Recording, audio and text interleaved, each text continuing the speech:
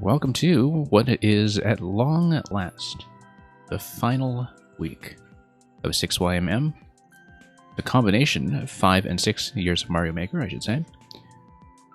This was a final batch of 12 levels that was released a little over a week ago. We've been putting it off until this point because, of course, last week we were busy with Metroid Dread. But no time like the present to catch up on as much as we can, so given that it consists of 12 levels, we'll decide as we go along whether we can go through the whole list today or split it up into 2 streams, one today and one tomorrow.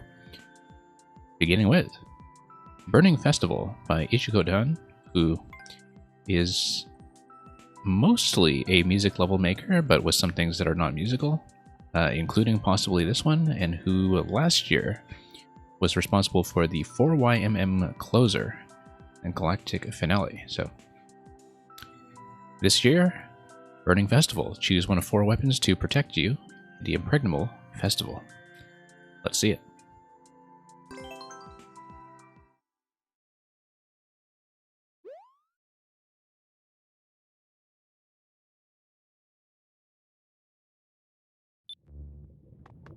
Marvin Beach Mouse, was there a particular reason they were released on Sundays?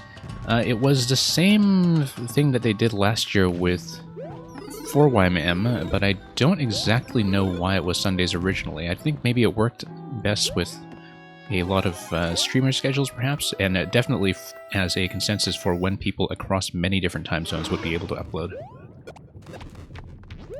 So I wasn't part of that decision when it was made originally for 4YMM, but I'm sure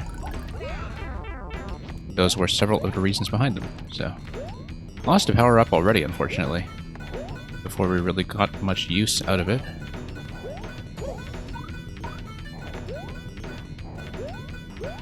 But yeah, let's get up here. Let's try to make it over.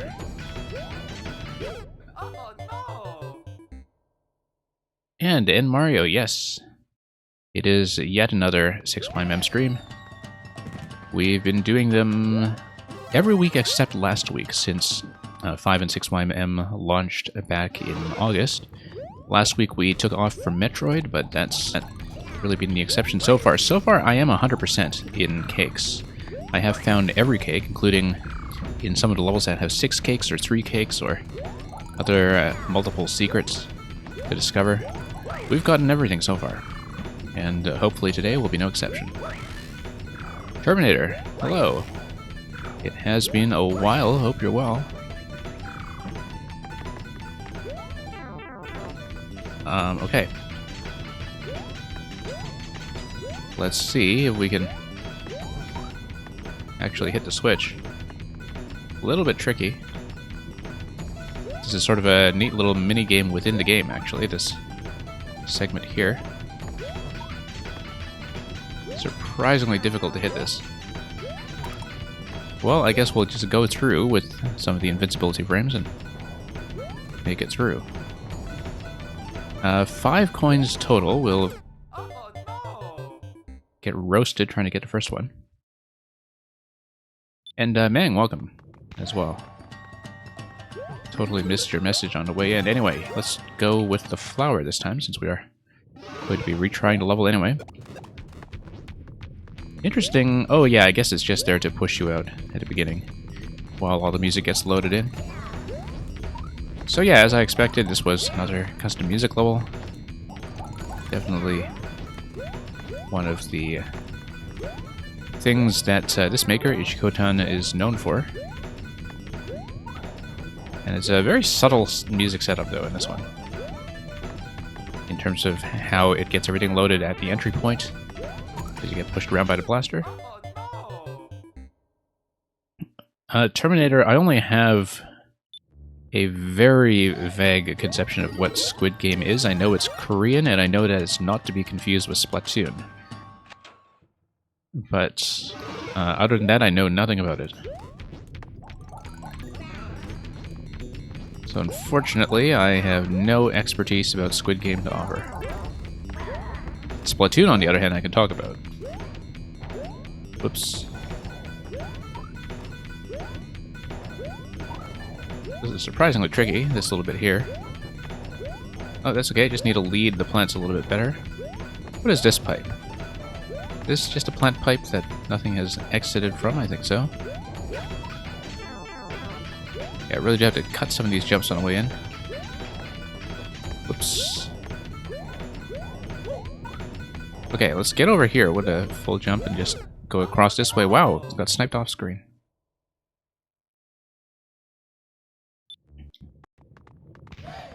And yeah, Terminator, I played a lot of Splatoon, actually. Played a fair bit in the first one, and the second one I haven't really been active in since its first year of release, but I played it constantly when it launched. Had a wonderful time with it. Really looking forward to Splatoon 3 as well. I might replay Octo Expansion at some point, because Octo Expansion is just fantastic. Really one of the best 3D platforming campaigns that have come out of Nintendo. But the issue is that Octo Expansion doesn't really have a graceful way of letting you reset your save file. You pretty much have to start a totally different profile on your Switch and a fresh Splatoon account there in order to make that happen. We might as well eventually see what the fourth power-up is. I quite like the idea of taking a bone shell here, though. What do I think of Nintendo 64 Expansion Pass? It is overpriced. However, one thing that has kind of gone underappreciated about it, as some others have pointed out, is that it is, since everything is 3D rendered, it is upscaled to HD resolutions, which sets an interesting precedent for how they'll eventually handle similar services for the GameCube and Wii, I think, which would, in the long run, be more exciting, even if it doesn't happen until the next platform after the Switch. Personally, I have never really cared for the N64 library that much myself. There are a few games that would be interesting to play there if I eventually just, you know, grab a month of it at the end of my current subscription period. Yeah, the interesting thing about the expansion pass is that you can't get it monthly, but the thing is, if you only get it for the last few weeks of your base subscription, then you only need to pay a fraction of the cost. So for example, because my Nintendo Switch Online subscription, let's say it's ending next September or so, for instance, then I would actually be able to play the N64 content pretty cheaply if I only jump into it in July or August, if I understand the pricing correctly, which I might not. And if there are only a few things I want to play, and if I don't really need the library constantly, that is going to be, I think, a much more cost-efficient solution, especially because much of the library hasn't come in yet anyway. And let's go Bone Shell. Yeah, currently I don't think the offering with N64 and Genesis is really worthwhile. But of course, I'm not terribly attached to either system in either case. Why don't I just do this with Bone Shell? Yeah, Bone Shell I think is actually going to be best here. Way more control too, in some ways.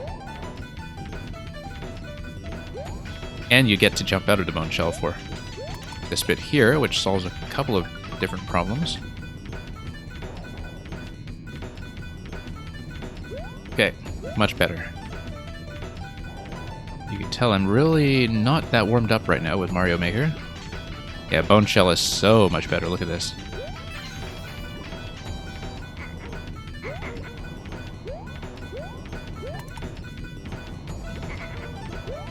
Bone Shell is kind of easy mode, actually. We'll eventually want the second coin there, but also perhaps a key. This is, oddly, quite a lot like the Reznor fights in some of the fortresses in Super Mario World. I've seen that kind of setup used with Fire Piranha quite a bit, actually, to recreate Reznor. When do I think would be appropriate for Nintendo to launch a next-generation console? Hopefully everything is built on top of the current Switch ecosystem and OS, and the answer to that would be, if that's the case, I don't think it particularly matters.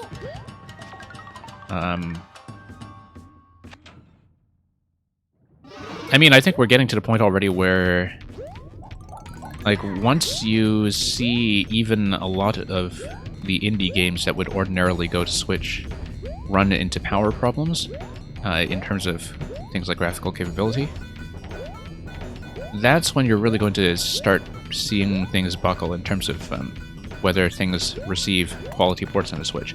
I think we're already starting to get to that point where you can see that there are even some indie games that are not porting well. It's beginning to happen. But the thing to avoid mainly is the thing that usually happens at the end of a Nintendo console generation, which is that Nintendo has this really bad habit of practically taking a whole year off as they transition to a new system. It's happened every single time, where the previous system is just kind of left to die for a year, and it always kills your momentum completely, which is, I think, best avoided. Okay. Whoa, okay. Let's be careful with that sweep here.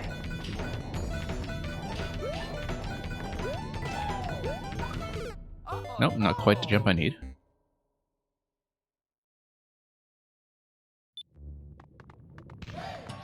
We can do something other than Bone Shell. No, I still like the Bone Shell. I mean, we'll eventually change things up. It would be nice to try all 4 routes, but I'll probably just do one for these purposes. Did I ever actually tap this thing here? Yes, I did. Okay. And that is nothing.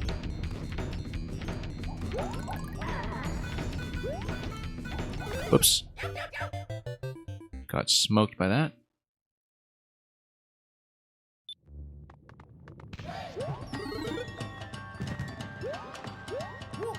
But yeah, speaking for myself, I'm not particularly desperate for a hardware changeover. I think that definitely one thing that you don't want to have happen is just to have people's libraries reset all over again like they have done with previous console generations. I think that if you were kind of paying attention to what Nintendo was talking about internally about strategy back near the end of the Wii U era, they wanted to build something like an iOS-style model where, you know, you keep having rolling compatibility with a shared operating system. But even iOS has not really kept up with that over time and has had a lot of obsolescence that has just wiped years and years of software off of the shop. And yeah, because, you know, at this point, you know, people who are stocking up on things like sales have built up such a considerable game library on Switch that I really do think everything must carry forward. And that one of the things that made the Switch succeed so well in the first place was that it was the closest, in many ways, console alternative to Steam. That, you know, practically everything that was going on Steam, at least on the indie side, was going to Switch. And that the two markets complemented each other very well, in that, you know, most of the things that I would ordinarily buy on Steam, I started moving over to Switch. And I really think that has to be something that lasts in the long term. Okay. And, Mang, welcome. Not Mang, Electrodude, rather. Welcome, Mang, you're already here. You were saying something about the propeller. Maybe I just confused you with Mang69. Yeah, that's what I meant to say. Electrodude, welcome. And Mang, yeah, interesting tip about the propeller. I think that would be very useful here.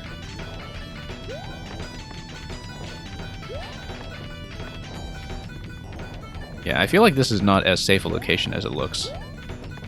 And I'm getting zoned like crazy. Oh, no. Maybe the propeller is where it's at. Yeah, interesting that a propeller drops in a track here because of the fact that if you tap it out of the question block, the propeller will float away left to right. And so the only way to get it in a controlled position is to have the track drop like this.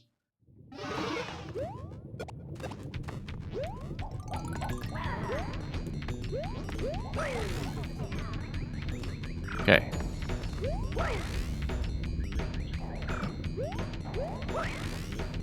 Actually, the propeller is quite nice for some of these segments here, and... whoa, no. Never mind. That's it for the propeller. Having a lot of trouble with this thing here. There we are.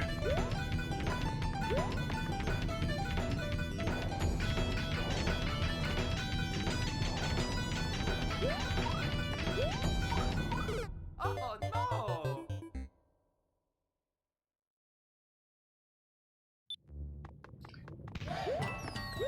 Am I looking forward to the Mario film from Illumination Entertainment? Too early to say.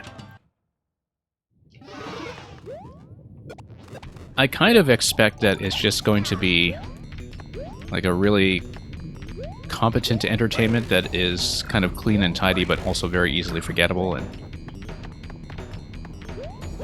that's my best bet. That it's not going to be some kind of spectacular disaster, but it's also not likely to be something really artistically interesting. Because that's just not what they're going for in terms of the market.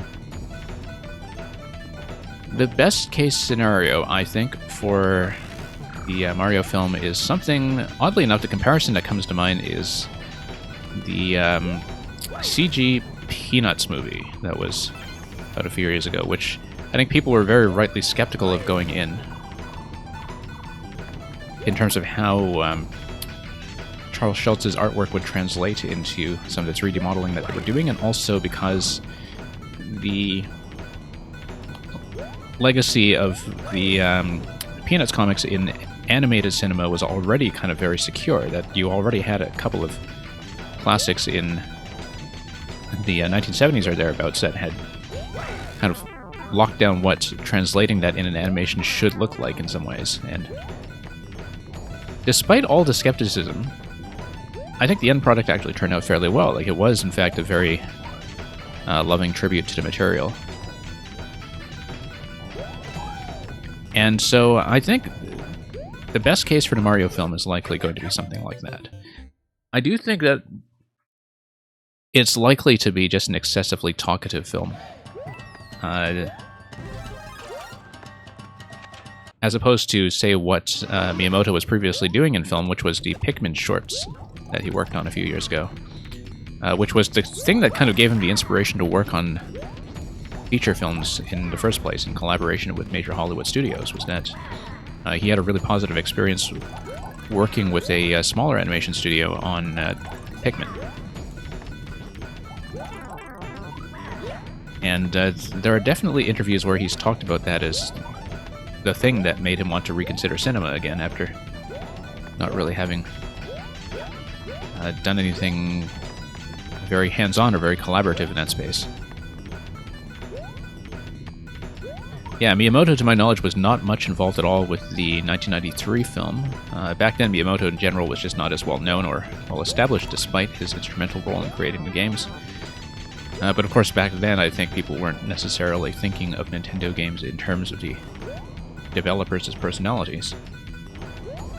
And yeah, Document, that's what I'm saying exactly, is that it wasn't necessarily crazy entertaining, but I think it sort of exceeded expectations in terms of really getting the style and tone down and having that work out. And like I was saying, I think that's probably going to be the baseline expectation for a Mario film that turns out well. I don't think we're going to get anything particularly more ambitious than that. Like, I don't think we're getting, you know, Into the Spider-Verse, so to speak. And, okay, let's get over here.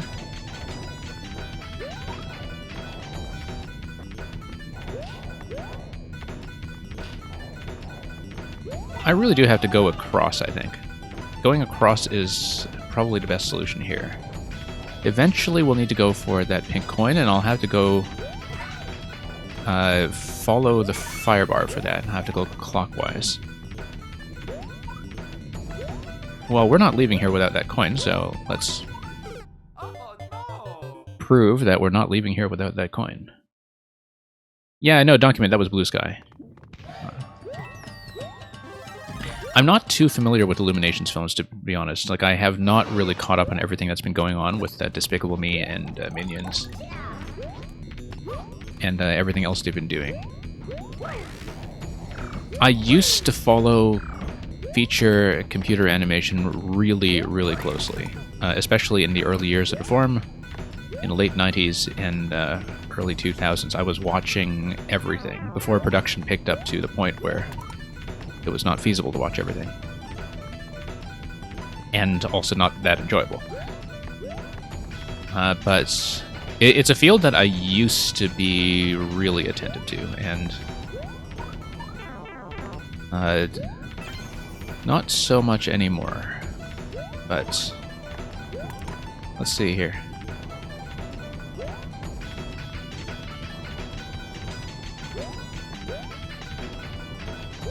And let's see.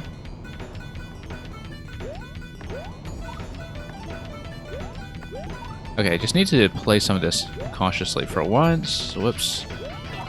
There we go. Note what I said about playing cautiously for once. Possibly even twice. Let's wait for the firebar this cycle.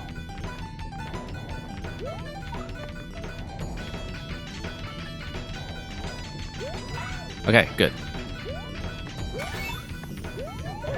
Whoa. There we are.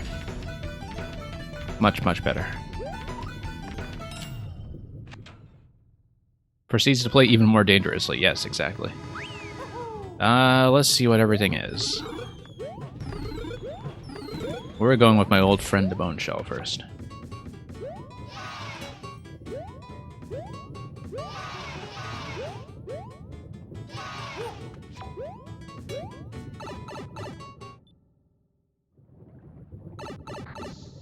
Yeah, in general, I find that one of the very unfortunate things about a lot of commercial blockbuster animation is that it seems like, you know, market data and focus testing have just told them that children are only going to pay attention these days if everything is really talkative and hyperactive. We missed a coin. I'm going to take to death after I understand more of what we're seeing here. Probably. Like, I'm not going to hit the next checkpoint or anything without going back for the coin, I don't think. Although you can always replay this level with a different power-up, of course, so it doesn't matter too much. Oh, you have to go back up anyway, okay. Now that's more understandable. And a bit of survival here. Here's a fake Charvarg. Whoop. That was unfortunate. You picture it being a lot like Angry Birds, where they'll manufacture some personalities that don't exist in a source, and everybody will be quippy and sassy. Yeah. I feel like that's going to be sort of the average case scenario.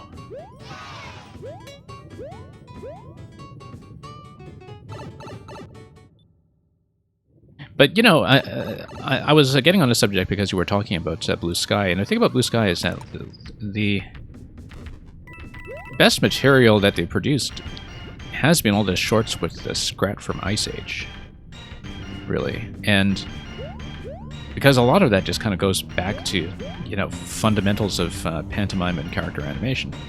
As you'd probably know a lot better than I do, because, you know, you're actually an artist and I'm not. I just watch the stuff.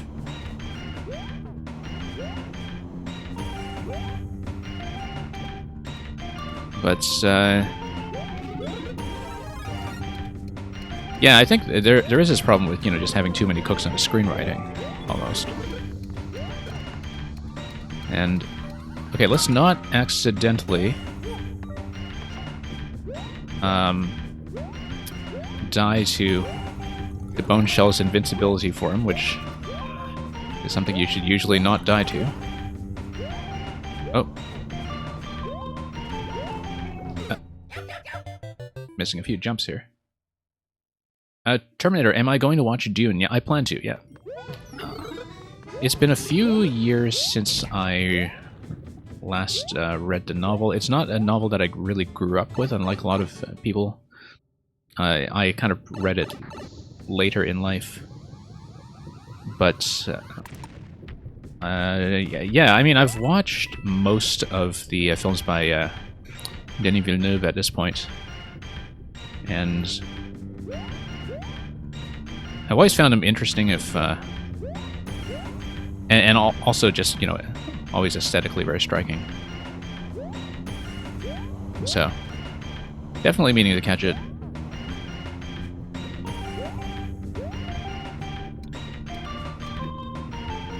It might actually be my first time back in a cinema since the pandemic began.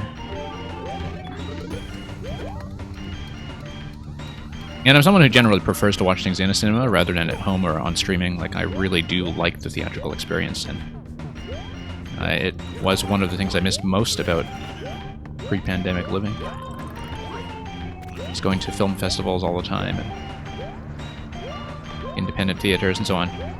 But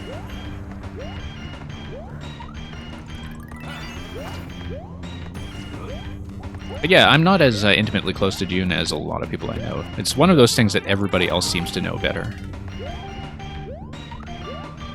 But may just be some selection bias there from the kind of people I hang out with.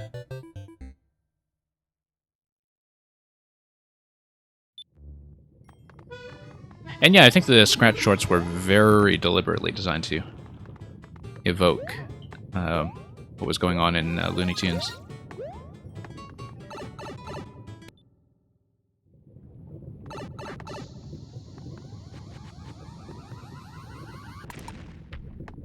And Mang asks, will they have good level design in the film? Well, I don't know. I guess that depends on whether they got Mang69 in there as a consultant. Let's remember that I don't have the bone shell and I can't just take a dive.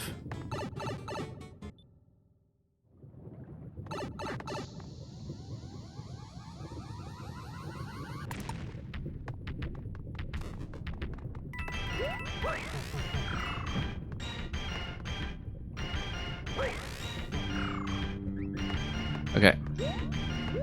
Yeah, I have to watch out for the camera positioning here when I don't have the bone shell.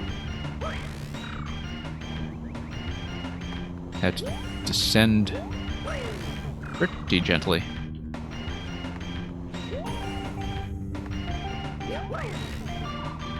I know how to play this game sometimes. I don't really need a mushroom.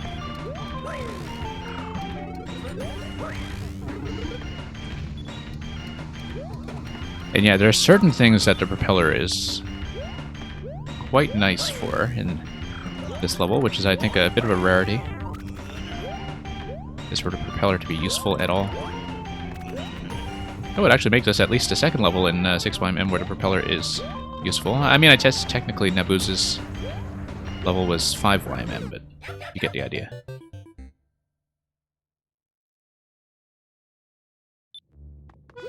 Yeah, I haven't seen the trailer to New Batman yet. I actually don't really watch film trailers all that often these days.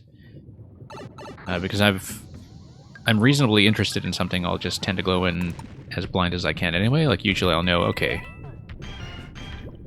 this person directed it. These people might have been involved in it. That's good enough. Let's kind of take a bit of a gamble on this and see what happens. And in general, I find that to be a much more pleasant experience instead of getting caught up in any kind of hype cycles or whatever. And that's partly just from experience. I mean,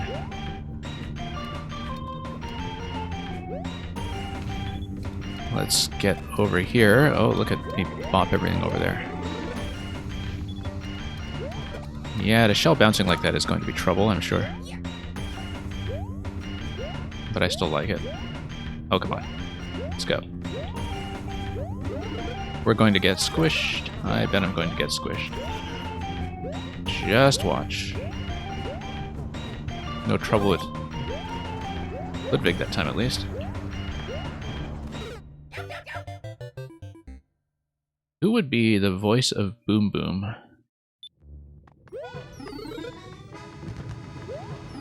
I think I would cast Brian Blessed as Boom Boom.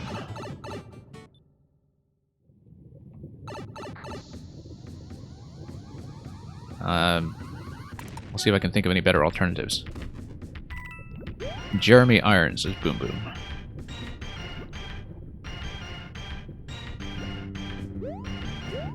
And here we go.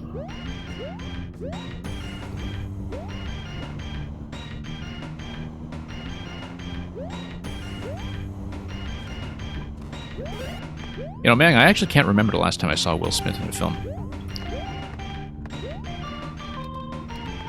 which says something considering how huge he was back in his prime as a major superstar.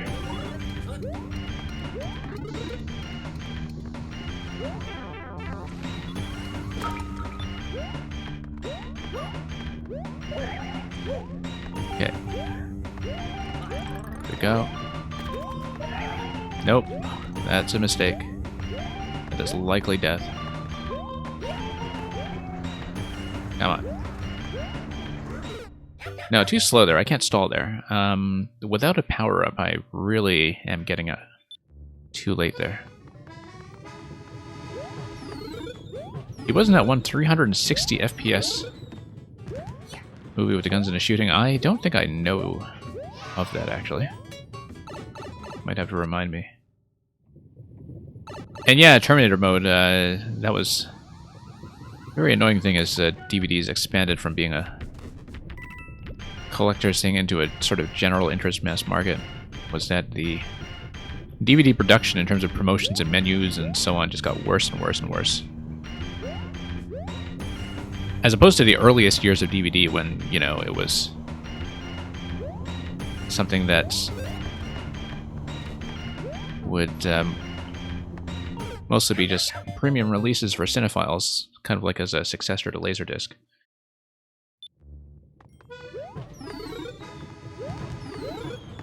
Document, if your studio exec Boom Boom would be expected to be tough, but he'd either be a crybaby or a fraidy cat or diva or something.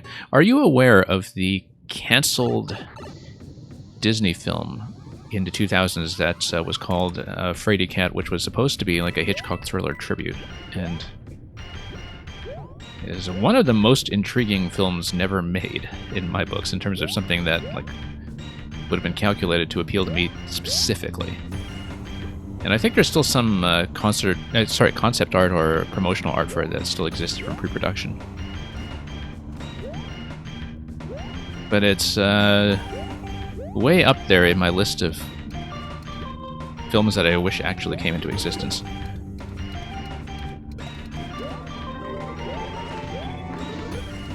Oh, whoops. Oh, it wasn't even watching that. Yeah, I don't think it ever went very far into production. I know that it was somehow like prematurely announced. But then there was so much reorganization that was kind of going on. You know, back during that Michael Eisner to Bob Iger transition, I guess, in the 2000s when the Disney board was constantly in turmoil. And yeah. Okay, here we go.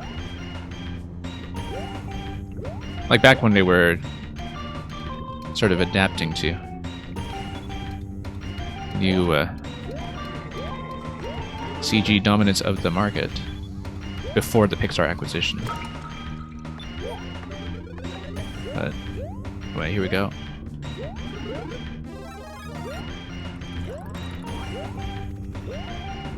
Yeah. One slip-up is enough to cause a lot of trouble in this course. Like, you can't really make too many mistakes at all. I can't believe I'm still here. It's not that hard, really. I'm just being unusually sloppy, as all of these Koopalings decide to have their say in the festival. I think all of the Koopalings are present, in fact. They all have a part to play. Okay, this time we're going to go in the correct direction.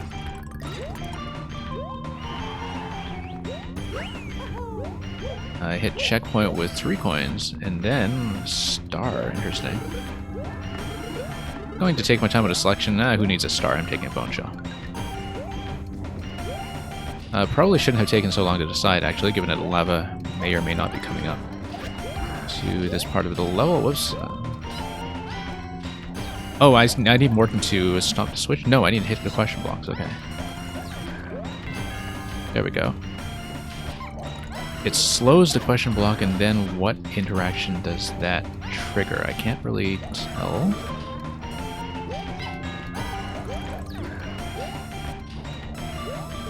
Oh no! Yeah, too busy thinking about what the question blocks are actually doing, and Not dodging very well.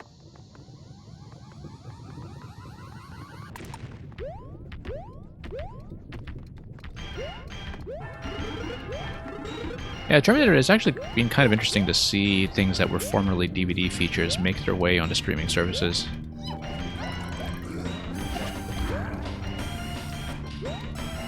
But at the same time, you can kind of see an effect where newer releases have fewer features produced at all. That's, you know, just not really getting the featurettes anymore.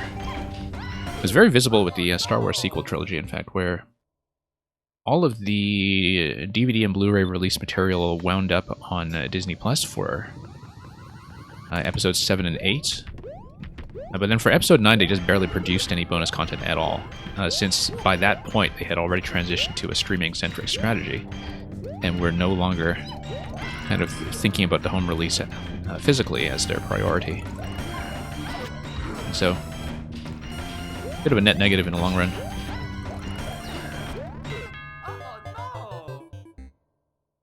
But yeah, Criterion Channel has been quite good about including a lot of the Criterion release special features for films that come into their rotation. They're obviously on a much tighter budget than a lot of the really big streaming services, so, you know, sometimes that does affect their selection, but that's kind of my main destination streaming-wise. Like, I think almost all of the time I'm watching stuff on Criterion and patching a few corners with Disney Plus, and I haven't really touched Netflix in the longest time. But whoops. But, you know, you only have so much time to divide among all these things when you're also playing Mario Maker levels that have a spectacular track face at the top level. Like, look at the track setup at the top. It's a face. The face of the festival. Apparently. Let's go Star. Why not? Why not? Except, of course, it's only going to last so long before you're in trouble once again.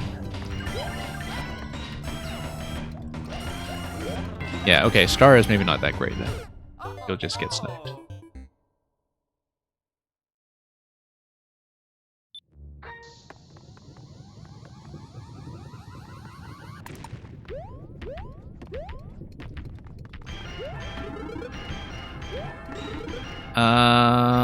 What do we want? Let's go Flower. Flower has the benefit of allowing me to take 2 hits, also gives me extra height to hit the question blocks when they do come down. The main issue with the Flower is, of course, I'm just a bigger target, and that, as you can see, can be a liability. Alright, so I'm going to hit 2 question blocks, then what happens?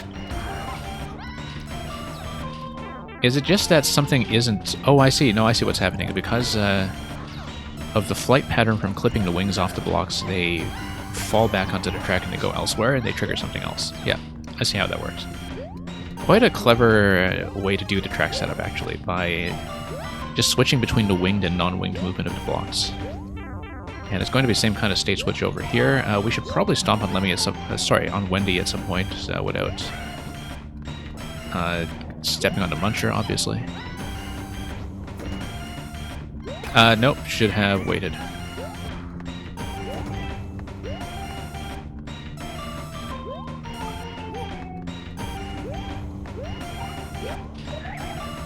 Nope, hang on.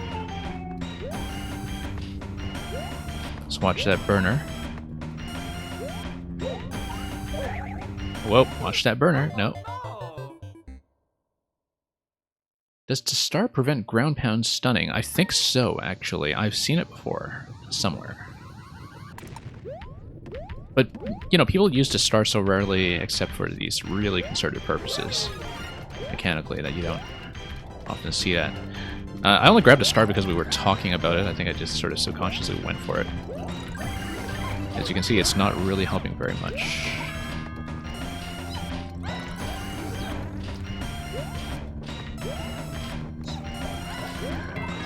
And look at that. Oh, was this red one over here the supernova pipe that Supernova was complaining about?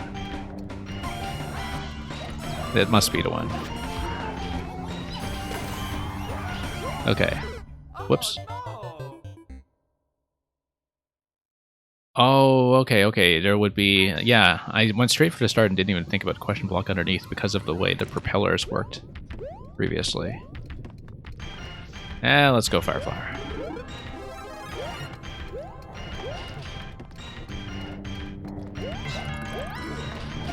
Yeah, I like that these are all, in their own way, strategically valid choices. Maybe Propeller's not so great here, but Propeller is pretty good in the second segment, I think. At least in theory. Oops. Yeah, you can tell I haven't been playing enough Electrodude levels lately, in fact, with how badly I'm doing with the projectile dodging. Oops. Okay, there we go. Whoa. And up. Wendy is going to stop me because I haven't pulled the camera up far enough to deal with that. Some close calls here.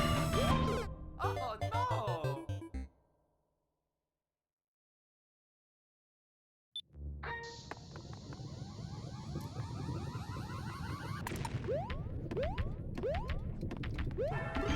And yeah, Bone Shell would be really helpful too. Just jump on top of fireballs, I think, but there's enough going on that I'm not going to rely on that. I'm going to miss that opportunity. I'm going to catch the second opportunity. Whoa, stun lock. Now we survive. Grab the mushroom after that. Let's try to watch Morton in the meantime just to not be stun locked. I'm going to say that just as I was stun locked.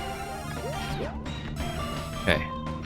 Wendy's going to ride the block. It's really cool when she does that, actually. I mean, difficult part of the pattern, but I think that's what makes the Koopaling setup here quite nice, is that the movement is quite dynamic just from the possibility that they'll get on top of the track. On top of the track face.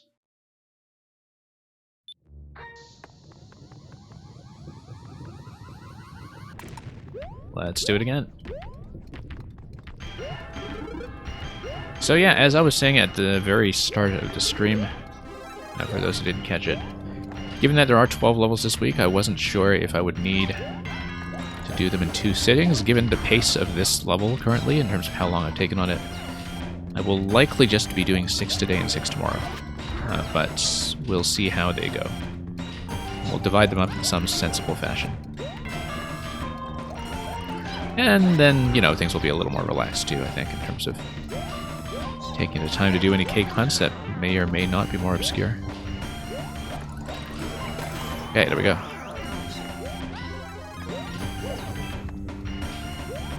There we go. Nice stomp there. For once, whoa. Wasn't watching her position because it was constrained by the burner in a pretty interesting way. Might want to use the spin jump a little more there, just to remain alive.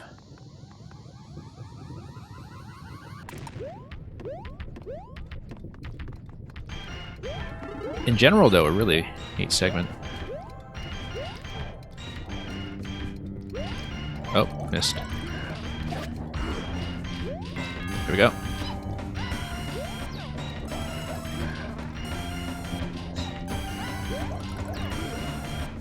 We'll just wait for the next cycle here. There we go. Just try to remain alive in the meantime. And whoops. Getting a little too fancy here. Too fancy. Well, back to where we usually are with how I'm doing. I see. So it takes a while for the piranhas to be picked up on either block. I hadn't realized that initially because usually I don't pay enough attention to the question blocks on the tracks until a little bit later, and so I didn't realize the piranhas are not in fact loaded at first. So let's go Bounce Shell again. That was mostly fine. Lots of room for improvement, obviously.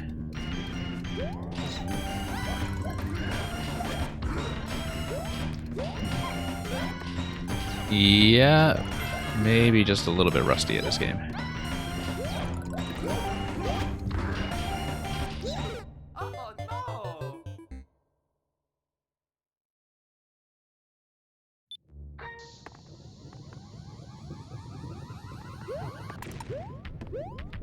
Okay.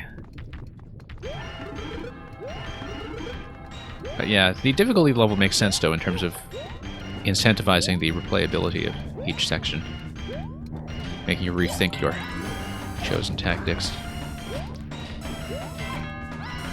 Like, while, you know, in general things should be blind-friendly, and they are, having the difficulty tuning be something that is tough enough to motivate replays, I think, is actually a good idea. Like, the concept, I think, wouldn't work as well if it were No. trivial to get through some of this.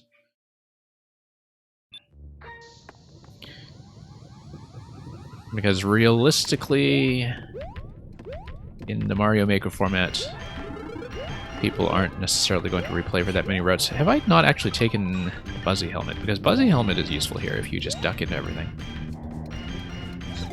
You'd have to play pretty defensively, but... And the stun lock would likely get you if you just stay grounded and play a bit paranoid that way, but... Yeah. Okay, up we go.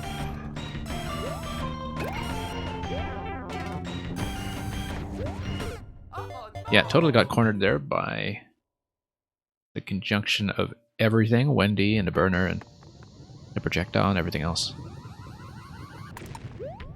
Should try to get out into the center and control that a little. Oh, I wanted to go for Buzzy. That's okay. We'll do Buzzy next time if I remember, and if there is a next time. Oops.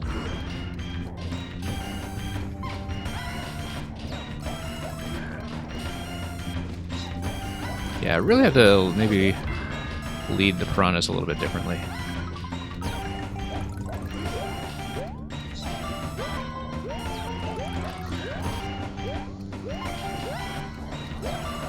Okay, here we go.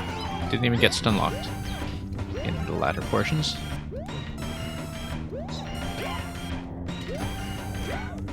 Now that worked out well. That worked out really well, in fact. Just sniped everything, including off screen, which... Oh, that works too. What is even here? Okay. Obviously we should go, but I'm gonna check the pipe just because I can. Yeah, triple kill. That's exactly it.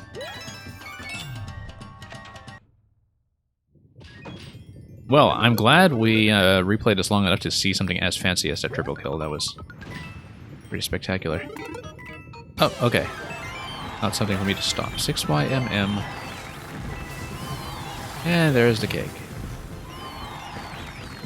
I guess it literally kept me in suspense. Look at all these poor squirrel acorns just being toasted. It's all for the benefit of the cake, so I think we'll take that and we'll go. And look at that, it's a Yoshi, which I can't ride if I'm taking a bone shell. That's okay, we'll just take everything.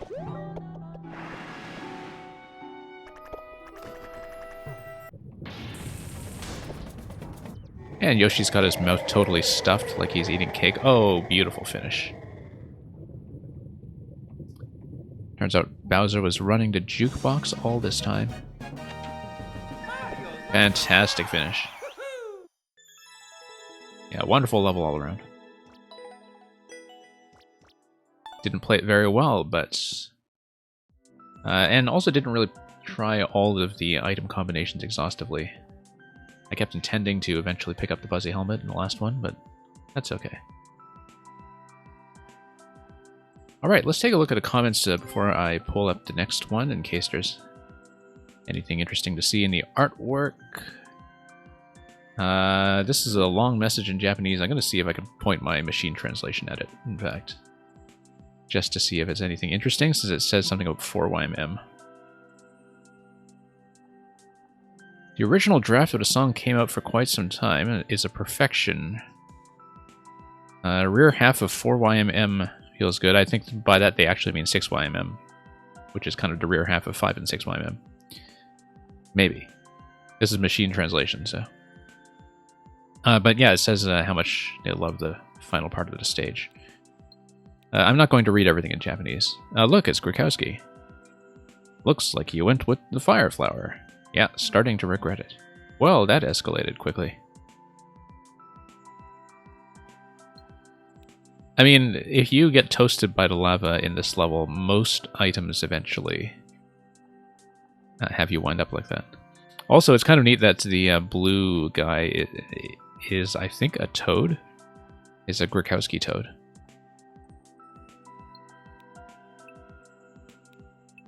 Meng, why do I have a translation machine? No, I'm just pointing my mobile device at it, and the camera kind of processes the text recognition through Google Translate. And it's because I play enough levels from Japan and South Korea that sometimes it's useful to decipher.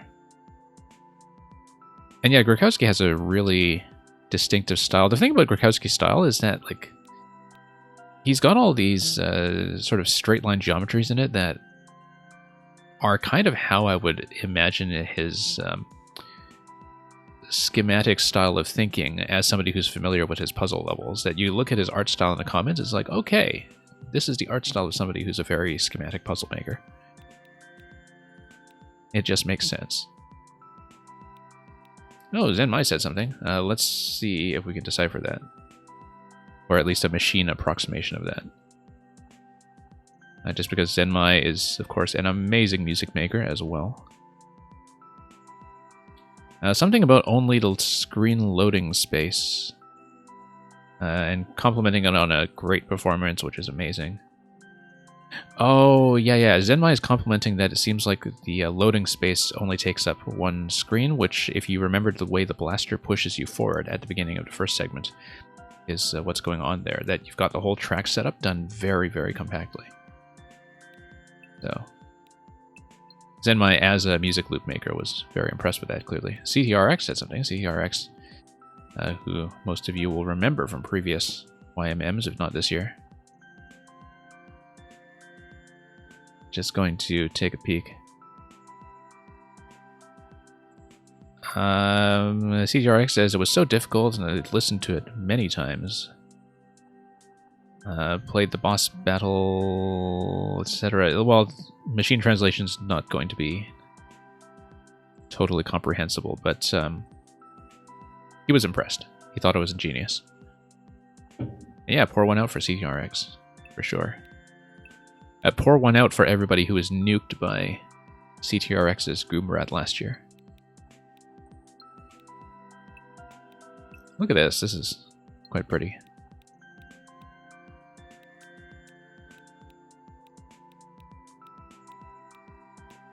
And Momo said something. I don't know Momo. Looney was here. Atlantis. Oh, Megatoro said something. What did Megatoro say? Or at least, what does machine translation think Megatoro said? Said the performance is cool from beginning to end. I found it very interesting that you can select your favorite item, and also comments on the boss battle. And yeah, just loved the boss battle, the composition, the performance, etc. So all of these amazing Japanese loop music makers just having a wonderful time with each other's creations, like Megatoro, Zenmai, and so on. So great contribution from Ichiko-tan, which took me way too long to play through. Let's do a barrel mole. That's going to be Mega Tefit. If we can find that. Yeah, there we are.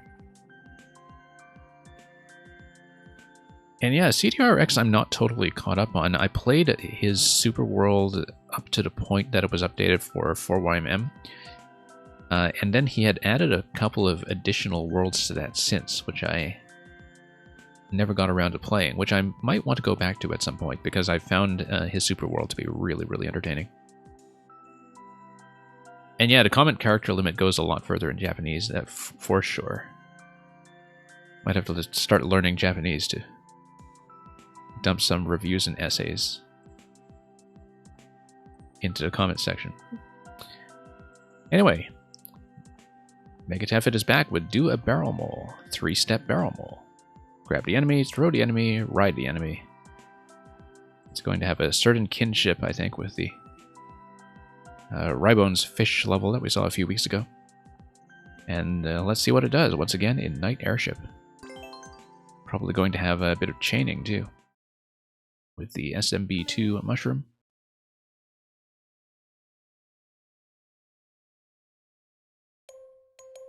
Reset here in case you lose access to something like the blaster. I don't know. Nope, you chuck. You get on. Oh, you bounce.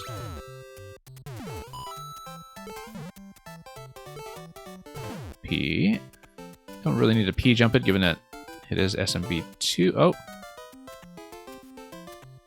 Now, I quite like that interaction, the way that you draw the Goomba upwards and it just bumps its way up. That's a really neat thing. Like, having seen a lot of SMB2 airship riding levels, that interaction with the Goomba inching its way up stands out to me as something unique. Whoops. Reset. First try? Yeah, it's been a while since we've done any of that. Let's grab the mushroom here from the blaster.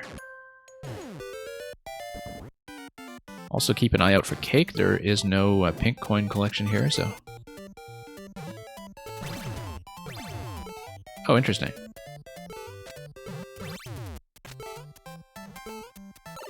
Oh, whoops. Didn't expect to hit the spike like that, so... Just a slight inaccuracy.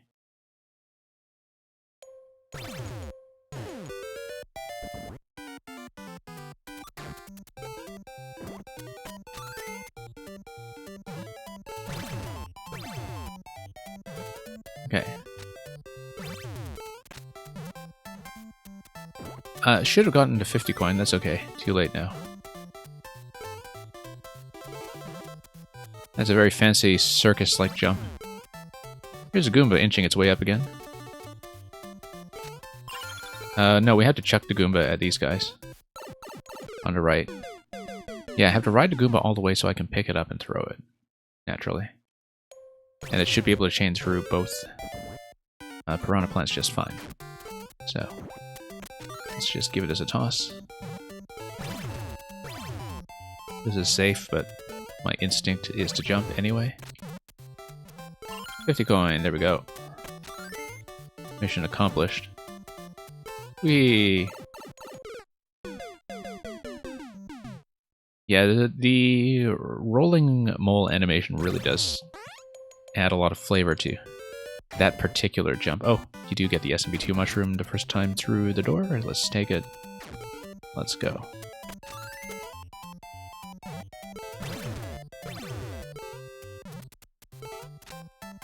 Okay.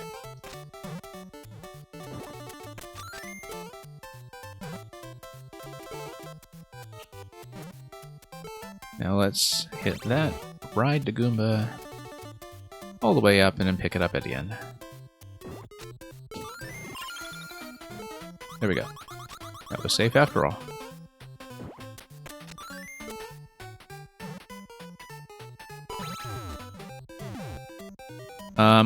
No, I needed to hit it twice, didn't I? Yeah. And that was clear, I just reacted far too late.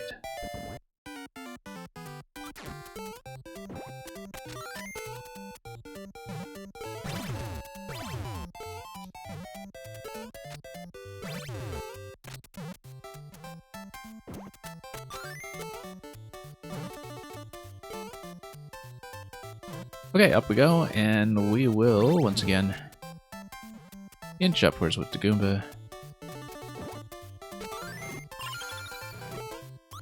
Yeah, I shouldn't jump into that, I should just throw the Goomba directly and let the plants take care of themselves. Whoops, missed. Yeah, I do have to hit that twice accurately, and then notice the key on the top left, which implies to me that I need some kind of object that is held that I can chuck towards that piranha when I get to it. Now, what will that be, I wonder? We will have to find out. Probably just a mole I was riding, but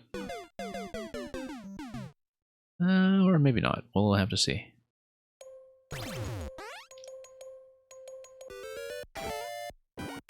Okay, forward. And up. And over.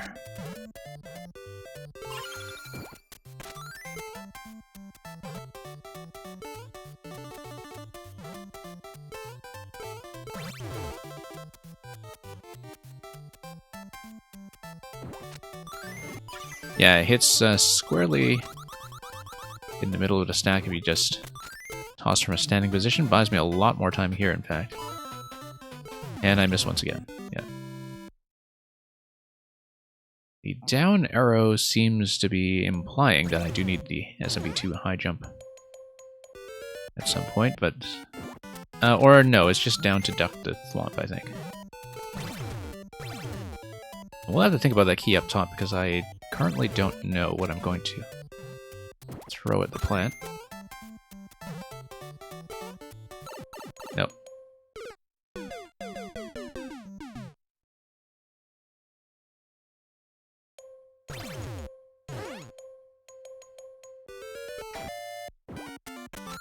Okay, here we go again.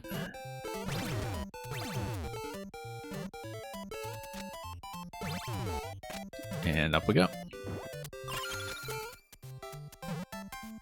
Almost felt like I missed a mole throw that time, but everything is fine and on target.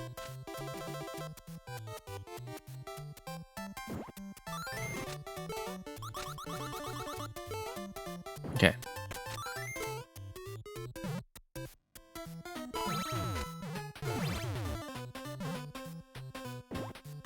There we go. That's how to do it.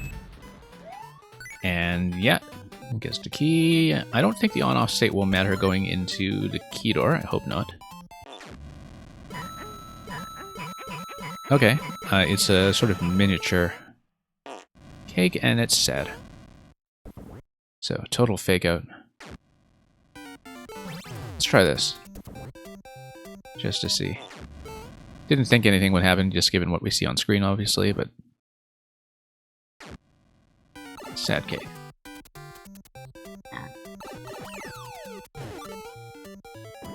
Alright, helmet, interesting.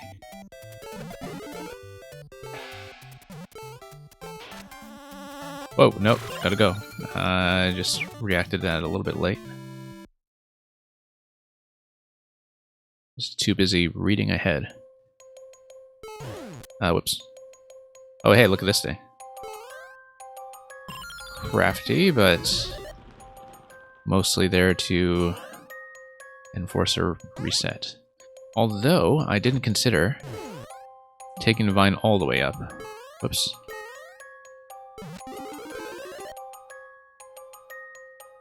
Can we go any further? Not really. Alright then. Just a safety net for anybody who should happen to try to ride the blaster, I think. And... here we go. No, hang on. What was even happening here? Okay, no, you need to get on top of the mole, and then you get on top of the small mole once you are up ahead, so...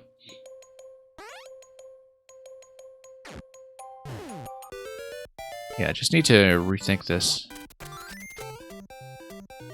Interesting use of the blaster to give you the SMB2 mushroom in the first place. I kind of wonder what the rationale for that was.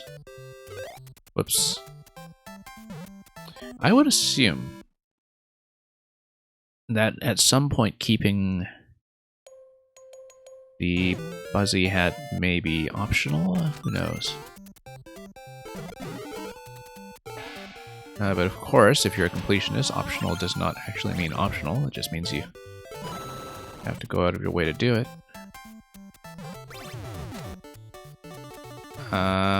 Oh, we needed to bump the thwomp. Okay. So we'll just drift sadly into the abyss. And Snindar, welcome. So yeah, we need to bump the thwomp. That was the purpose of the arrow that we saw.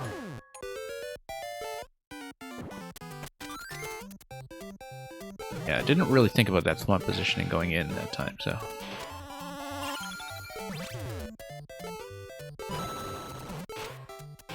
Did I actually bump? Okay, no. May have missed. But...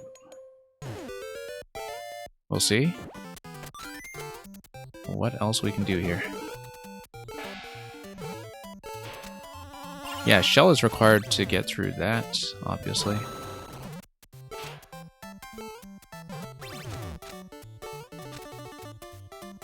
Six YMM, once you dodge the thwomps, of course.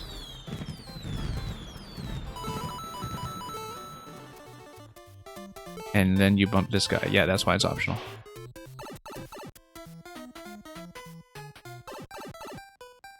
Bowl? Ah, it's a bowling interaction. Which I remember from some of Greenstar's levels as well, in fact. Greenstar had a very similar interaction in the Olympic Games level. Using the chain throw. Wait. No, wait a minute. Wait a minute. Did we just not go through to Keydor? I need to redo this. I need to redo it from scratch. Okay. I saw the key. I didn't think I'd be spat out immediately. So yes, Red Knight, that's a pretty accurate depiction of how that felt. That's okay. That just means we'll get a better time. Now that I'm familiar with most of what's going on here. Okay, Goomba goes up. Goomba goes up. Yeah, you won't often see that be a concept for a whole level, just given the speed of Goomba, I think would be something that leaves some players impatient, but it's okay, we're fairly well practiced at this point. I shouldn't have too much trouble, I hope.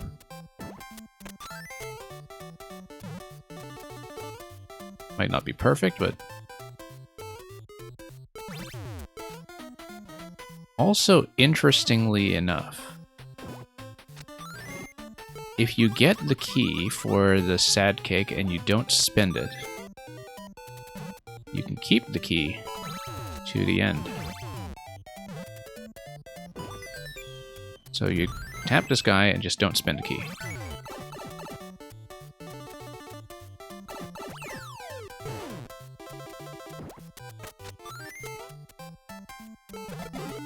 Nope, hang on. Never mind about that key. Well, unless we run into 2 consecutive key doors, that's not going to matter.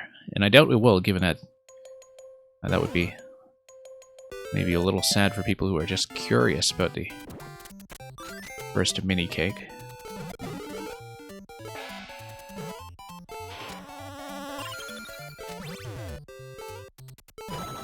Okay, there we go. Needed to do that on a bit of a delay. 6 YMM. Yeah, nice finish. Whoa, close call there.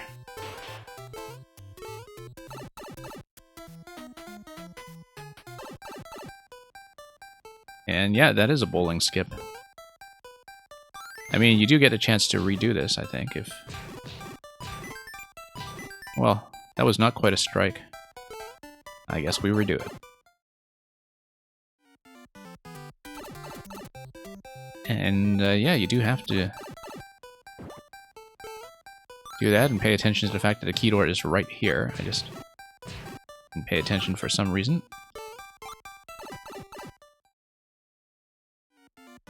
We might be here for a while.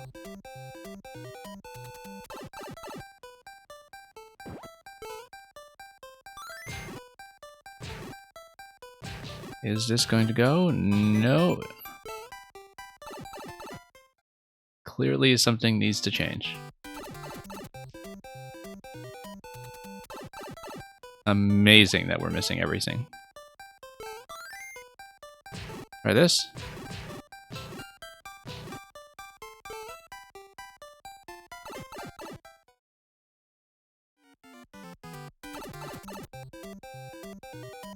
Let's see how many attempts this will take. before the positioning is just right. Yeah, it's going a little bit too low on the first one. The first of the big piranhas. Too low getting into that section. Yeah, we might have to play a full 10 frames here. Here in the bowling alley. Wow. Spectacular.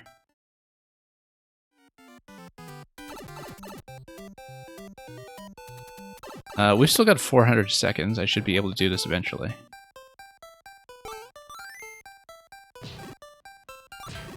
Nope, still going low on the first bounce. It's funny, I didn't even remotely imagine this would be a concern, just given how smoothly it went previously.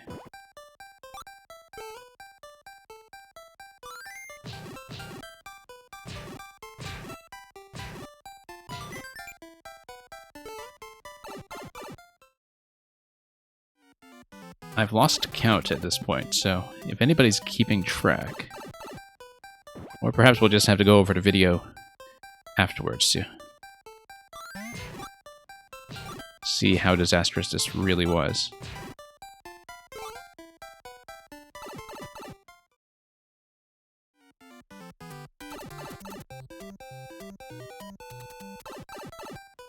How about just from here?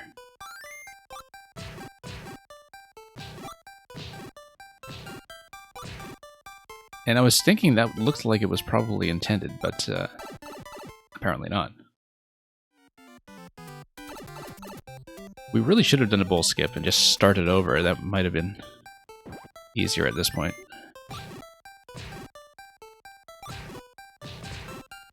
There we are, finally.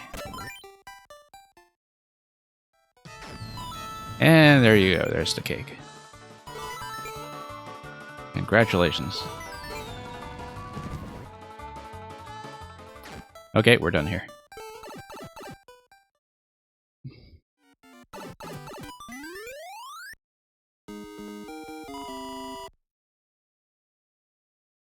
Yeah, very neat cake.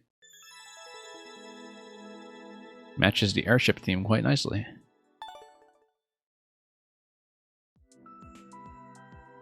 Let's take a look at the comments. Speaking of the fact that it was 42 comments on this level so far. This past week was the 42nd anniversary of The Hitchhiker's Guide to the Galaxy, which, if you're familiar with that, you will know why the 42nd anniversary is significant. Anyway, that just came to mind. Had a few blunders, but got both cakes. Yeah, Peyton illustrating some of the cakes, but as you can see, the right side candle just got kind of clipped off. Bowling actually did turn out to be the hardest part of the level, yes. Mario's pretending to be Fox again. Oh, I guess that's Mario speaking the way that one imagines him speaking. Oh, yeah, because it's classic Star Fox babble. Kind of speaks like Peppy. More so than Fox.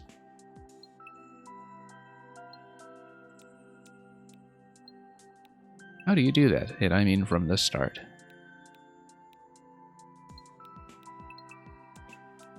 And Sergeant Bomb found a sad cake. Ooh, look at Red Moon's artwork over here. I think that's just a tumbling mole.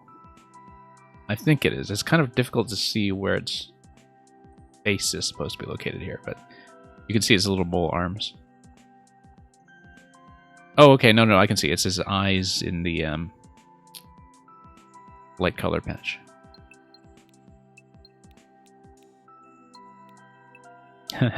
First comment, never mind, 12th comment.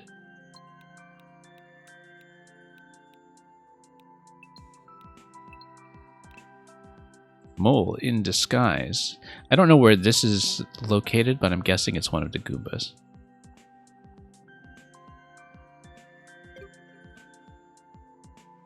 Okay, let's move on. Next level is going to be Muncher Wave by Megatoro, who previously delivered the spectacular New Donk Festival level, New Donk Nightmare level, I should say, earlier on in the project. We're going to have something different this time. This is going to be a level where Munchers behave as a wave when they bounce in harmony. Let's see how we do against that. Megatoro has built some hard mode endings in levels lately that I have not been able to clear. That has happened more than once, I think. I don't know if that will be the case here. We've got 5 coins. Pretty reasonable clear rate at that. Ah, I see. So you're going to have Muncher timing that was basically set up by the way that the blocks were obstructing the pipes. These look like they're going to nip your feet if you're not careful, for sure. Rather not mess with that. Look at how they bump the mushrooms.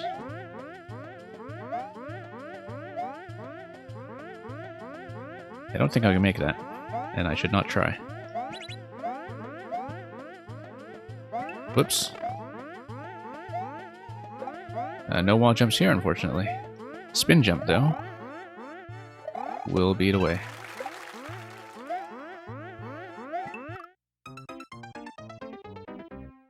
Yeah, have to plan your timing well ahead. I mean, there's plenty of room to see what's coming as it rises through the sand. The use of the sand semi-solids, I think, is actually quite nice here for signaling some of this and giving you plenty of room to see what's coming.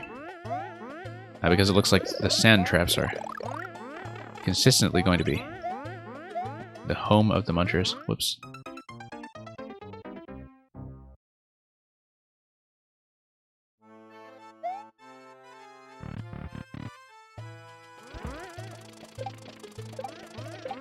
Okay, here we go.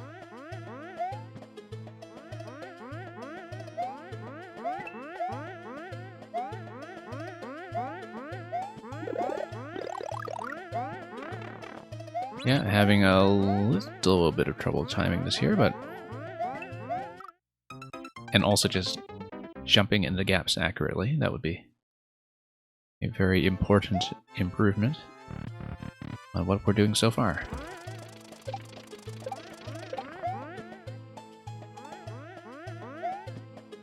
Okay, to the right we go. What was holding the mushroom? This was holding the mushroom, great.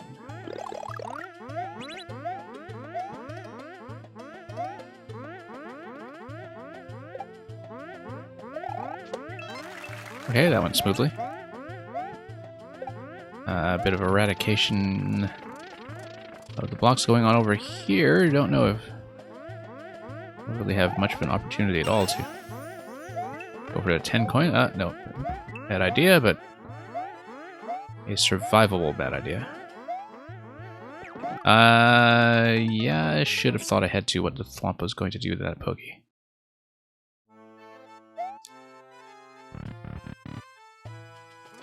Off the top of my head, I can't actually predict what that Thwomp Pokey interaction is going to be. Does it just clip off the bottom hard since it's not making contact with the head, or does it do something else? You would think I'd just notice cold, but we'll find out in just a moment.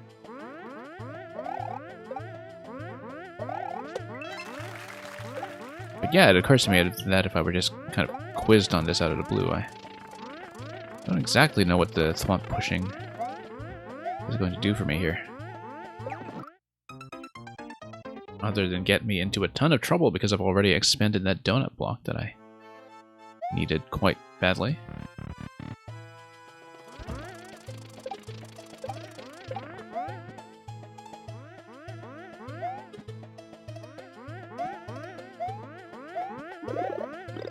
Okay, through we go.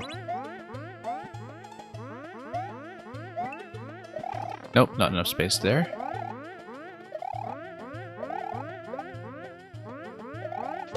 There we are.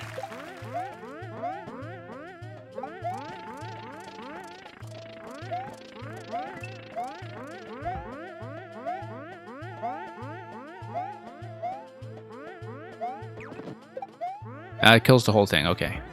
I guess that's a sensible thing for that to do. Oops, my head. A little bit too much momentum going to the left as I came out of collecting that coin, so...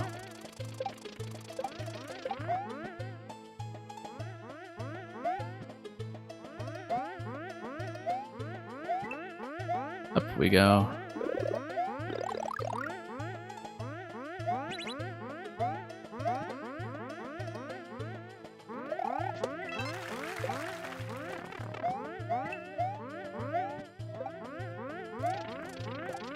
Okay, Thwomp's going to come through here, and...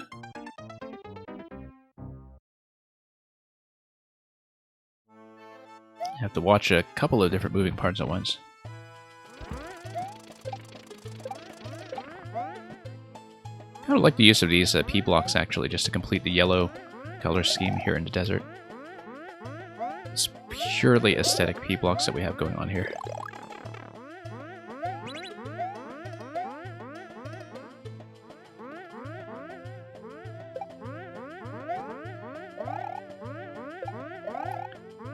Okay, up we go. Have to stop bumping my head everywhere.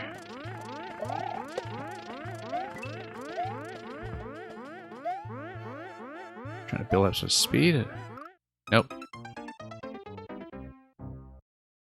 Checkpoint is right there too, right after that coin. We'll of course be going for the coin first, but it's tantalizing to see just how close we are.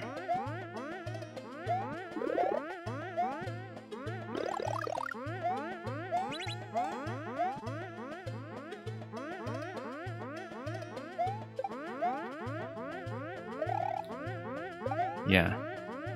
It's a bit claustrophobic in some sense, but the spacing is actually very Nintendo-like in some ways. In terms of just the block spacing and the columns that you're dealing with in general. There's something about the tuning of this level that really feels akin to a lot of what you'll see in official Mario, even more so than usual for things that imitate the traditional style. Partly because it's easy to forget how cramped the original games can be. I mean, like, sometimes the physics give you nice wide spacing and huge jumps everywhere. Especially in SMB 3, and especially with some of the cave segments in Super Mario World, but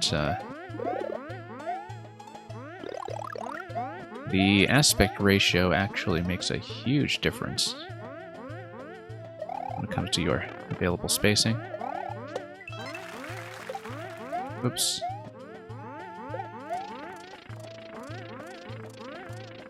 You can really tell when you go back to a lot of the Super Nintendo era platformers, just how much the cameras tend to jerk around quite a bit.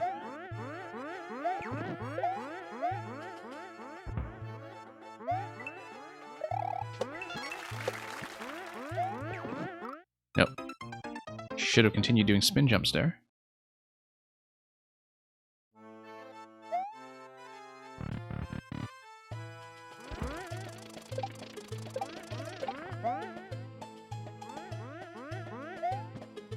Okay, here we are. Nope.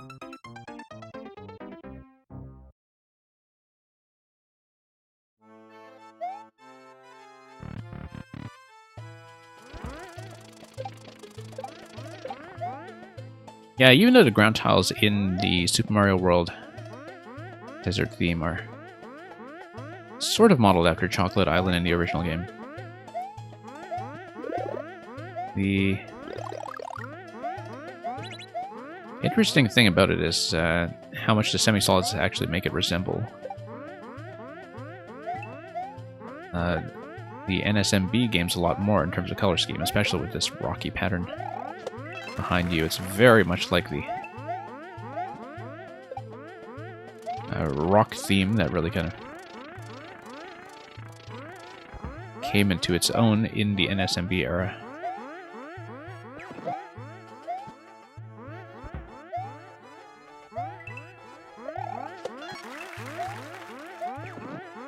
There you are. Nice and clean for once. How many coins do we have? We've got 2 coins so far. I hope I didn't miss anything. I don't think I did. Rock and roll, exactly. Totally different kind of rock theme, but close enough. Nope. A little premature there. I was expecting it to go up by then. Jaybird. I will not be playing the Super World today. I do run viewer levels some weekends, though. Most weekends, in fact, I run viewer levels in the same time slot. And I do take Super Worlds at least a little bit at a time, like we'll do a few levels at a time during those sessions. Today, though, I do have a preset playlist, which is the final week, or week number 9 of 6YMM, which you can find in that link. So, not going to be taking additional requests today, but do come back if you wish to see that sometime.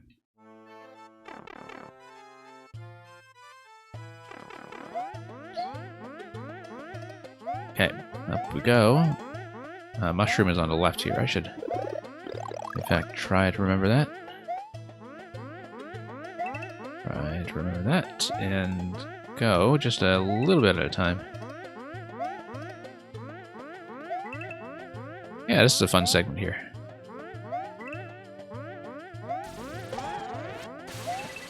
Very well placed woo there.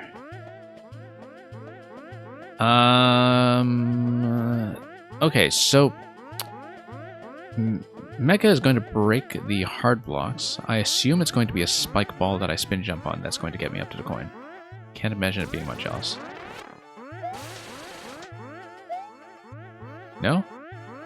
Maybe something else I have to lead all the way back here then. Like if I break this other one.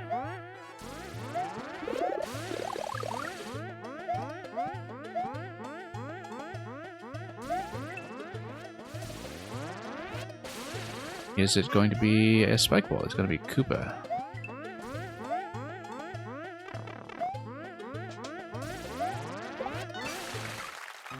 Yeah, timing needs to be a little bit better on that. Need to think a little harder about the mecha and its beam timing as a major constraint there. The timing of the Koopa is kind of a secondary concern.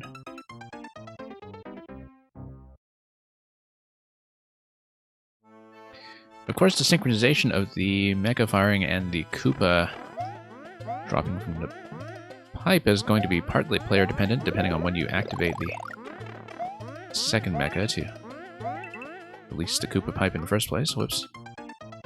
Yeah, the hitbox there can be a little misleading because of the way that the muncher there does continue to bob up and down a little bit. I thought I did have a safe gap there, and that was not the case.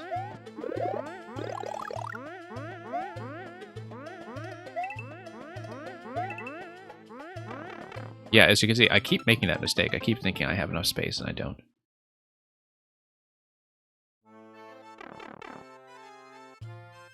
That's consistently been a bit of a problem for me here, so whoops.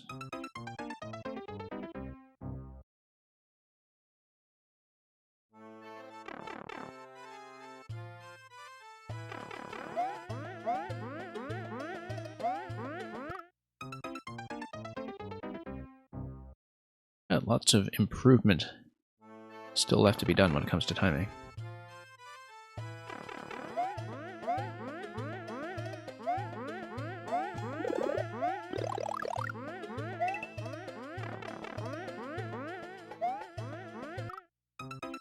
I can theoretically just jump over that one.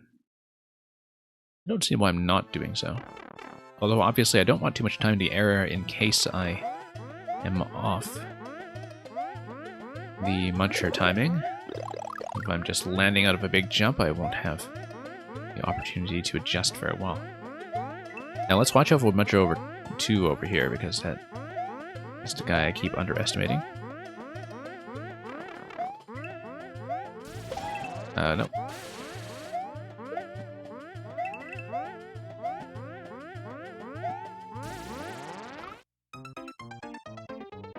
Yeah, I was staying grounded there so I could eventually time my jump over the beam, except staying grounded there is also not going to be useful if munchers are nipping at your heels. Whoops.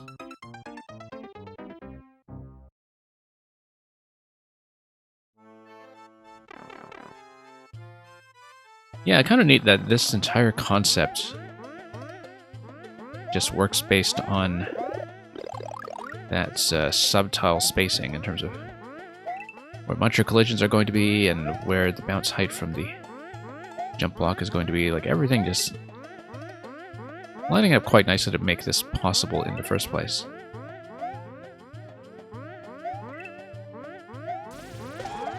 Anyway, neat thing there. Let's...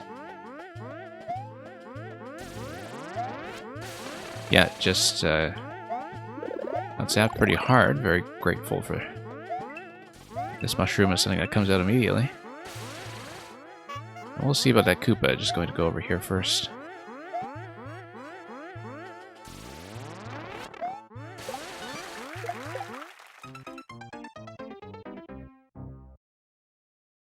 Yeah, difficult spot because you don't want the Koopa to be zapped.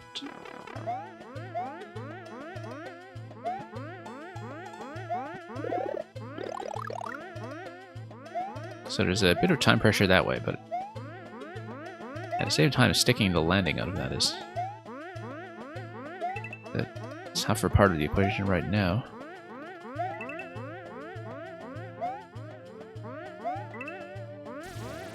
Look at those wigglers just faking me out and going down as soon as I need them. Letting me down one last time.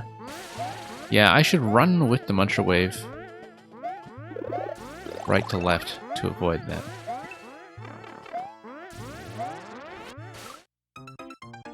Okay, just slipping all over the place, unfortunately.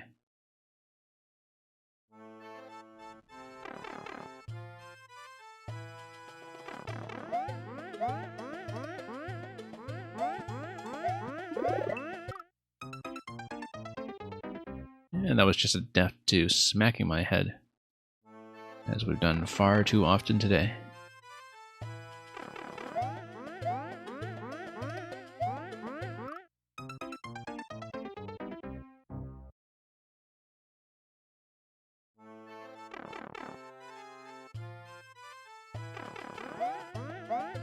Okay, here we are again.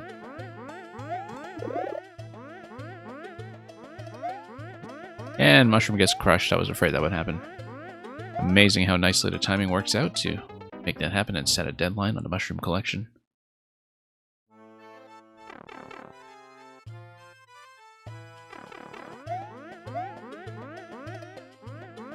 And yeah, all of that is on the first screen after you spawn from the pipe, so the timing is going to be totally consistent in terms of the synchronization of top and bottom, at least in these early parts here with everything that was on screen.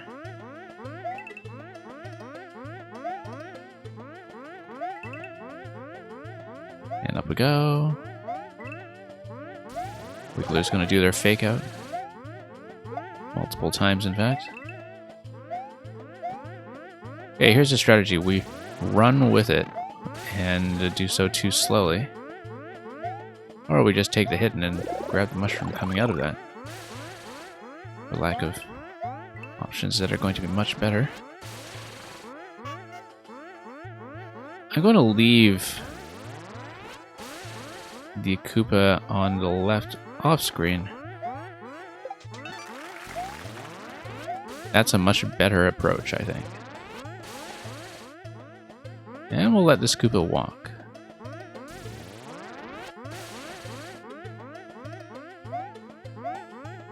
There we are. One additional coin over there. Obviously, we'll go for it.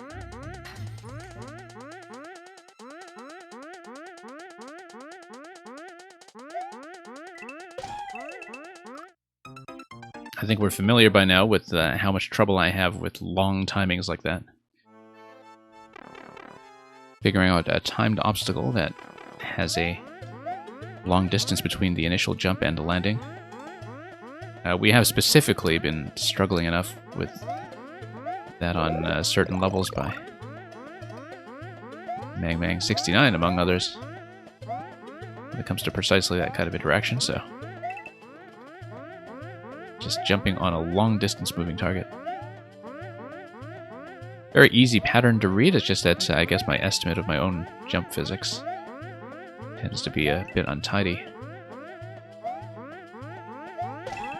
Oh, almost got that. On the first try.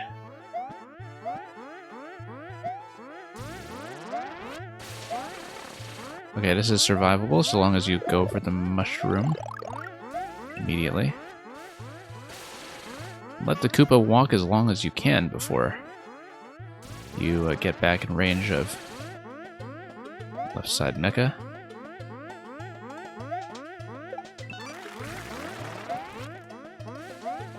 No, you do need the Koopa here as well. That's something I should not forget. Yeah, the zap will go straight through the Koopa head. Won't affect it in the slightest.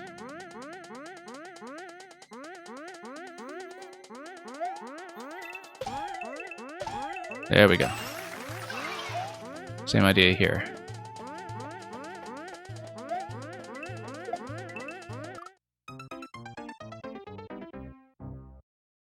Almost.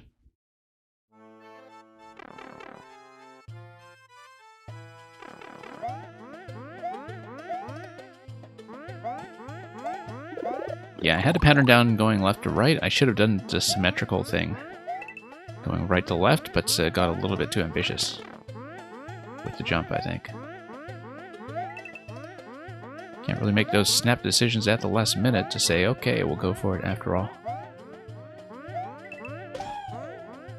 Let's try that guy. That's progress for you. That's also progress for you.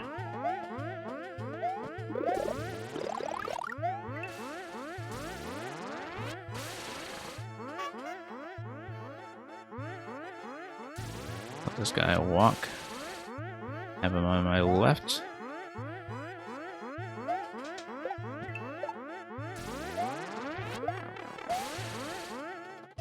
Nope, this is going to be a disaster.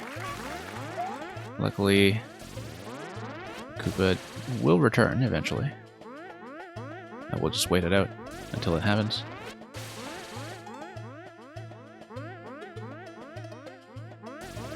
It'll be a nice lengthy ride here.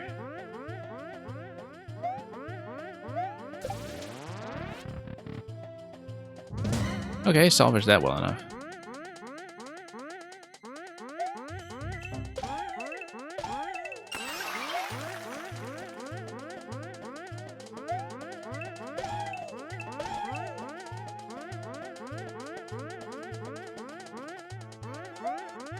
There we go.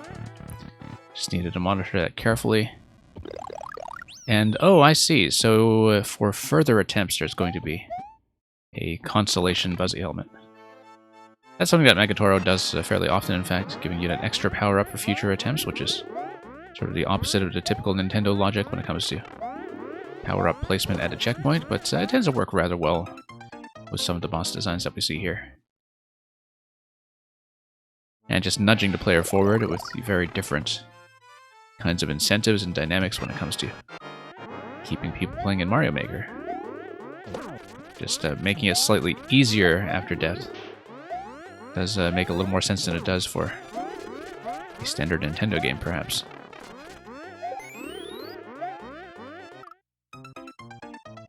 Anyway, Roy is still going to be hanging out down below, trying his best not to get crushed by munchers of his own devisal.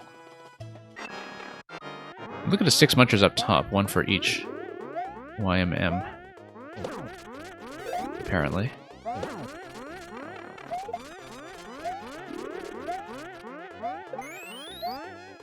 Yeah, they really do nip at your heels.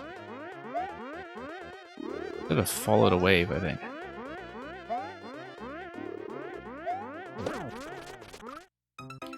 Yeah, I thought I would have time to get back into the air there, but clearly the positioning was not quite working out.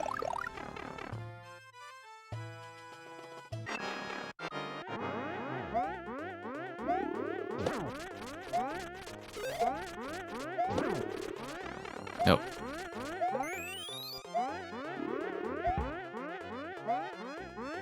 I do like that the respective Koopalings do stay stationary until you're ready for them.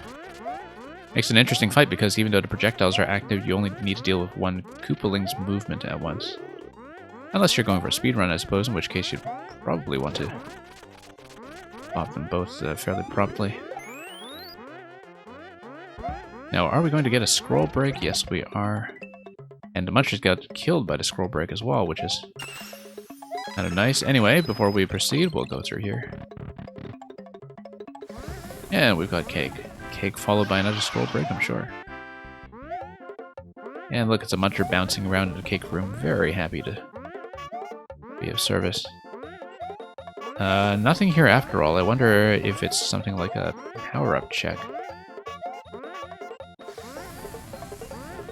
I could see that being a power-up check. If somebody knows for sure, do let me know so I know whether we are actually done or if there's a bonus behind the bonus that I should be going for. I may actually try to go there with the... I mean, Buzzy Helmet probably wouldn't affect anything, but Mushroom probably would, right?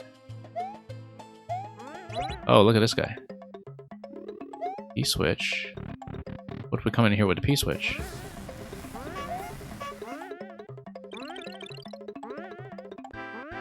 What if we come here not with a P-switch?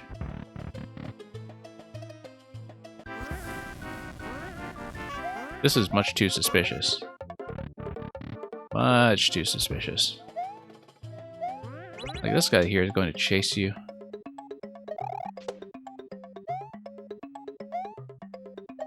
And it looks like the top is probably accessible. And as you can see, there is a pipe that spits you out at the end. There's got to be something.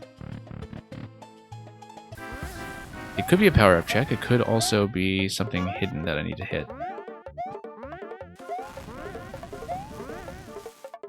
But I get the sense it's a power-up check.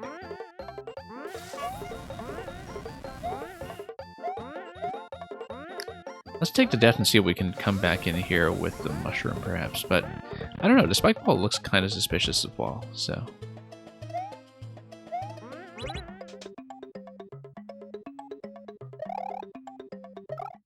Oh, whoops. Okay, fine. That works out anyway. It's a big bomb. Big bomb isn't going to do anything for me. But yeah, we are given a mushroom. If we keep the mushroom, I think that's our best bet to see the secret. We're not going to keep the mushroom. Let's take the death. Let's just try to keep it. Oh, no, wait. Key death. Key death. I can't do it anymore because of key death. Do we want to start over?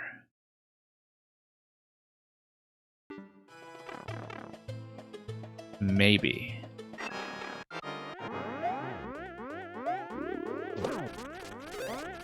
That's much too suspicious, though. I feel like with the pipe exit over to goal and...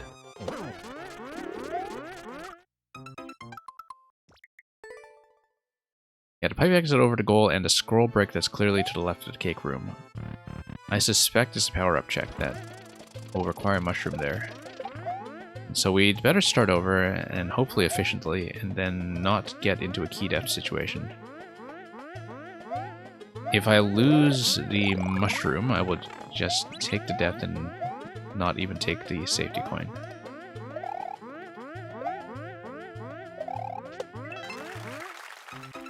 So we might be here a while, depending on how long it takes me to replay the level. For everything.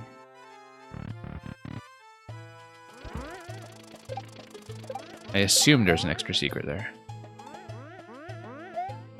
And that is not just an alternate entrance to the cake, which would be sad.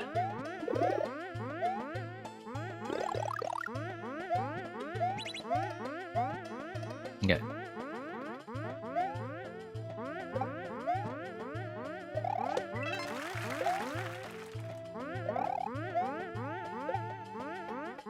One more cycle.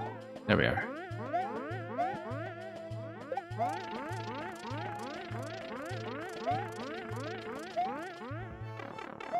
Nope. Yep, tight corners around a muncher sometimes, which can be difficult to estimate accurately if you don't see these subtile measurements and collisions very often.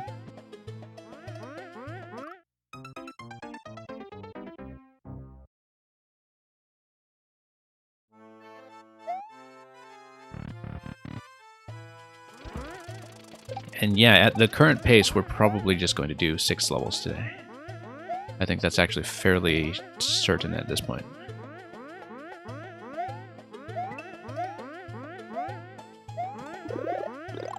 And we'll just run in a second stream tomorrow. And even so, this is only a level 3 of the set, so we've got plenty left.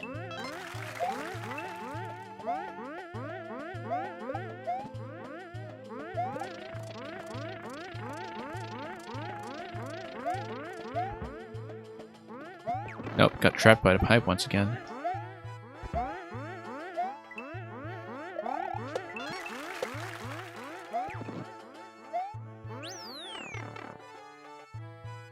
That went a lot better, though.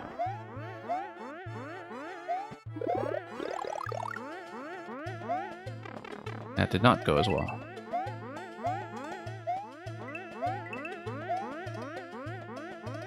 Yeah, wait for the next cycle on this guy for sure. Too many complications otherwise.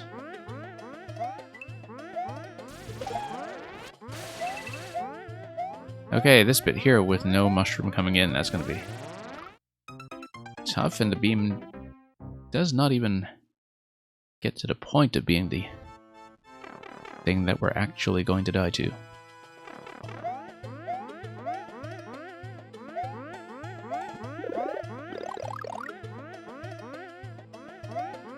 Nope. Really do have to watch your feet everywhere.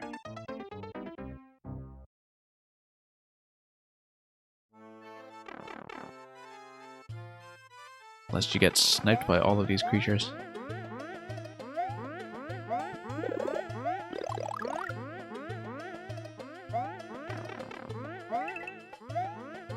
Yeah, really easy to just bump my head on things. Or make a poor estimate of distance. Just given how locked into grid-based thinking one can be after playing Mario for long enough.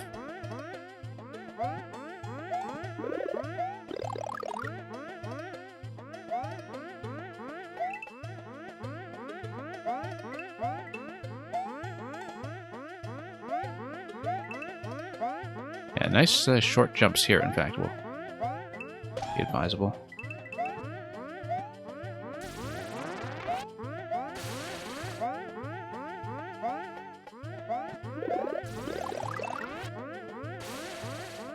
Okay, same deal as before. We'll spawn the Koopa and let it move a bit before we do anything too fancy with it.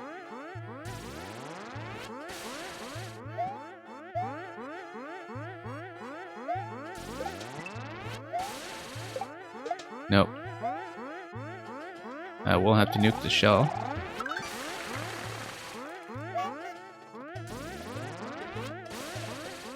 And yeah, we could send the shell to the right if we really want to go for it. Probably best to just wait, though.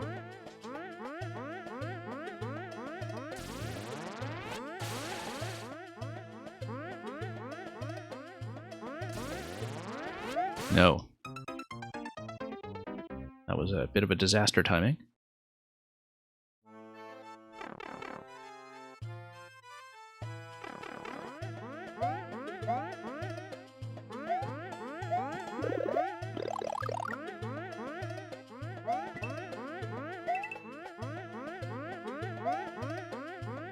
Okay, just gotta proceed somewhat carefully here. Whoops.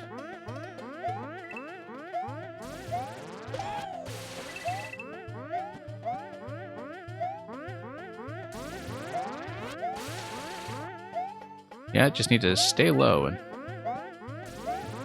prepare that jump in advance. Oh, look at that fire flower. That's actually going to be fantastic because even after losing the mushroom, I can take 2 hits from here. So I need to not accidentally nuke Red Koopa. And that would be a definite issue here that I do not want to run into.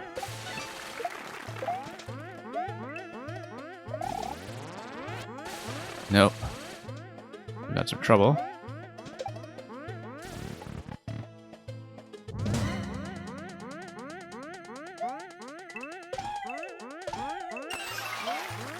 Yeah, 5 and 3 from the right side. That's been my pattern so far. It's worked out fairly well.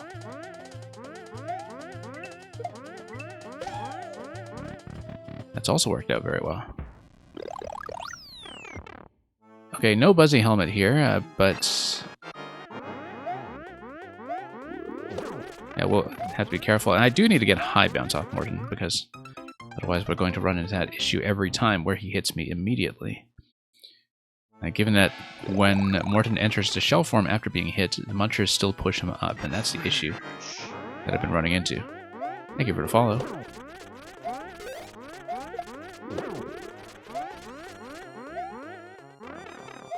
Yeah, that's not going to go. We want the mushrooms, so just going to continue taking a little bit of death here and there until we can make it happen. That's assuming that I'm correct about the last room being a power-up check. I can see why I wouldn't have a check for the Buzzy Helmet, because of the fact that when you're here, if you're trying to do this on a straight clear with no deaths, you never actually get the Buzzy Helmet.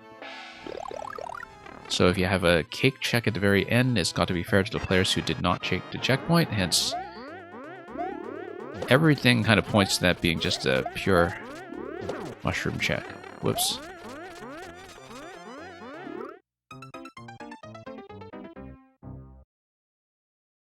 Not sure if it matters if I take Roy first or Morton first, given that the other one is going to be glued in. We have to survive them both. Either way.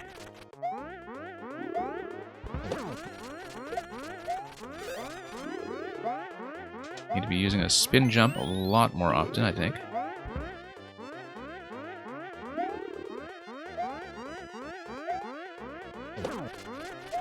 Okay. Nope. Let's take the death.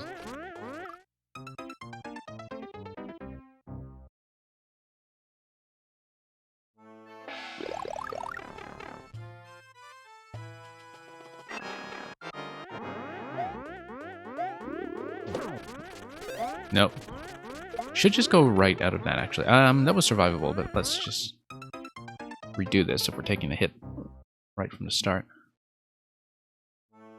I think we can do a lot better than that. And look at the way that Roy and Morton are kind of preloaded in from this room. Nope.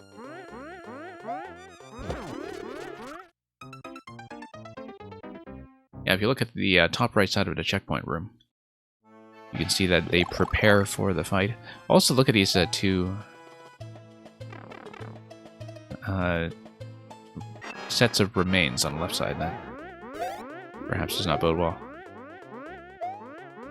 Might have been the previous residents of the boss room. Oops.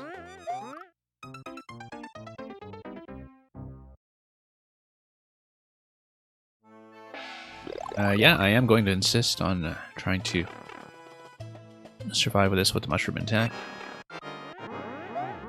Really feel like all signs point towards that being the secret. My goodness, though. Figuring out the landing after the jump is a little bit difficult.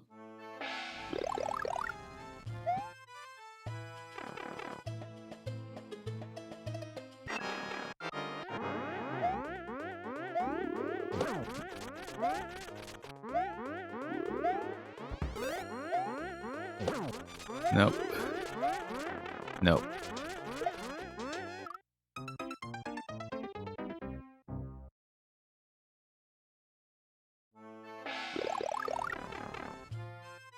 Yeah, there's one respect in which the 5 and 6 YMM runs I've been doing haven't quite been 100% collection. In some cases, I did miss the secret YMM text, like the thing that says 5 YMM or 6 YMM, which is visible somewhere in every level, and I didn't always go hunting for that. So I know there are some locations for that that I did not reveal. Although most of the time it's out in the open. Or at least something that's right alongside the cake route. Right alongside the cake itself, perhaps. And this time around, we've seen the text, we've seen the cake. I really do wonder what's behind that scroll break. It's just much too obvious a thing to check. No, just terrible landing zone every time. It's just never going to work that way. We need to find a better landing. And once again, probably remember to use the spin jump. Maybe even go Roy first, in fact. Nope. Okay, this is the best shape we've been in for quite some time. Nope. Like I said at the very beginning of this level, it seems that we've been killed by a lot of Megatoro hard modes lately. Hard objectives. I have to go all the way left there. Oh, perfect time on that stomp. Perfect timing on that. Okay, we're in great shape. Let's not completely choke. Let's partially choke. No, let's completely choke. Okay. Best attempt yet, though, in terms of keeping the power-ups in place.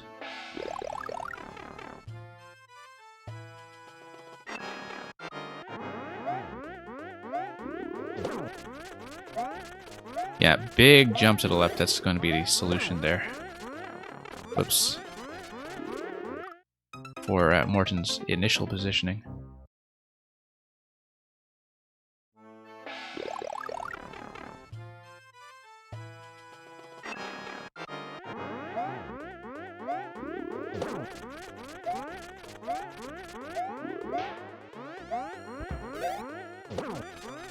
Still survivable, not great, but... Nope, got sniped. Yeah, I suppose the advantage of doing Roy first is that Morton's pattern is a little bit more difficult to deal with in some ways, and so you don't want to have extra projectiles around when you're also dealing with Morton at the same time. Also, the advantage of Roy is that you're going against a Muncher Wave. If you're going against a Muncher Wave, it's easier to dodge than when you're going with it in the same direction, right to left.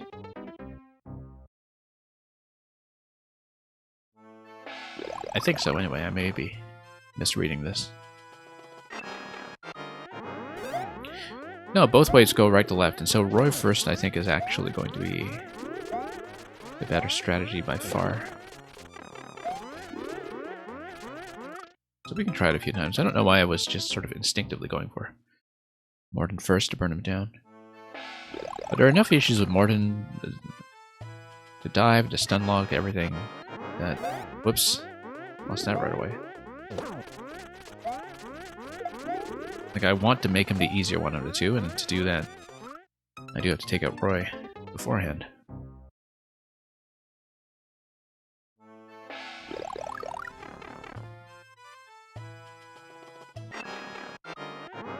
Nope, just got clipped right away.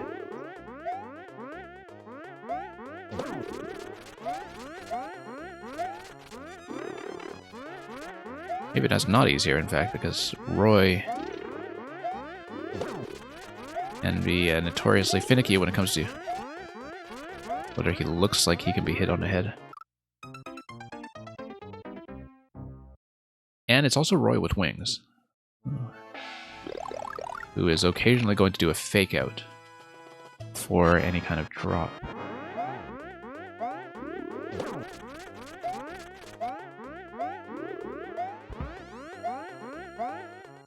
believe I survived that so far.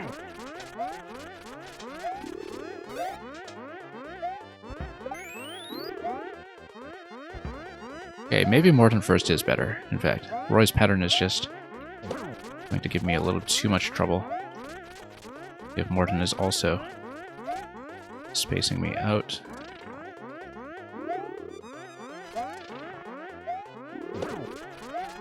Nope.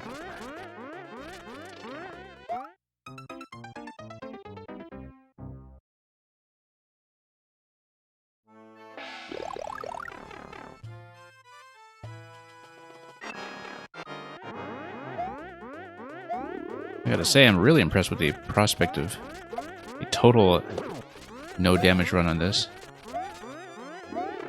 Which would be necessary if you wanted to go for keeping the mushroom on your first try in this room. As in a clear that's from the start.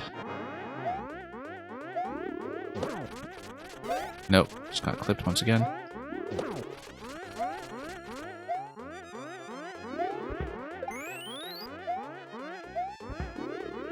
Yeah, priority does need to be damage avoidance and survival.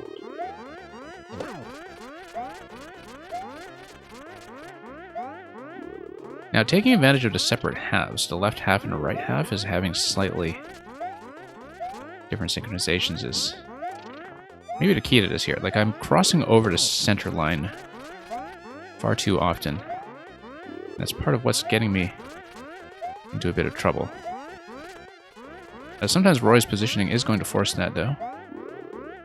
So I don't have all the flexibility in the world. Oh, stun lock. Just going to die to the stun lock.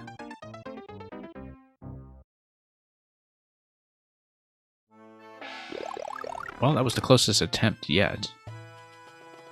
Had a couple of miraculous dodges along the way, but yeah, staying on one half, I think, is generally advisable, except of course for the first jump off of Morton, in which case I want to go all the way to the left if I can.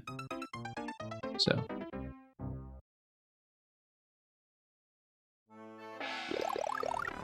We're going to have to figure this out. And just watch as I enter the room at the end that turns out not to be a power-up check. I'm half expecting something like that to go on. Whoops. Nope, death.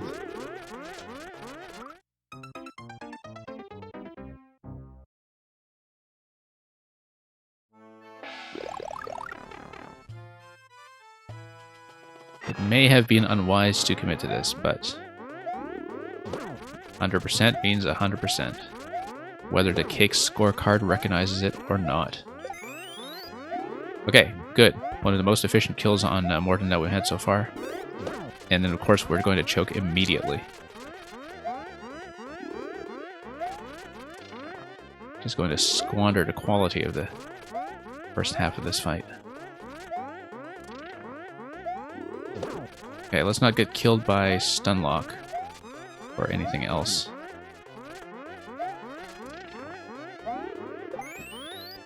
Okay, let's not get killed by the Munchers. Is this a power-up check? Let's check. Otherwise, it's going to be key death. Oh my goodness. It's not. Then what is it? Is it something to do with a spike ball? I see a spike down there. I see that there was a spike ball elsewhere. Pipe up there, which maybe something is affected by the P-switch. Hey, look, we needed to know that for sure, so no regrets. Oh, okay, that's a regret. That's a regret. That wasn't great. No, but if you're going to spend a key, right? How is that not? Like, maybe it was affected by the P-switch.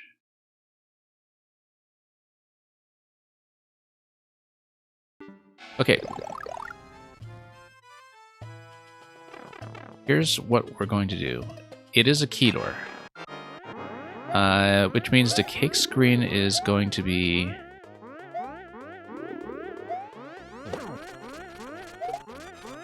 Well, let me think about this. No, because the pipe is up top, right? Maybe it's another power-up that I needed to keep up to that point. Let me think about this. Before we exit out, let's try to get to clear.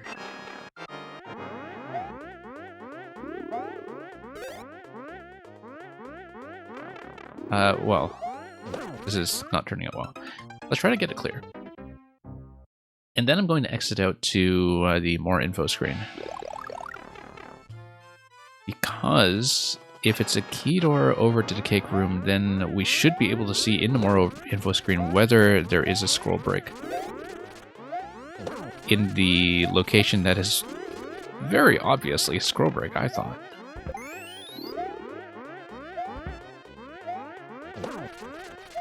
Unless you need the Buzzy helmet as well, but I don't think that's going to be the case given how power-up checks actually work in terms of using progressive power-ups and mushroom movement.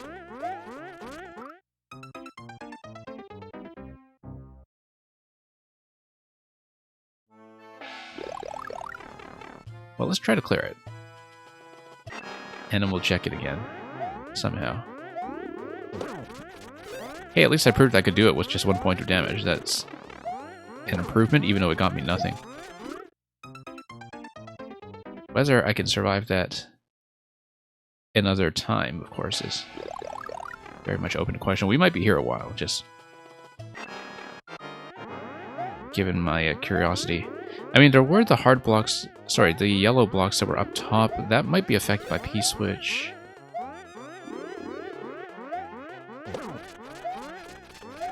We also know that it was possible to get a fire flower earlier in the level. Maybe you need to do well enough to keep the fire flower, who knows? Or I'm just missing something extremely obvious, which has lately been the case in many situations.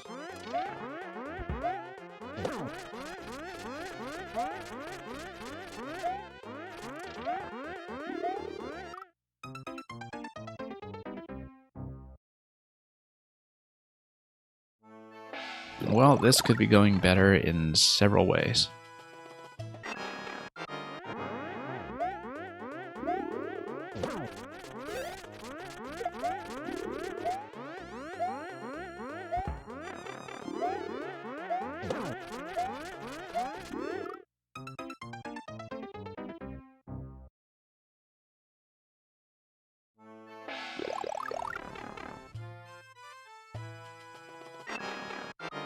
I mean, it looks so much like it's supposed to be a scroll break. It's...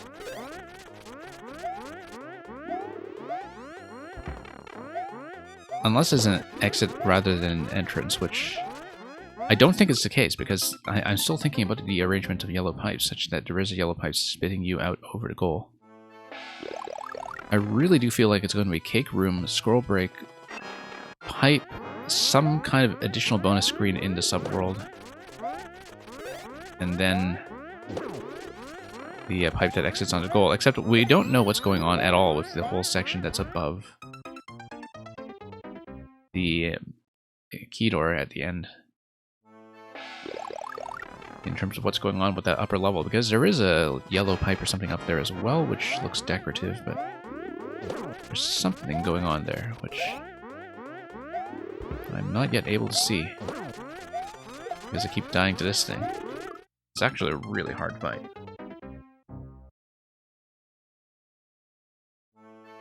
It's deceptively simple. Because it's just, you know, fight 2 Koopalings one at a time, and then you have to deal with the Muncher Wave. How could that possibly be that complex, right? But it turns out this is really deadly. Mostly because of how many moving parts you have to watch at once, even though mechanically everything is very understandable.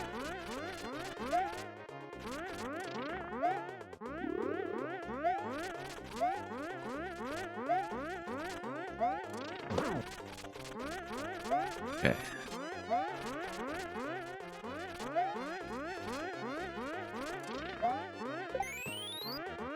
Alright, let's survive this. Let's try to get the clear. I wonder if I should have stayed to the left here. Because look at all that. And you know that if you come out the key door, you get the spike.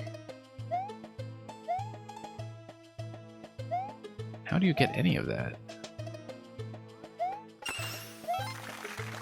I mean, the only thing I can think of is maybe there's a cape.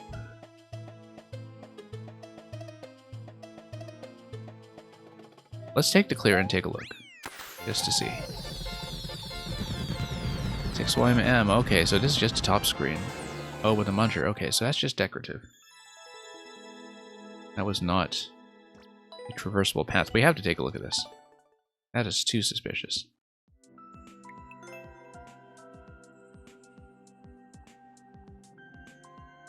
Yeah, so there's the cake room. There is clearly a scroll break. But I don't have my zoom function handy, so I can't actually see. In fact, no, wait a minute. Let me see if I can get over to my Joy-Cons.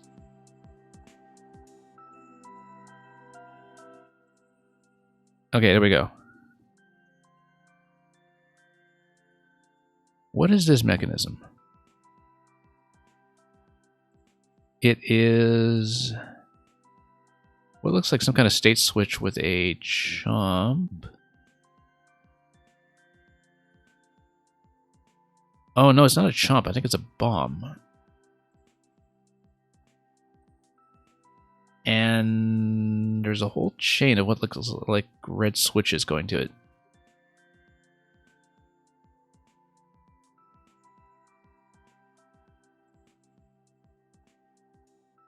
As though something is supposed to drop down, or there might be some spawn blocking going on such that you need a certain on-off state to get into that room. Now, where would you be manipulating the on-off states? In a way that would get you there. Or maybe it's something that requires a clear from the start. Yeah, because I guess if it's in the on states...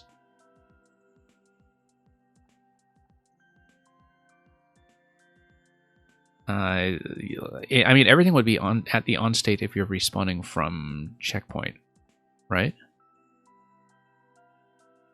But if you clear from the start, maybe you get the extra secret.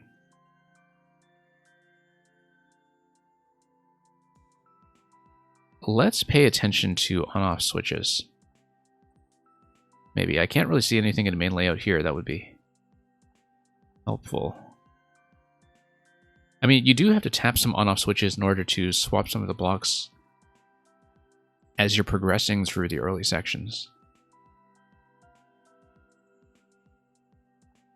But yeah, clearly I think if something is not spawn blocked in that location, then it's supposed to drop and detonate the bomb when you go in. And I can't quite tell what that is, but...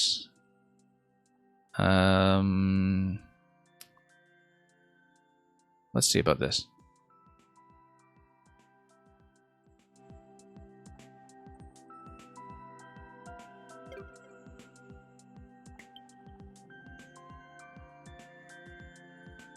Or we can read the comments first. No, let's play it first.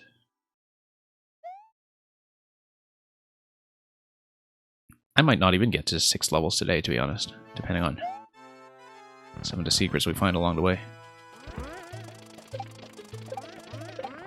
So you start out the level in the on state. Let's track this.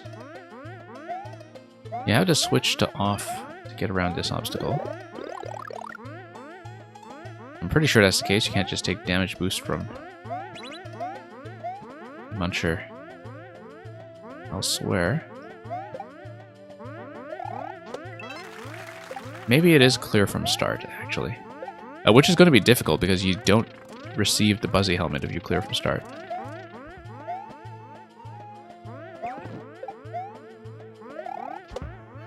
Okay. That was surprisingly survivable.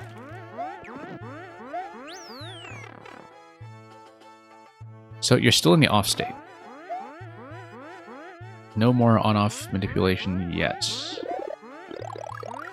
That's really important to notice. Okay, to clear from start theory is looking plausible.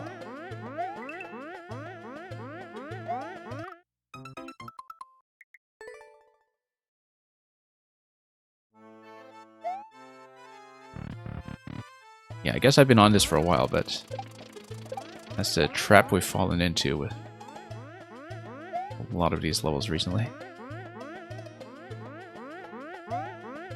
Yeah, it was one particular Megatoro hard mode.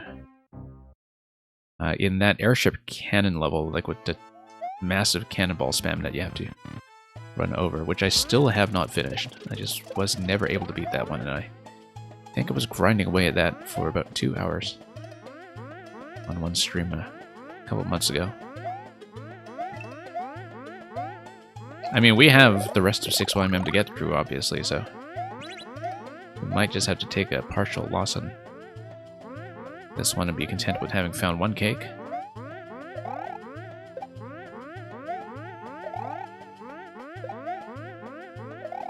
Seems like this secret would be obscure enough that it would definitely be worth checking. Oops.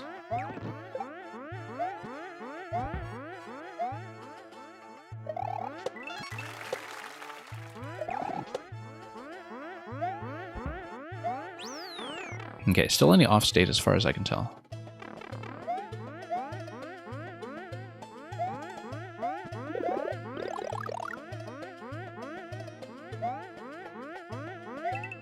And there's a fire flower after the mecha that is potentially important later. Because I want to be able to tank as much damage as I can.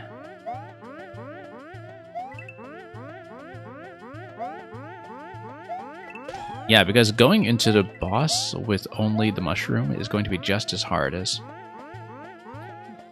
all that time I spent earlier trying to get it with only 1 point of damage from the Buzzy Shell.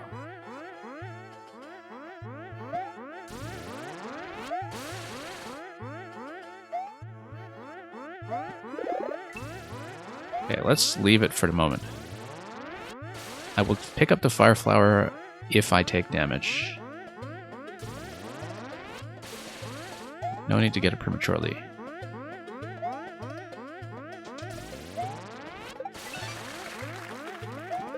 Yeah, that's exactly why we're saving the flower first. I need to get rid of the shell, though. Yeah, there we go.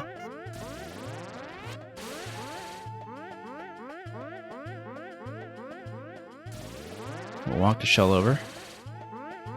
Then we have to survive the Wiggler part after that.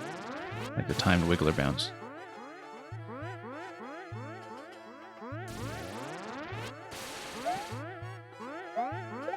Okay, there we go.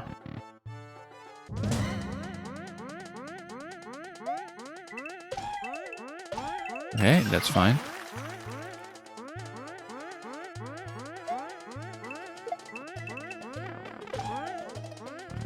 Alright, not great.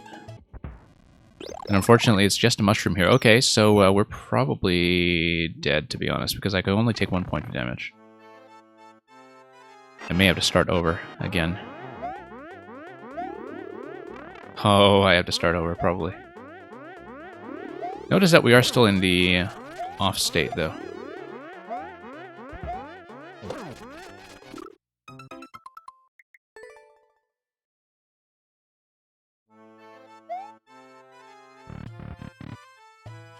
Yeah, if I can survive with the Fire Flower up to that point, I'm in great shape, because if I have the Fire Flower, I can actually fire it to Koopalings. Partly, although they get into their shell form after that, so maybe that's not efficient.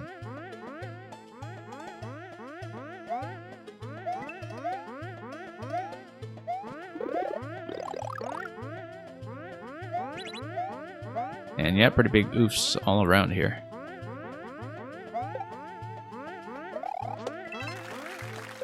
I mean, if surviving from the beginning actually is the way to the extra secret here, this is definitely one of the harder secrets in 6YM. Like, almost on the level of the stepping on Sonic Cake. Actually, a very similar kind of challenge to the stepping on Sonic Cake, now that I think about it. Very similar style of what the player is being asked to do in terms of having to beat this rhythm challenge and stay on top of the ground the whole time.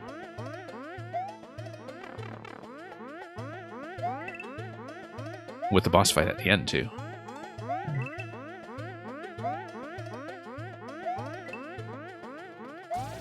Okay, no Fire Flower this time, unfortunately. I wonder if I should even bother with this attempt if I don't get the Fire Flower.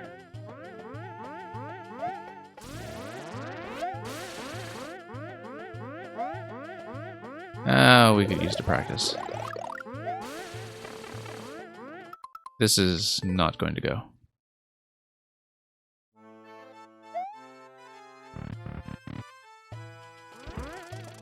Yeah, I may not be able to complete this one on this stream. I so far have a perfect record of all of the major 6YM secrets, missing a few bits of 6YM text maybe, and whatever the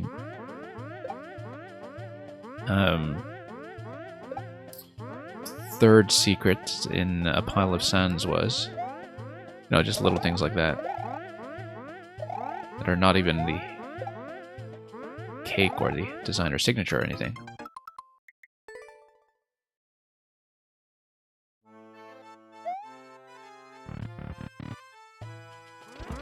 We haven't previously had to bail on something like this just yet.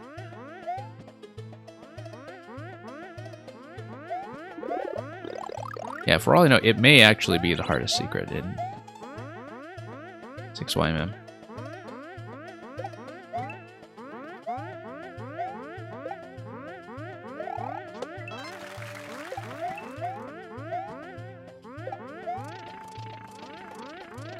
I mean, it wasn't helped by the fact that I just had a wrong theory about the secret for a long time earlier. Where I was mistaken in thinking that it was going to be a power-up check, when it is actually a state check from starting all the way at the beginning. Okay, if we can preserve the mushroom long enough to get the Fire Flower in the mecha section, that would be ideal. If I don't preserve it long enough, we may be in pretty big trouble.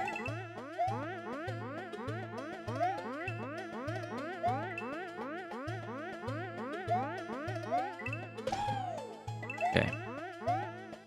Goal here is to succeed at this long enough to get the Fire Flower, which is difficult given the first obstacle here. Pop the flower, good. Save the flower. Oh, bad idea. Bad idea.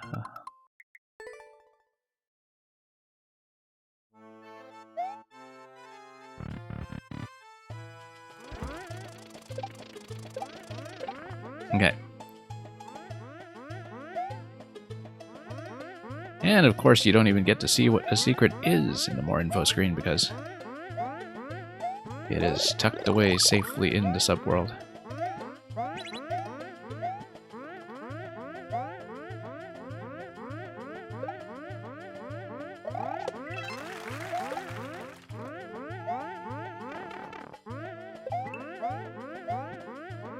Alright, let's keep going.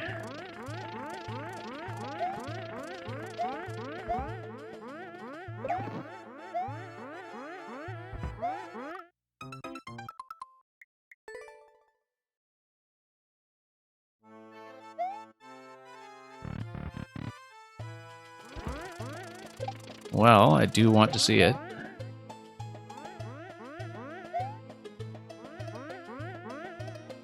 Yeah, but like I said, if we spend long enough on this, we may not even get to 6 levels. And I felt like I was in such a good pace too coming into this one, despite spending quite a bit of time with the first one as well earlier on. That burning festival. Nope.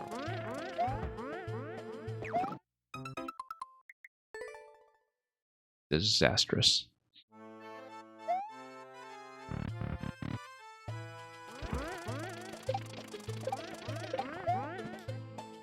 Yeah, but I would assume, though, that not a lot of people have been able to reveal this extra secret on video so far, and so I feel like it's important to bear witness to it if we can.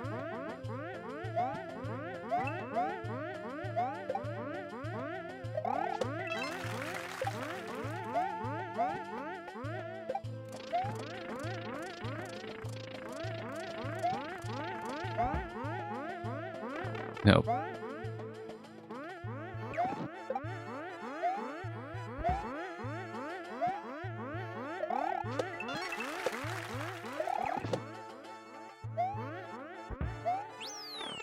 Okay, all of that's going to go down without too much trouble.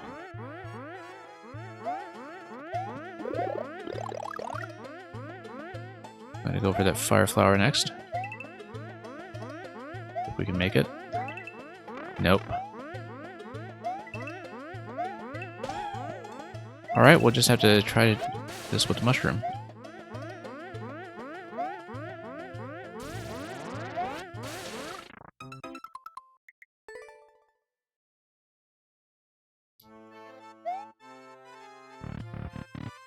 Yeah, I feel like I've been on this definitely for an hour by now. Probably more than that, in fact.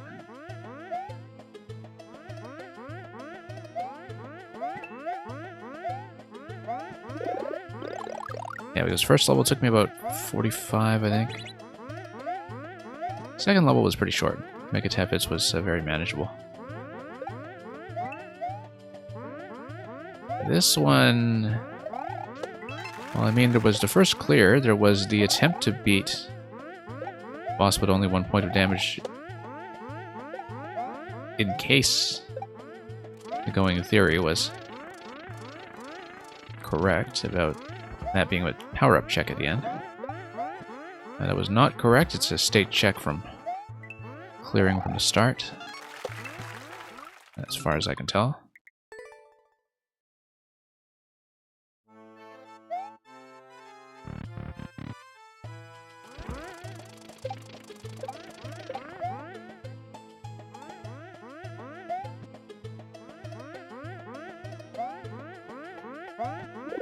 Okay.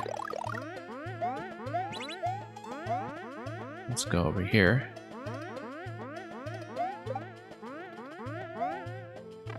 Nope.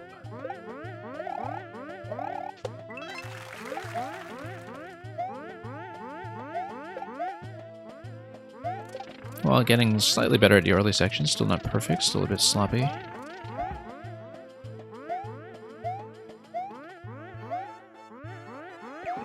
Yeah, nudge the thwomp over this way.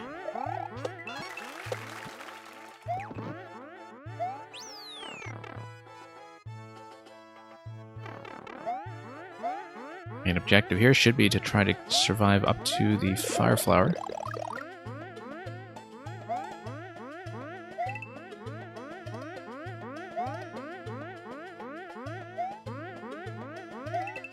I'm going to be seeing munchers in my sleep at this point.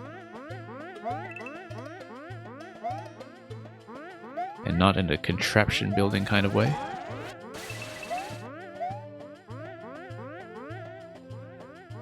Can I activate this early? Yes, I can, and maybe manipulating that cooldown time is what needs to happen.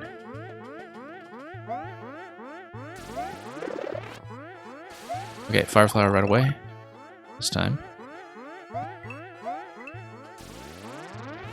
Let's not accidentally nuke the Koopa.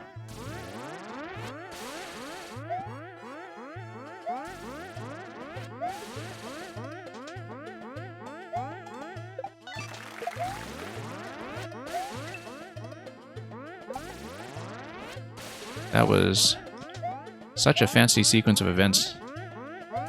It's going to turn out badly. No! Everything was fine until the spin jump, and then I forgot about the flower. Firing out of the spin jump, as I always do. Ah. Okay.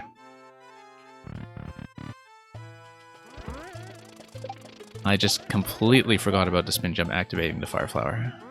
That was 100% of the problem there, and that was a fantastic attempt. It was going so well. I kept expecting the choke to come at any time, and then the choke just happened, of course, at the very last jump after. Some spectacular movements.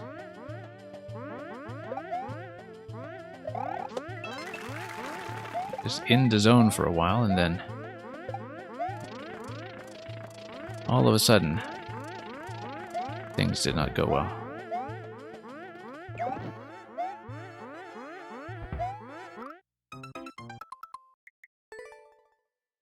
Yeah, slightly demoralizing to lose in that attempt, given just how well everything was going.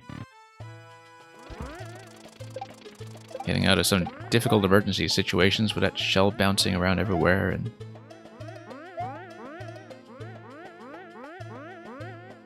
probably still something I want to go back and look over and perhaps clip. That would just to relive that all over again. Experienced a trauma as if it were the first time.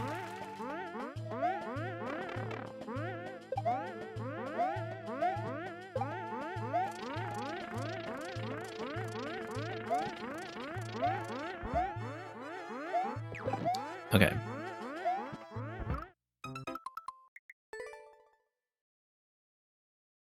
Well, we'll just keep pushing.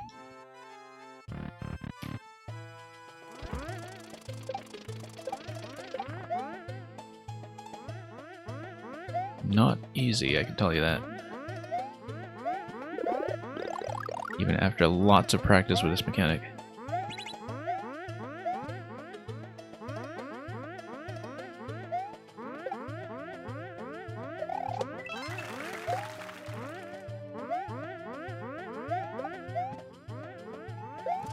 Back over here.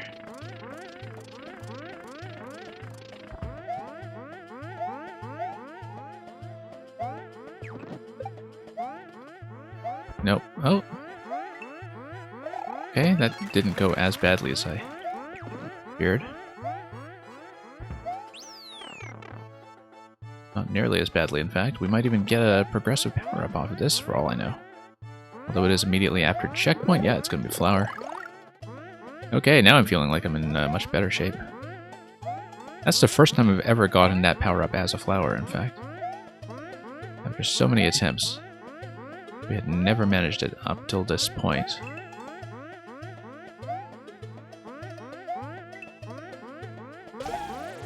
Okay, really important thing here. Not to kill the shell with a spin jump unless I really want to kill the shell.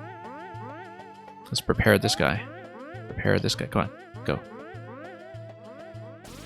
Need to duck into that. So we get a nice, controllable timing here. Get into the rhythm. Pop this flower as well. Just in case we need it.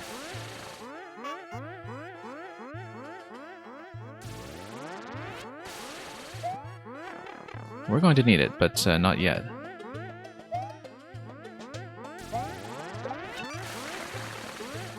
And that's why.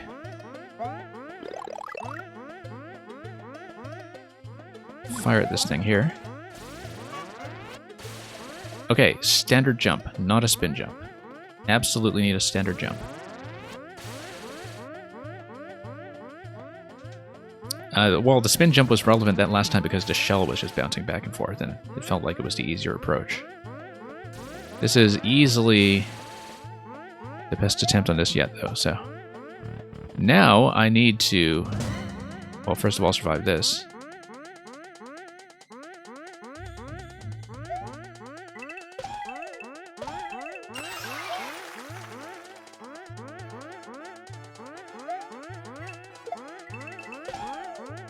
Okay, best attempt yet.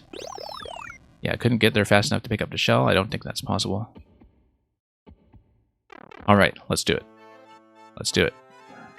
Let's not choke. Oh boy. Bad start. Bad start.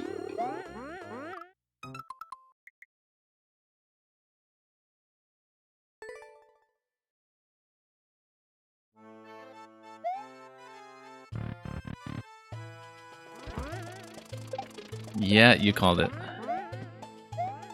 That was a super choke.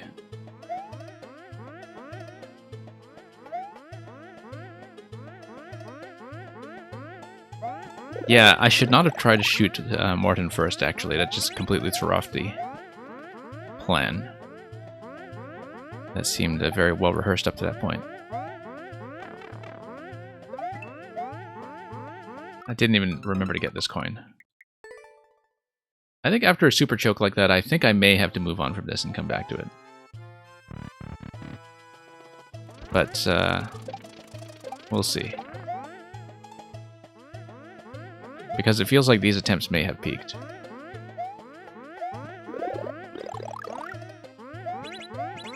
Okay. You would think that with practice I'd get better at this, but in some ways I have. Within reason. Okay. Do this.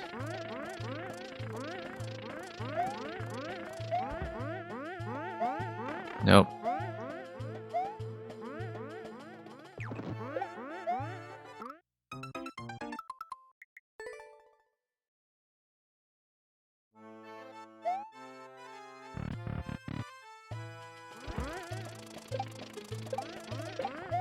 Okay.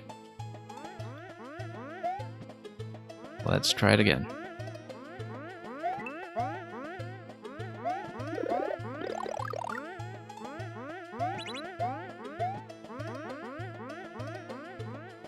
I mean, I don't know if I'm just playing a lot worse than usual or if this is actually that hard. I think it is actually that hard. But then, of course, if you don't have a clear game plan for the Koopaling fight at the very end, this can get a little bit dicey. Why am I not... Oh, no, I can't reach that guy with a spin jump, I don't think.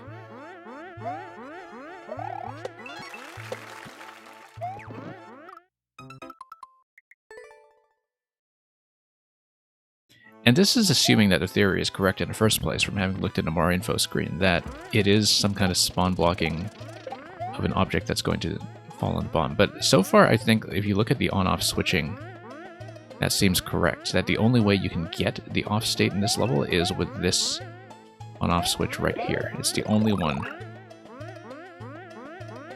And nothing reverses it later, as far as I can tell.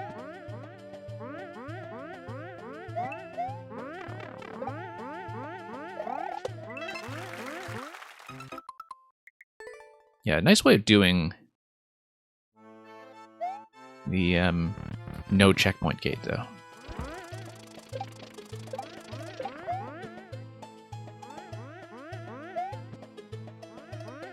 I mean, I've always liked no checkpoint challenges as a way of doing a hard mode. I think that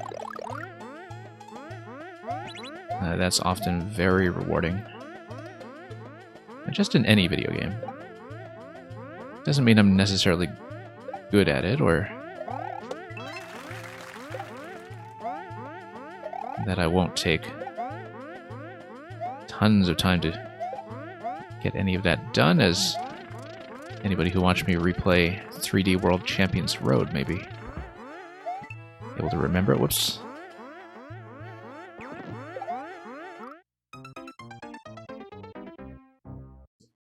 I'm not past checkpoint time, I know I'm not.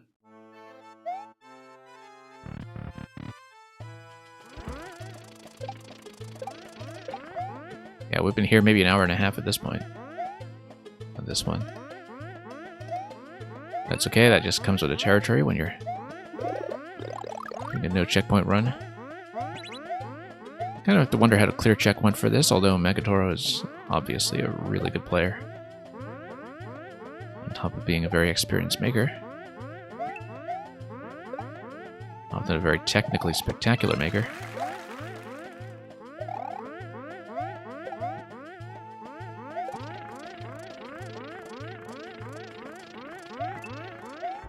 Okay. I would like that donut block to come back, if it may. That was the worst time for that donut block to come back.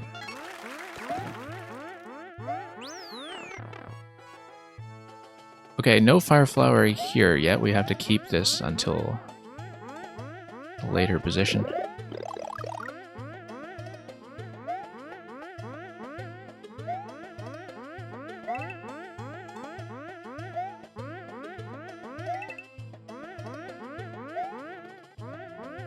Okay, almost there.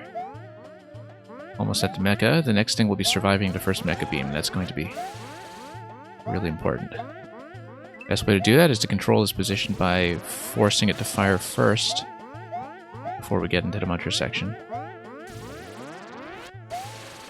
That allows me to control the beam timing a little bit better and get into the proper position in time to get zapped. Having to deal with this mecha, well, we don't, because I'm currently high up enough that I don't need to deal with it. That's a much easier way of doing this. Oh, lost a flower. Okay, maybe it's not a much easier way of doing it. Still gets into a lot of other issues, so... I don't know what I was thinking, like trying to dive here right away, but that's okay, we'll get the mushroom.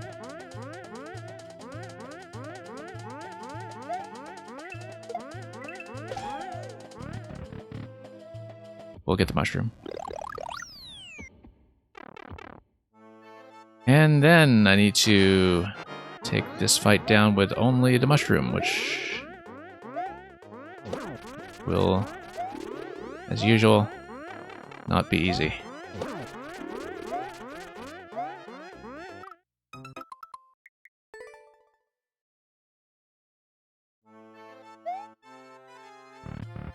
I think this may officially be the hardest 6YM secret.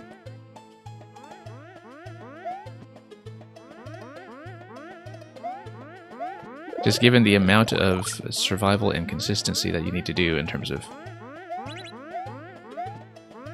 making it all the way. I mean, it may just be because I'm struggling on a boss fight specifically that I've never really been able to do the boss fight cleanly. I've never had a no damage run on a boss fight.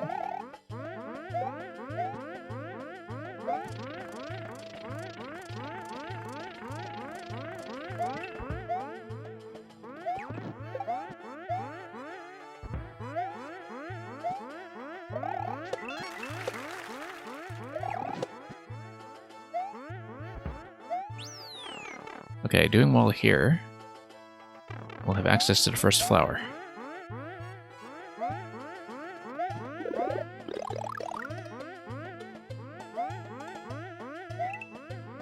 Let's not lose it.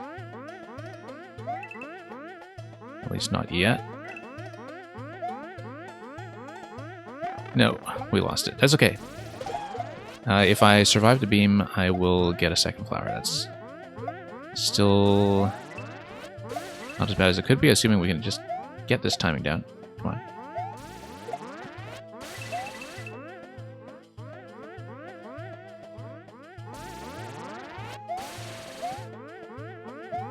Okay. Control this position. There we go. That's getting much more consistent, in fact. Let's only deal with one mecha at once. And let's keep the flower as insurance against further damage like that. Oh no, we're going to miss the opportunity here. Let's just zap the Koopa. It's going to take a while to come back anyway. Okay, no beams to dodge, at least when I'm up on the upper position, so...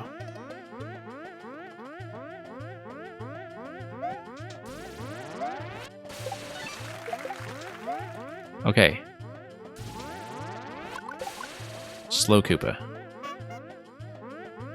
And let's not dive headfirst into the next section after this. Let's properly time it for coin 4.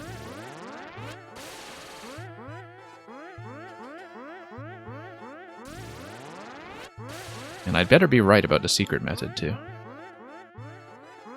Yeah, bad timing here. Here we go. It's not over yet.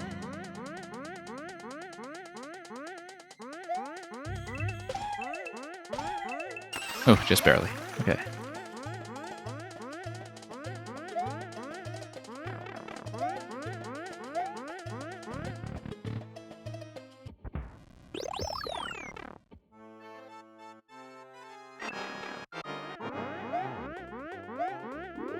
Well, got the partial choke already.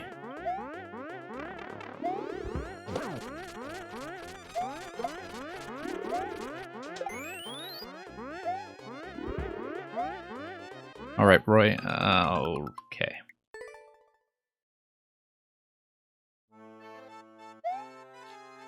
This is really difficult.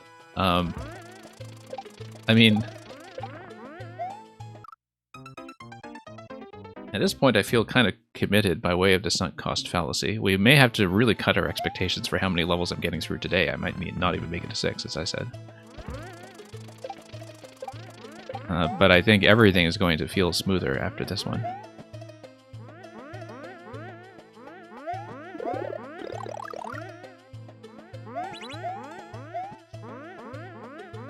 Well, that's what happens when you're foolishly serious about 100%.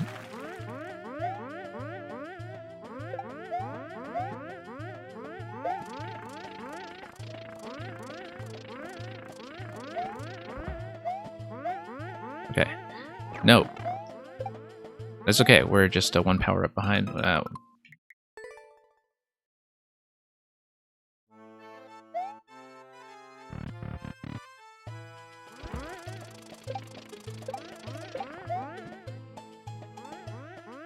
Alright, let's be honest, this did not go well.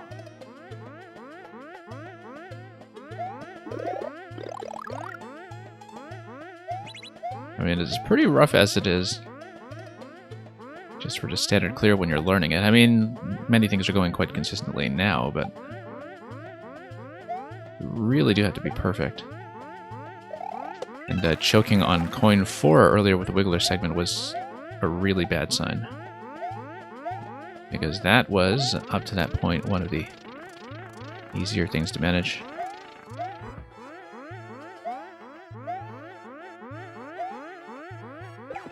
Okay.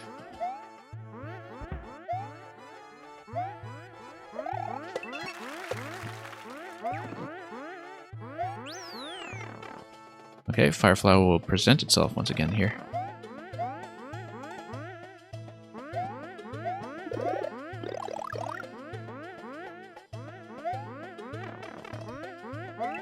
That's okay, we'll grab the next one.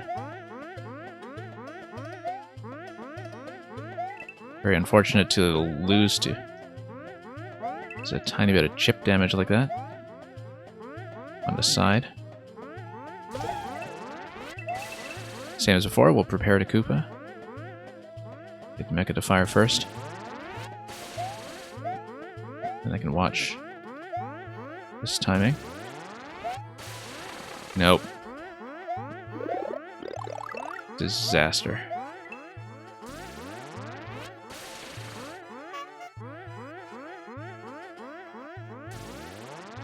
It is really remarkable how much harder this is, in fact. Just to, wow, okay, okay.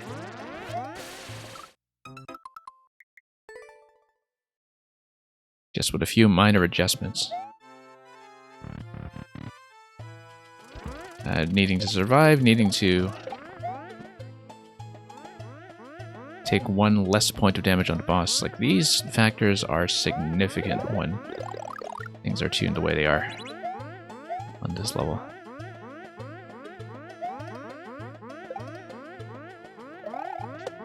In fact, the second one of those is probably more consequential, the fact that I'm not going to have access to the Buzzy Shell. That probably has a much bigger impact in many ways.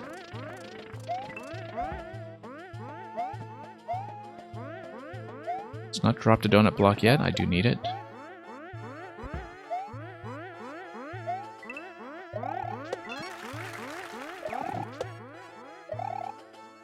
Close call. Very close call.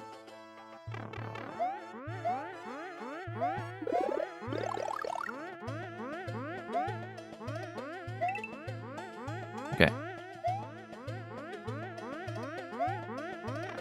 No.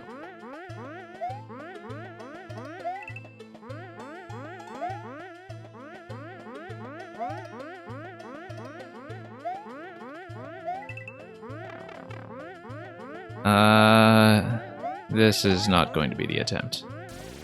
I don't think. I'd have to play perfectly from here. And once again, it's the boss fight that's the major obstacle at that point.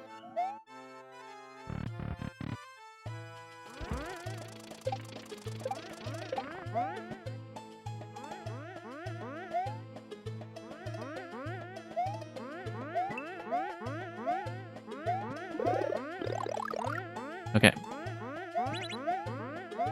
Let's do this.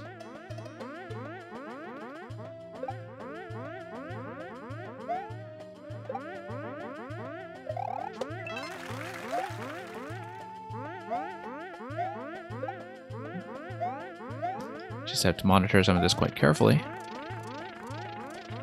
No, come on.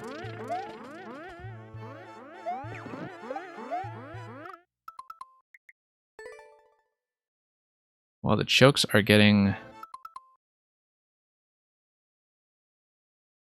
worse and worse in some ways, we're continuing. Just needed a moment to sip a beverage here and get hydrated for more, especially here in the desert.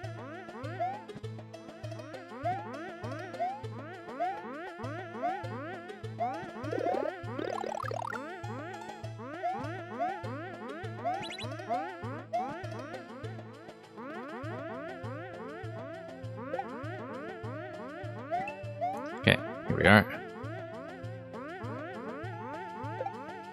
And yeah, a very well-timed sip there.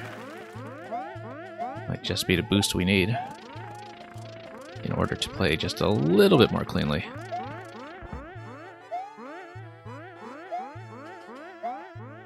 Okay, let's not lower this yet.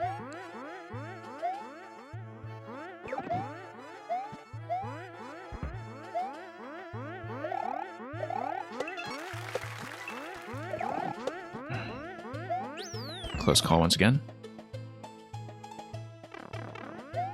Okay, fire.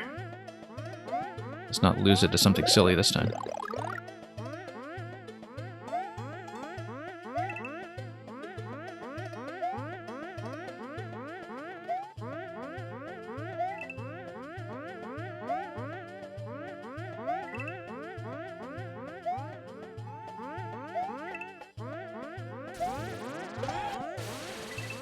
Okay, better than usual.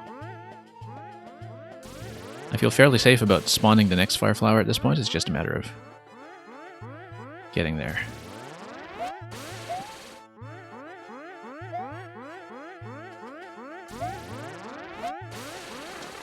That's fine. Still get a flower. Going to save it. Now, if I jump on the other block, then I disable both Koopas until I jump down, but I want to keep the flower, so I'm not doing that.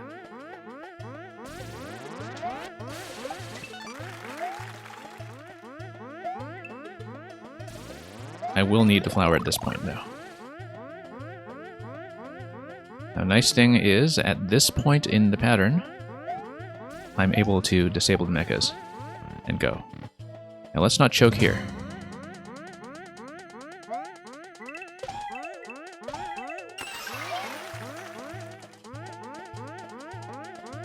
And yeah, Luca, the Munchers are defeating me handily today, so.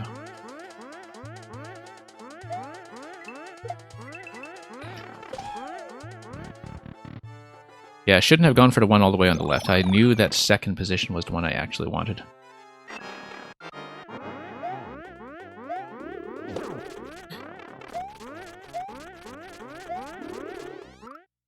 This is not a run.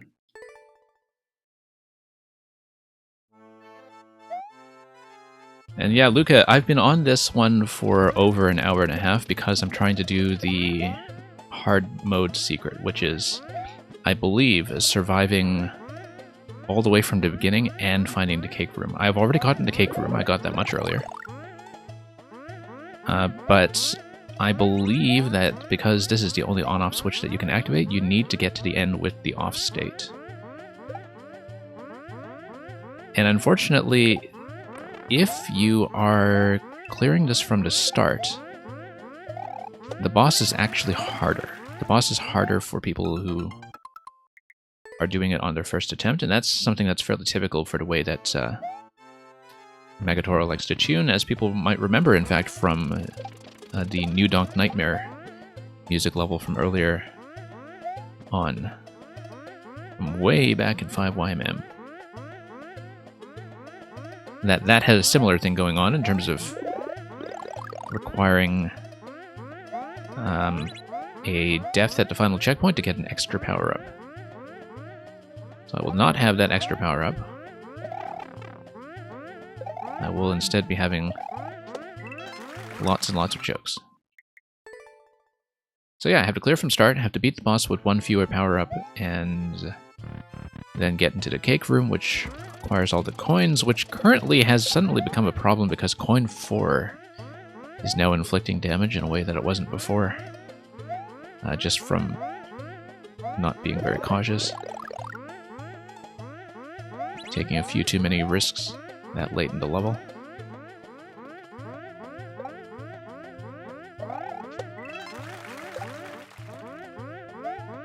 But yeah, like I said, I would expect that very few people have actually shown the secret on video yet, so I would like to be able to do it.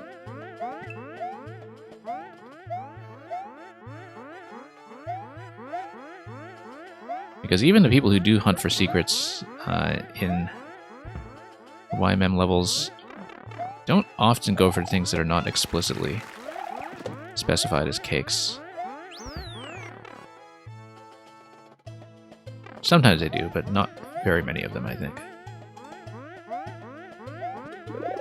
I mean, if somebody here does know of somebody who would have streamed the extra secret, do let me know. But yeah. Adding Lantis. Lantis, that looks oddly like a weight loss phone number. Maybe, if you want your level to shed some difficulty. Then it can participate in the difficulty loss hotline. All you need to do is call Triple-O Lantis.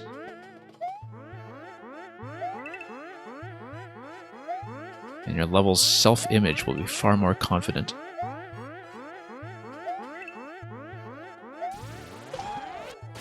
Okay, let's see if we can survive.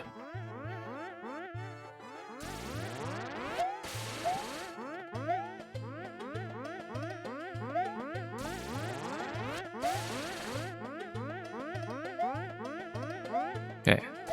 Here we go. Back to equilibrium here. Pretty much.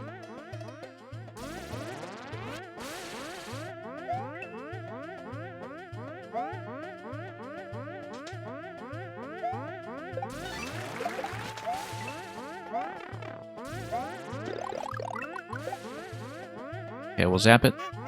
We'll stand here. And we'll wait.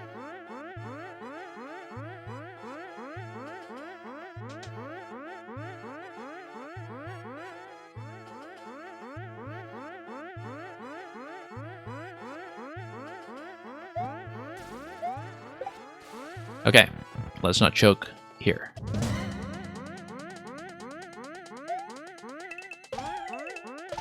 Close. I was a little late on that timing.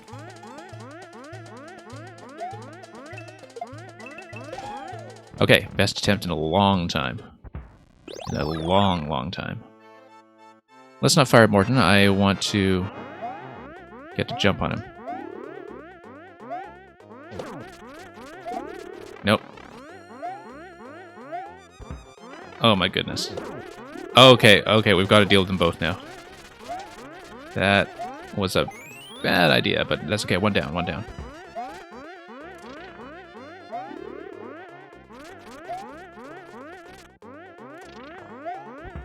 That was a lot better than it could have gone, given that I released both of them. Panga is the only streamer you've seen who is also attempting 100% on cakes, but has yet to do the final set. I've seen some people do 100% on cakes.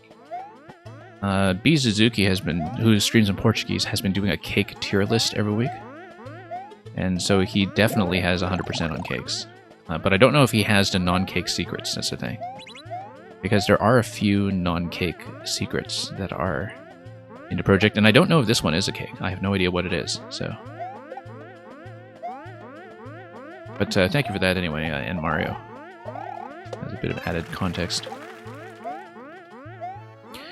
Yeah, there are a lot of smaller streamers who have been doing all cakes. Hylian Dread, who has been speedrunning, has done all cakes. Hylian Dread, since he is speedrunning, might have done this one in a single segment, even if he didn't hold the record. So he's somebody who potentially might have seen the super secret here. He's one of the few people I can think of who might have seen it. But... I'm trying to remember who else has been doing 100% cakes. A few people have.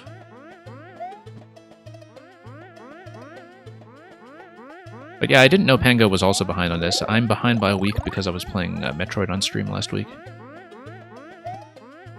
I was playing Metroid to a fairly small audience because most people were still avoiding spoilers at that point, which is understandable. But I did, of course, keep the VOD afterwards for people who were curious about my run.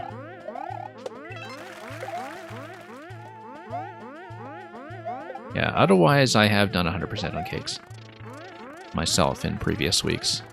Some of them were trickier than others.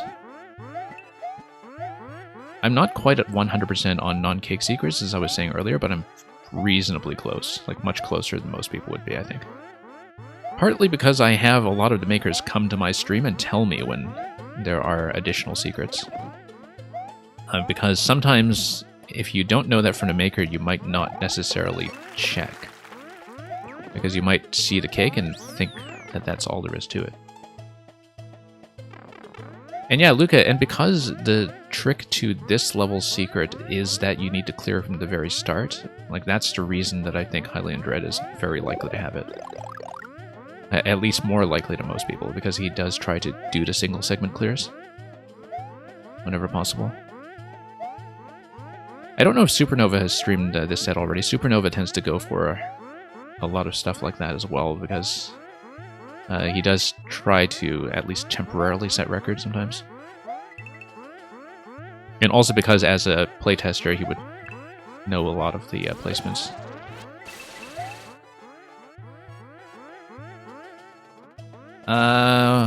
Olive, yeah, we've seen some pretty fantastic stuff so far already. Started the day with an excellent music level. A music platformer level, which took me too long. But it was a level that was based on power-up choice, so you could do every segment with a power-up of your choice, and it felt pretty well balanced for that, actually. Okay. Good attempt here.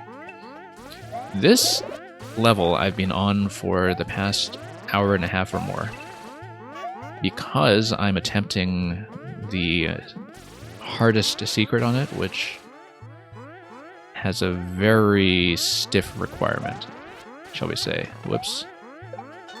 Okay, need to get the flower now. Let's pop that. Let's wait for the other shell. And Atlantis, you have 100% on cakes via YouTube. Okay. Interesting.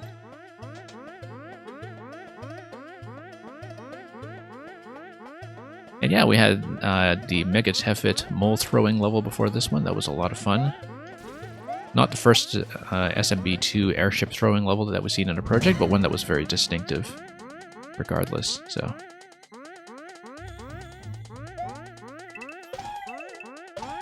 yeah, 5 and 3 position from the right. That's ideal.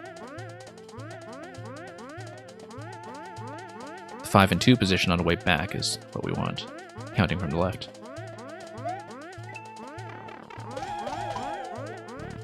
Total choke there.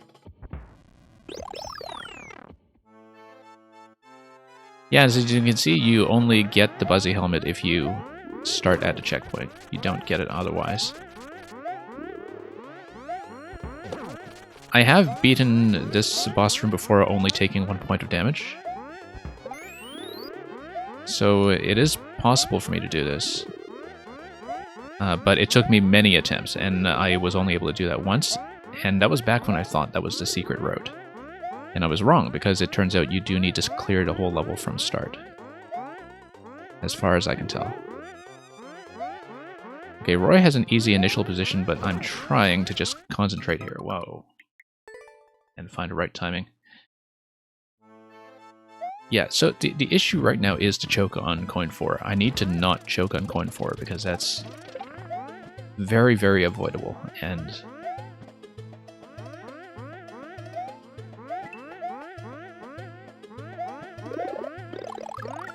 we need to not let that happen.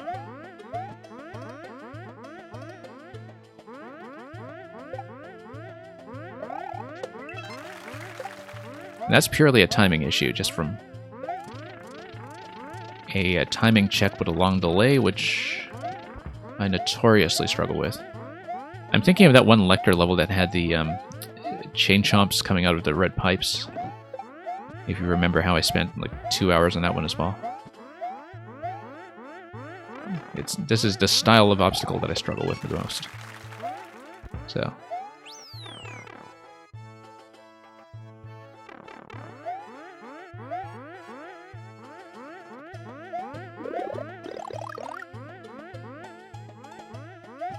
Okay, let's see here.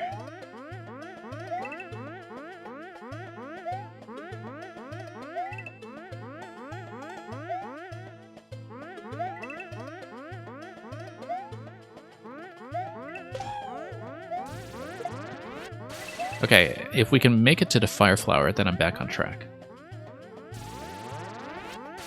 A lot of streamers are rushing this level, interesting. I mean, a lot of streamers just rush generally, right?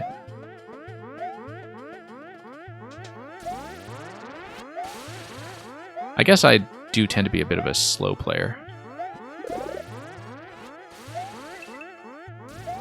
As I discovered when I played Donkey Mid's Zelda level over the weekend, and completely misread what I was supposed to do because I wasn't thinking like a fast player, but rather thinking like a puzzle solver, and that made a huge difference there. In all the wrong ways. Wow, I got the Fire Flower prematurely that time. I wasn't even thinking about the Fire Flower timing, and I managed to survive that anyway, which is good, because that could have gone disastrously in terms of getting the Fire Flower first. Okay, let's do this again.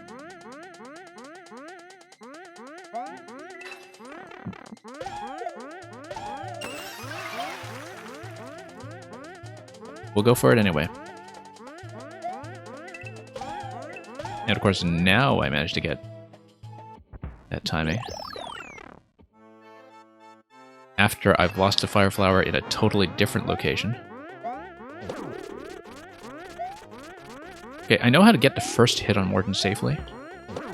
The second hit is harder. Third hit.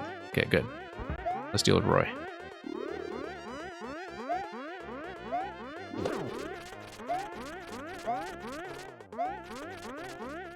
Roy is going to fake out, as always.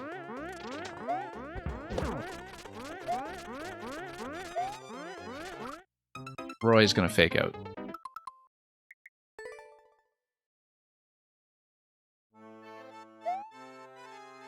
It looked like I had him. But Roy's artwork is sometimes incredibly misleading. That's the hardest thing with playing against Roy, is that he looks like you should be making contact, and he's already kind of in the digging animation. And the thing is, I've had so much practice with Roy too, not only because I used Roy in my own 6YM level, but because there have been so many Roy appearances over the course of the project. Like, Cupcake had a Roy fight in the Around the World Daft Punk level, and there were a whole bunch of other Roys too. I'm trying to remember specifically which ones, but Roy has, I think, probably been the Koopaling boss with the most appearances in YMM this year, not counting Koopalings that are just used as musical instruments. Lemmy might be fairly far up there as well, just given that Lemmy balls are pretty frequent, but no, I think there are more Roy fights than there have been of any other boss.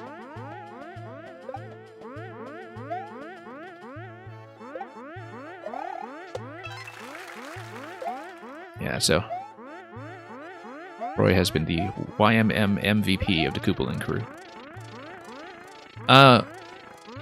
No, Oily Olive, the reason I'm resetting is because I'm going for the hardest objective in the level, which requires that you clear the level from the very start because of preserving an on-off state switch that happens before checkpoint 1. I've already cleared the level and I've already found a cake, but I need to clear it from the very start in order to find the last secret. Otherwise, there's a scroll stop break in the cake room that fails to activate. So that's the reason why I'm doing it this way and resetting every time. I already cleared it with the cake the standard way over an hour ago. But that doesn't get me the last secret, so... And that's alright, you had no way of knowing that if you came in a little bit later.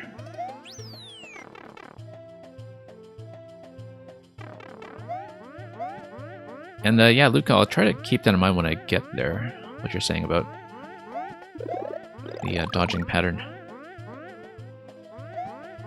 I've been saying since very early on in this level that I'm not using spin jump enough for things like the Koopalings. But I'm mostly just playing very reactively in that section and not actually planning, since it's a little bit panicky.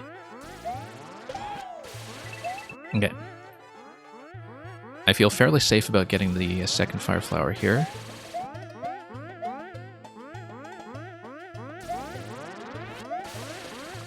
Okay.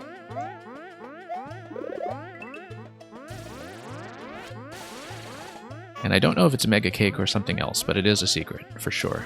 Because we see that there's a pipe that drops you into the goal, which I haven't been able to access yet. Okay, we'll let the Koopa come back. And I have the second flower as insurance, which is great. This is actually the best I've ever done, having both flowers available in case of damage.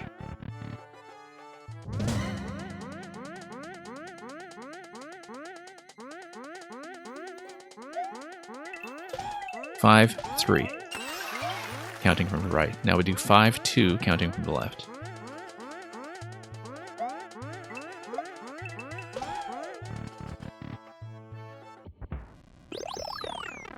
Okay, let's not die to everything right away, which has happened, unfortunately. Yeah, that's how to do the first bounce on Morton.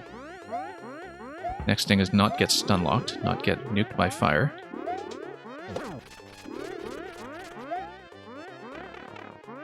Okay. Could have gone better, but we've got Super Mushroom going into Roy. That's a huge plus already. Huge plus, in fact. Okay. It's going to go into flight form. Let's pop him a second time. Oh, this is going to get tight. Let's not die to the fake out. We didn't die to the fake out, we died to something completely different.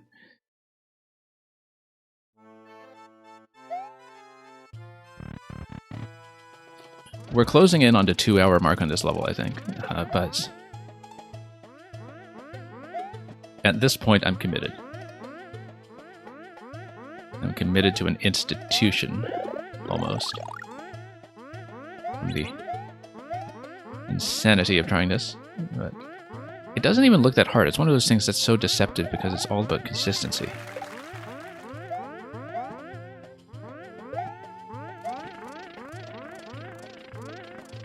And yeah, hard to keep an intentional dodging pattern in mind, Luca, when I'm actually in the middle of playing it. I don't know if you managed to get the secret yourself.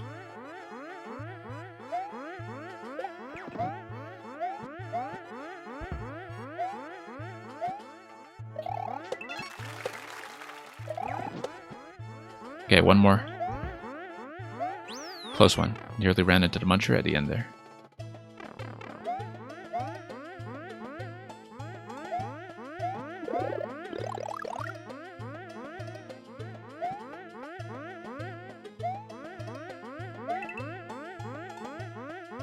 Alright, let's keep going.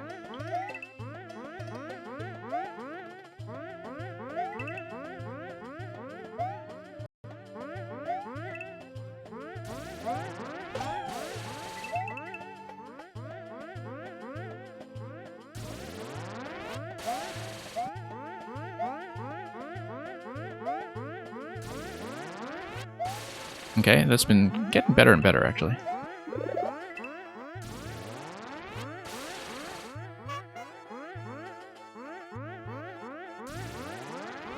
Okay, second zap, and then we go.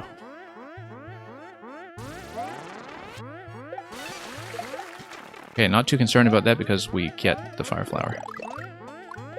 That is in fact the whole purpose. Doing it that way. I should have stood on the left here.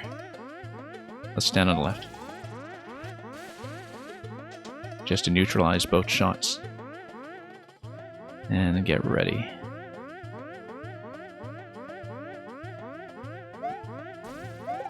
No.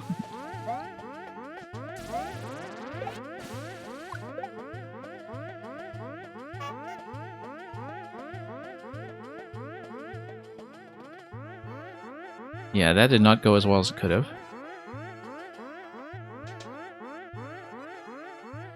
It's okay, just a little bit of a panic move there, and we survived.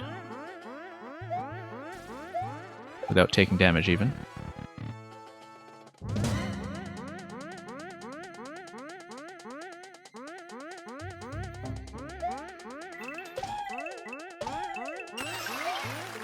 Okay, let's try this again.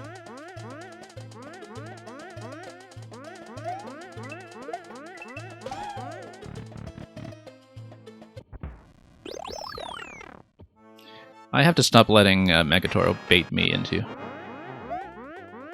these super hard modes. This is not even the first level by them that has done this to me.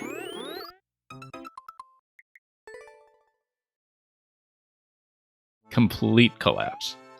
Complete collapse. Everything was going so well. No, the first Morton jump was wrong, and from there everything just didn't go.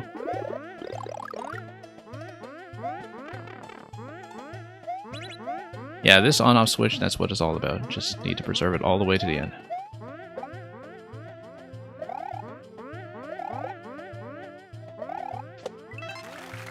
I hope I'm able to finish this stream, to be honest. Because earlier on I was thinking, okay, I'm not going to get through 6 levels. Now I was thinking, okay, maybe I can get through 4 levels, and then at this point I'm thinking, I'll be lucky if I actually clear this as planned.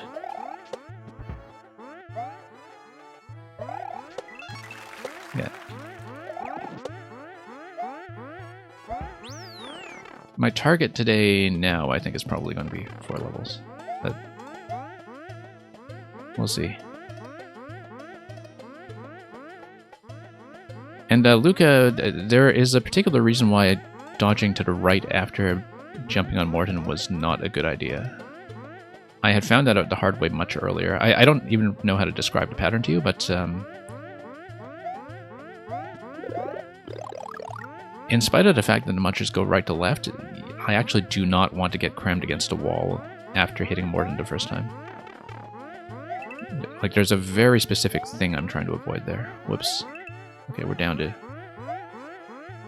not getting the Fire Flower. I don't know if I can do it without the Fire Flower.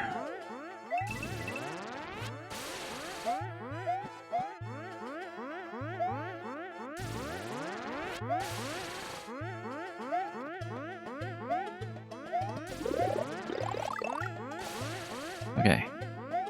Well, if we can make it over with Mushroom... I mean, I know I can beat the final fight only taking one hit, but I've only been able to do that once, as I said. It is not easy at all.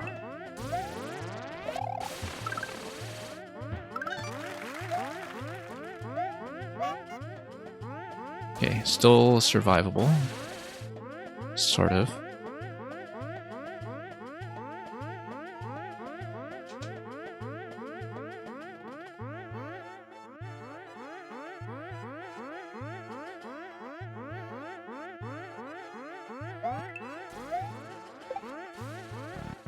Alright, now we survive this and we get a mushroom.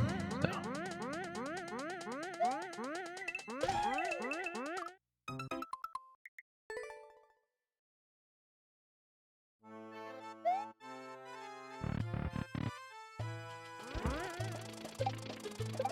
I may be doing 3 streams for YMM this week, for all I know. I'd prefer not to. I think there are reasons why I might not be able to do that, but...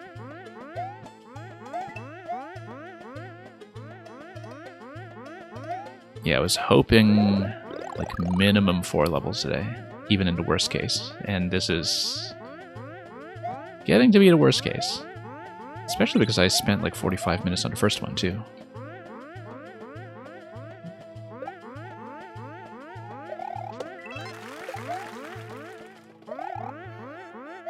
Not surrendering yet though, we're so close. We've been 1 hit away from doing it several times now on Roy's fight.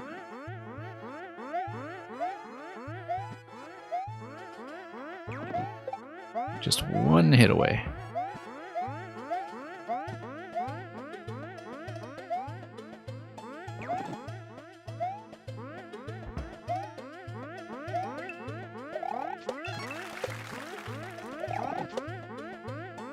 One more cycle here.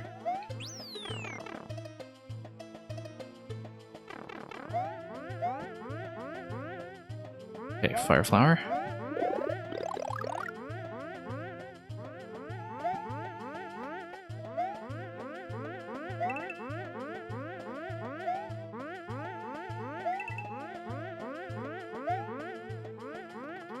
Okay.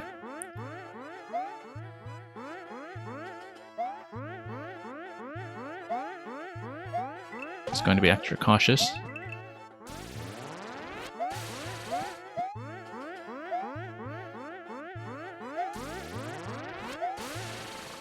That's fine. We've got the flower. We need the flower.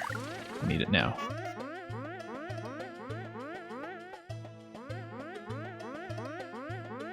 Okay, as soon as we jump down, Blue Mecha is going to activate.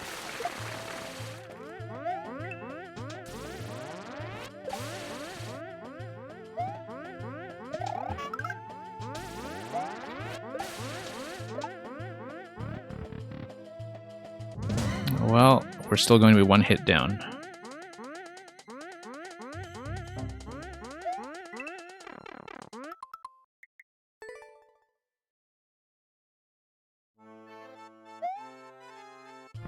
Yeah, Lantis, I think you have some sense of what the past 2 hours here has been like.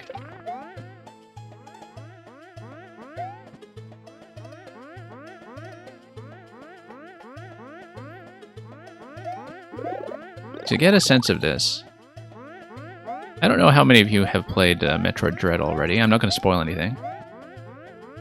But people have had various experiences with the final boss, depending on their level of skill and preparedness. This secret, not even this level, but this secret, after having completed the cake, has already taken me significantly longer than the final boss of Metroid Dread. And I took a while with that one. That was something that was one of the more elaborate and interesting things that have come out of a Nintendo game in recent memory. And like this is getting into Cuphead territory here in terms of how I'm doing. and how long I'm taking. Just for this secret, but that's okay.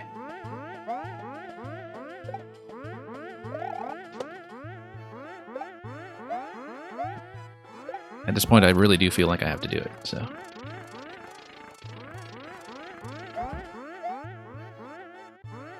It's clearly within my ability, just not within my consistency.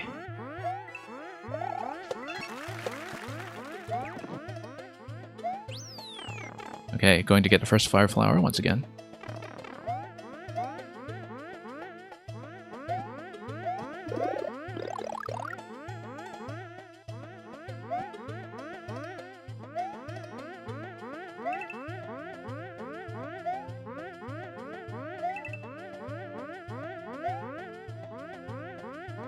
Just going to take my time just to make sure the patterns align the way I want. There we go.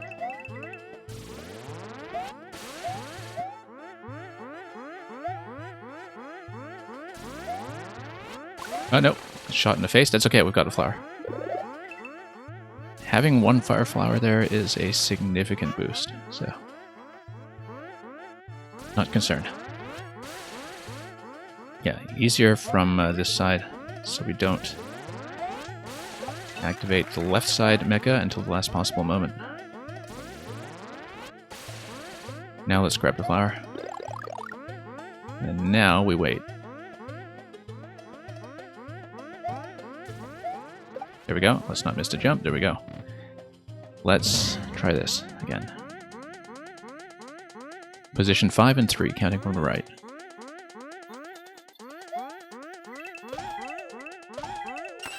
Position 5 and 2, counting from the left.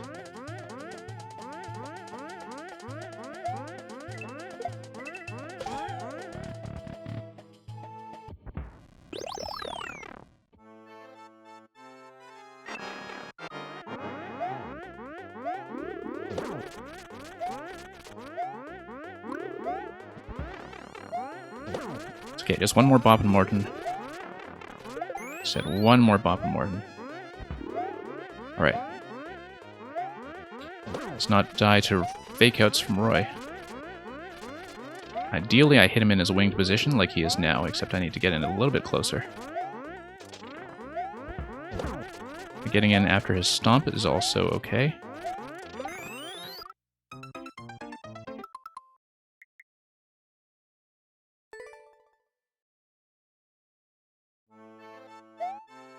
That was not okay. That was not okay.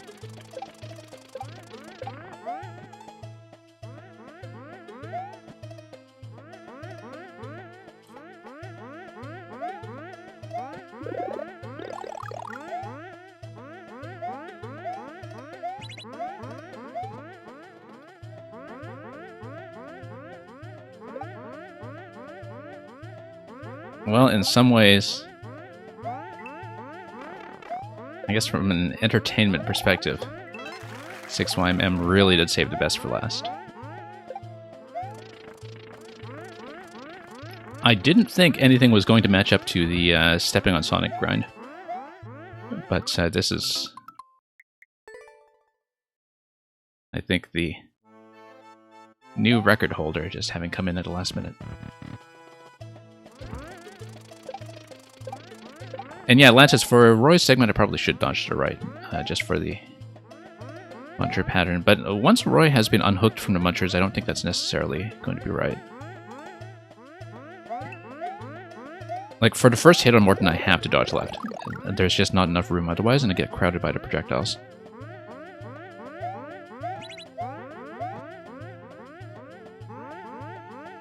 Anyway, I'll try to keep that in mind, but, you know, it's little bit tricky to do that in a snap decision.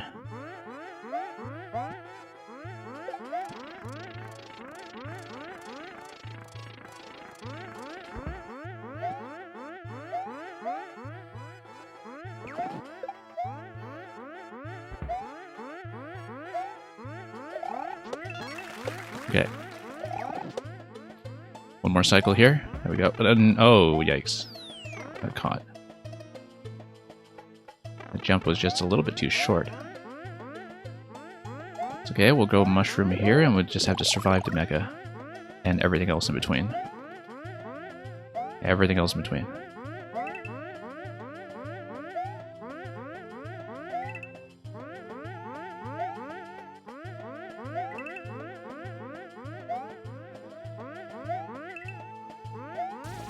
Up we go.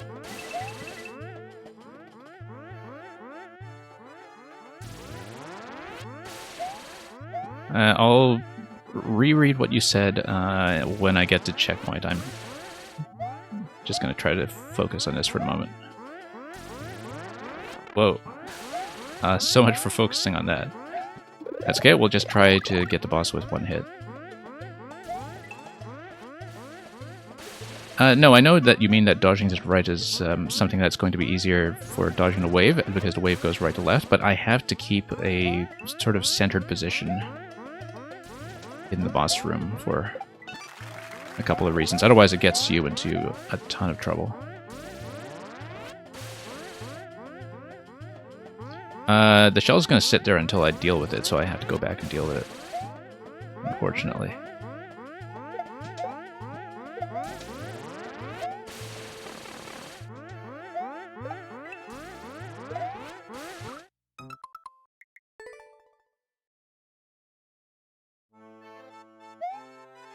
Yeah, because getting hit by the wave is actually less of an issue right now than some of the problems with just being hit by the Koopalings, right? Like, the wave I can largely deal with. But it's when Roy does to fake out, or when Roy has just this weird spacing where I can't quite get him when he's in the air phase. That's where the issues are coming from, I think. And we'll see. I mean, I don't really have that much flexibility because Morton kind of zones you out with a fire. And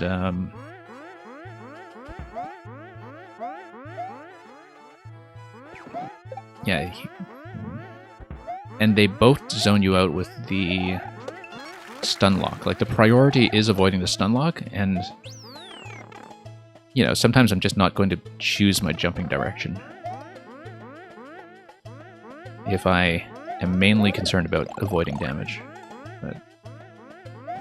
But we'll see. Like, I'm trying to keep that in mind, but you know, I've only even gotten back to the fight successfully so many times.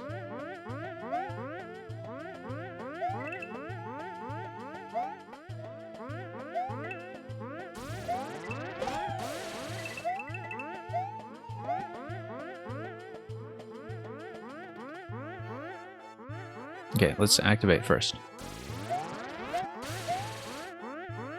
So we can get on the ground safely. Okay, good.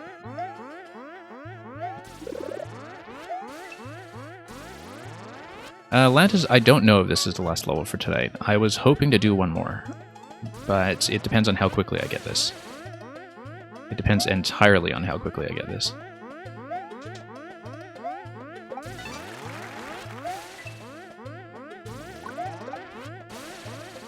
Wow, okay.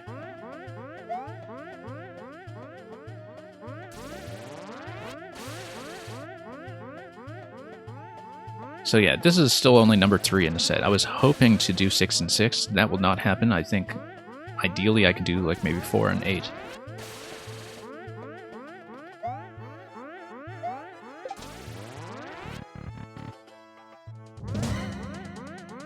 But I did not expect that this would give me that much trouble, so.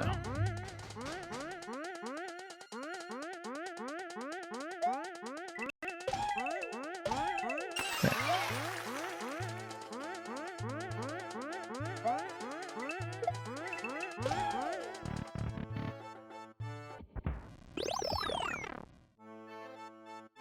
And believe me, I am trying to inhale.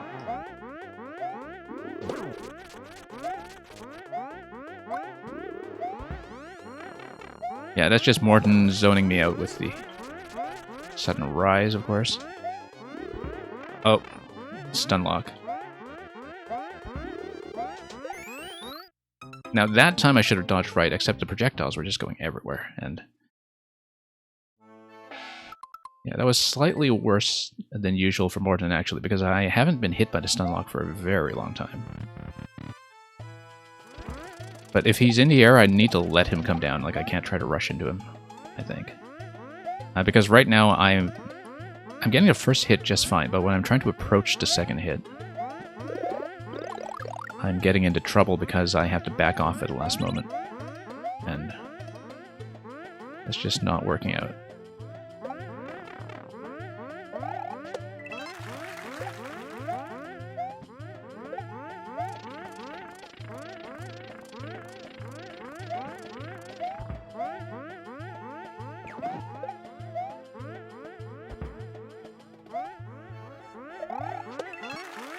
Okay.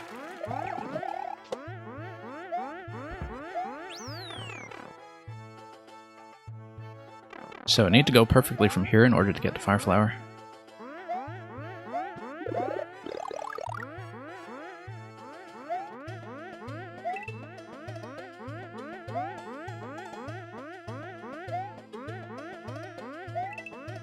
Keep in mind, I'm just trying to do exactly what is required just to clear check this level.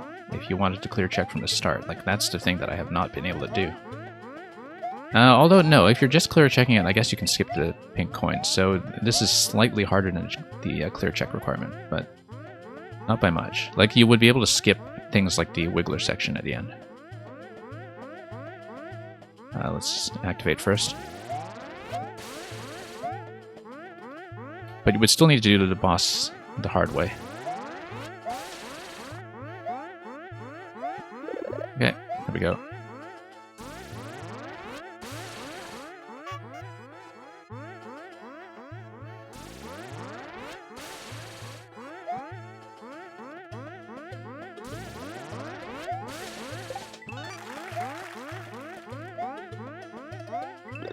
Okay.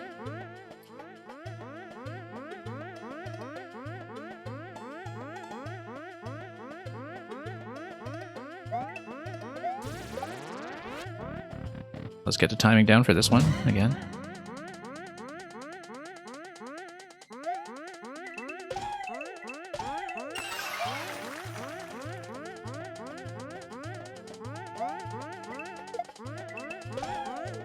That's going a little bit cleaner now. That at least is getting tidied up a bit.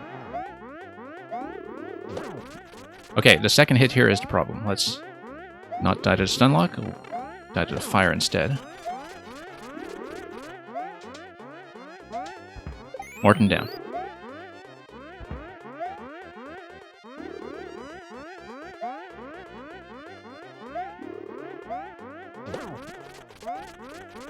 And yeah, we'll try to sweep left to right. And just try to keep that in mind. Although, as you can see, Roy is a little bit out of my range right now. As I was saying much earlier in the stream, one thing that I should be doing is maybe staying on one block or the other. Like the left block or the right block, in terms of the semi-solids. Because the pattern does kind of divide by halves.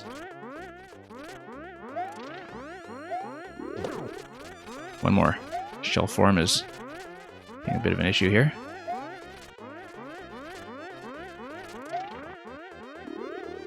Let's be extra careful. Didn't want to go for that. It looked available, but I really did not want to take it. Survive, survive, survive. Deep breath, and go for it. Is it going to break? Yes! Yes. Let's hope we didn't need the P-switch going into the secret room.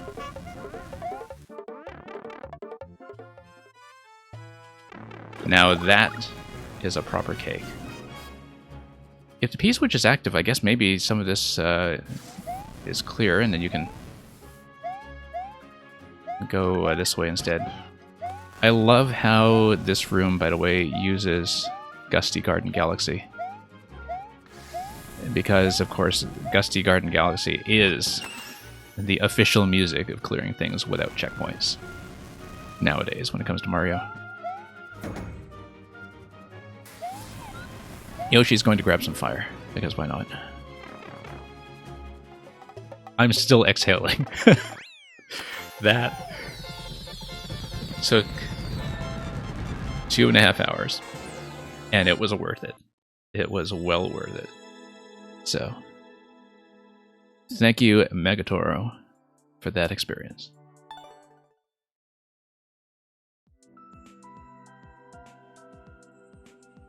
Let's take a look at the comments, and in the meantime, I'll decide whether to continue.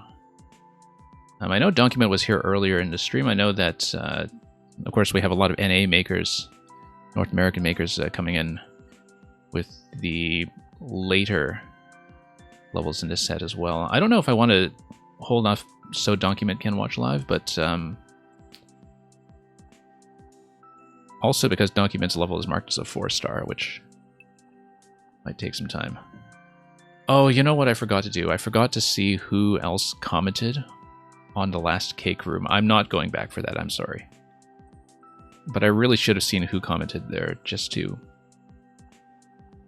experience who else managed to get it. I actually wonder if that managed to get into the Bizuzuki cake tier list, although I assume it would have been because he's pretty thorough.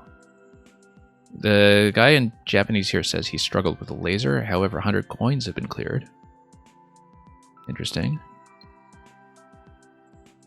Oh, Grakowski is saying, how did the Muncher get a loan? Easy, it just signed on the dotted line. So, Grakowski going off on a tangent as always. We have a long Japanese comment. Said struggled from the middle of the first, however managed to clear it. And just commenting on the boss battle being interesting. Ooh, here's another long message. I'm going to take my time with some of these comments simply because I am still cooling off from that experience. This guy says it's addictive and kind of like jumping rope. Fun like jumping rope. And that's very true.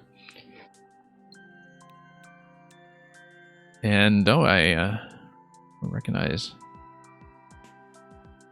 some of these makers. First fellow up top saying it was a course full of tension. Zenmai saying something very similar about timing. Lots of Japanese comments. I'm not reading everything, but I'm just scanning briefly to see if anybody is saying anything other than just complimenting the mechanic and the boss and talking about the difficulty. Yeah, so I don't know who else got the final cake, but that was a neat illustration there. Cake. This guy probably didn't even see a real cake.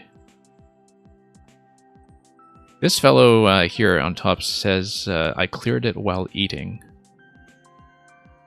I laughed at the punchline. Or so my machine translation suggests to me.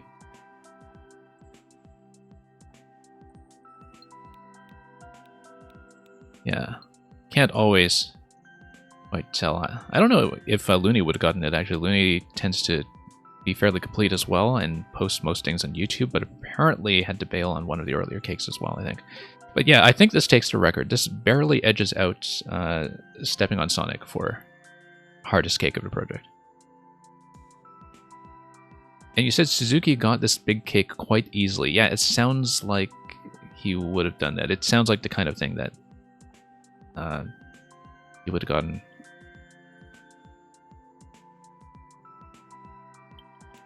So let's see here.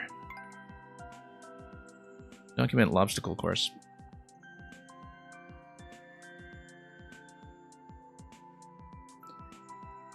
You know what? Let's do it. I don't know if we'll get cake route on it, but I'll at least try to get the clear. If I don't get the cake route and if we're running really behind on time, then I'll continue tomorrow. Be advised, as most people know here, once I start getting the stream past the 4-hour mark or so, sometimes emergencies do happen and I do have to cut off. So hopefully we can get through one more. This will definitely be the last time. No. And Electrodude, thank you so much for coming by, and thank you everybody for the GGs earlier, because that took some work.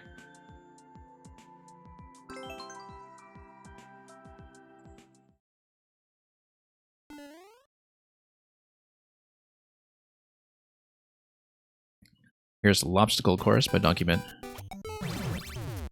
This is a 4-star level, apparently, and the last one wasn't, in terms of difficulty. I guess you just need to not get pitched. And then, yeah, you kind of need to dash into this. And that's the mechanic.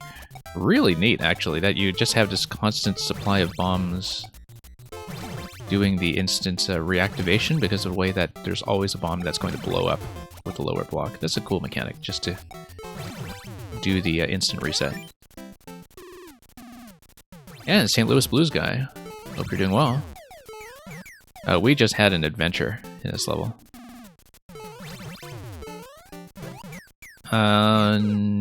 Okay. No, we should go for the P block marker, obviously. This is the first stream you've been able to catch since following me. Yeah, my times are a little bit difficult for people, because it's either too late for people in North America or too early for people in Europe. And so yeah, I'm glad you could come by. We just had a grueling 2.5-hour adventure in a particular level where the hard mode gave me some issues.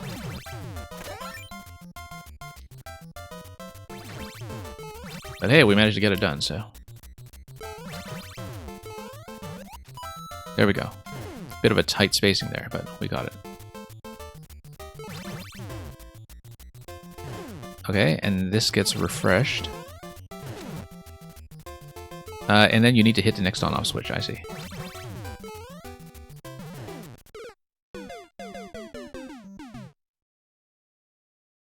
You caught the very tail end? Yeah, no worries about it.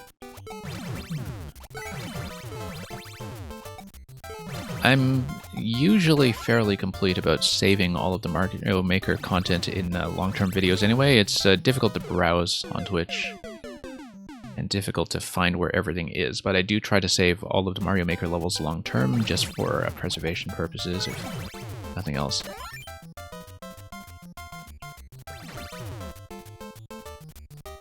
And it's painfully disorganized though, and I should actually cut some things for YouTube at some point, but I have a lot of footage to comb through for that. There's an easier way to do this first jump. If I get on the note block myself, I suppose. Yeah, I should have considered that earlier, for sure. Just a little bit late there.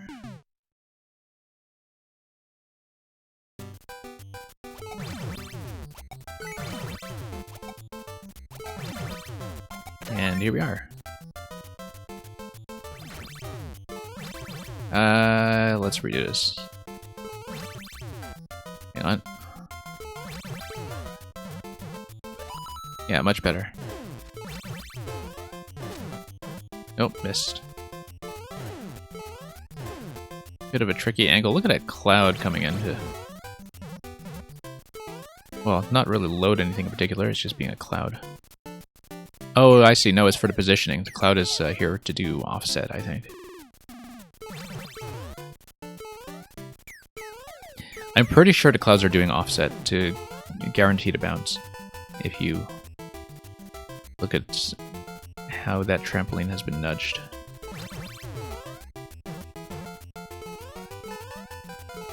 Okay. Nope. Hang on here. I need to jump a little further to the right of where the trampoline lands. St. Louis Blues guys, you're not the first person to tell me that.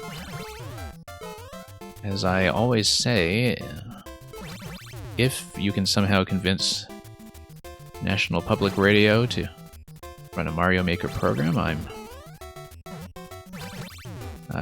definitely not against that. Whoops. You hit the mushroom, and then you have to grab the mushroom. The mushroom would give you a damage boost, I suppose. Oh wow, it's going to be pink coin collection for this cake, too. That's going to be some work.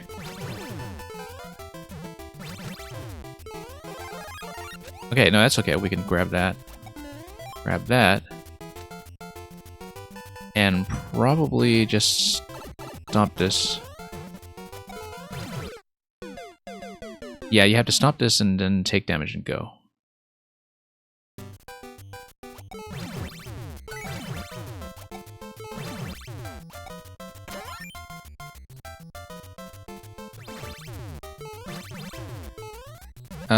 No, let's not do that.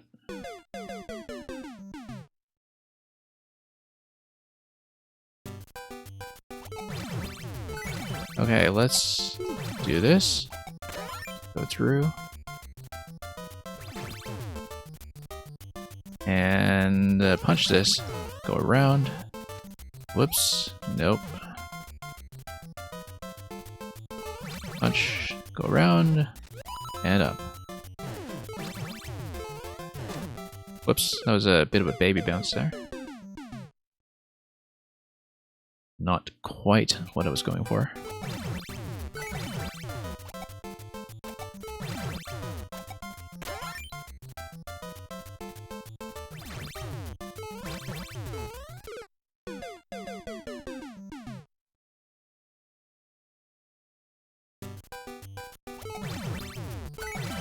And yeah, just really kind of need to get warmed up with some of this timing here, too. Get everything to behave and get myself in position ahead of time. There we go, much better. Slightly on the right side, as we know from experience, not that far right. Yeah, a lot of coins, 8 coins in total, probably 7 and a safety if we... Thinking about it as broken over checkpoints as is pretty likely to be the case. Whoops. Totally missed. Yeah, you have to go for the marker right away and then get on top of the Koopa, get on the right side, and then... After that, we may be in business.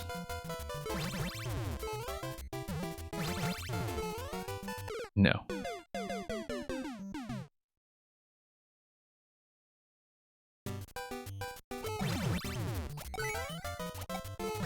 Okay, tap that, go around.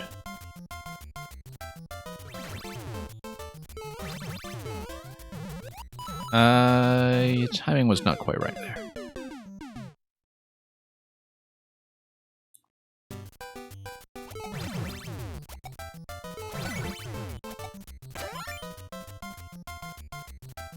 Alright.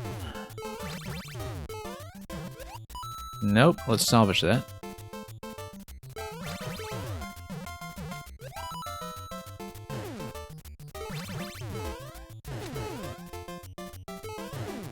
Yeah, I should aim for the markers better in general. I mean, I don't tend to be a very marker-oriented player, as most of you know. That's getting me into a bit of trouble here, in terms of hitting those positions accurately.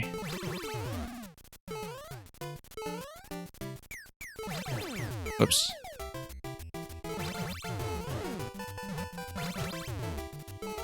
Nope. Actually, that's fine. That's not fine. I do, in fact, need a mushroom.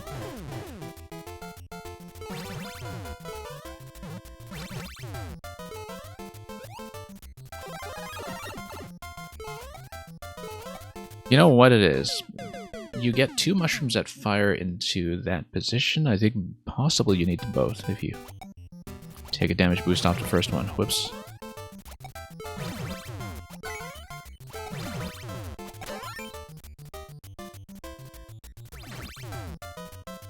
Okay, let's do this.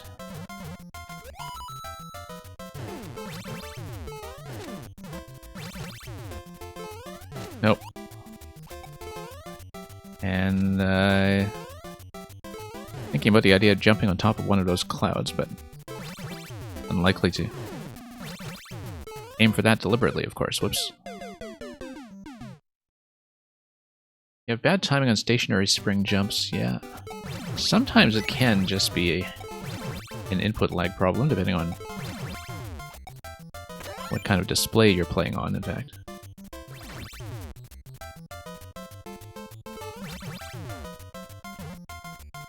Because I remember in Mario Maker 1 thinking, wow, how am I so awful at spring jumps? Because the first thing I built in Mario Maker 1 was using springs.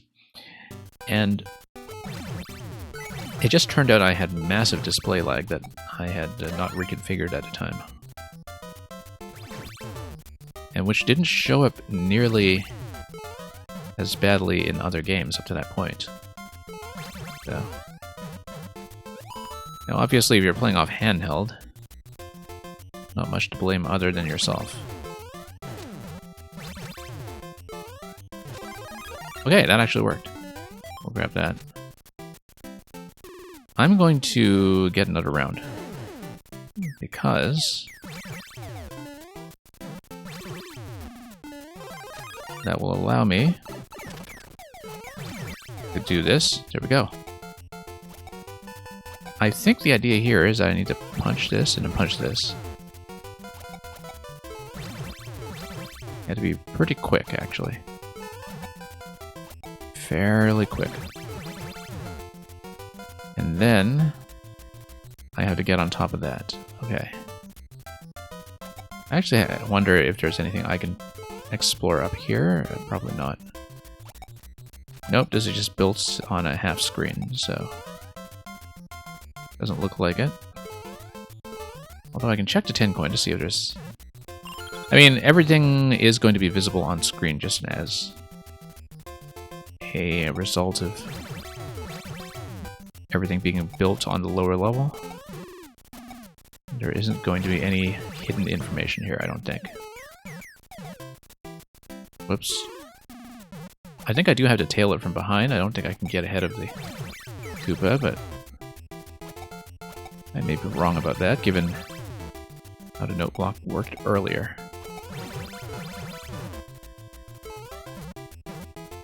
Now, probably just short bounce off of this thing.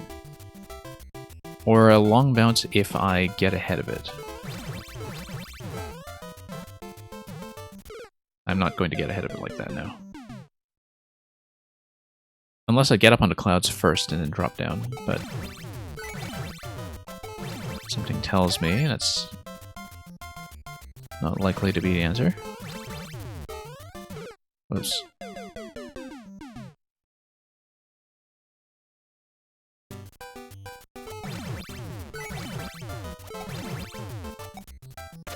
Deceptively technical, you say? Yeah, I mean, it's once again just something that gives you all the information you need, except the timing is something that you need to really kind of focus on. Do I want to grab a second mushroom there? I can do without it, I think. Oh, except I would need to respawn to Koopa. Hang on.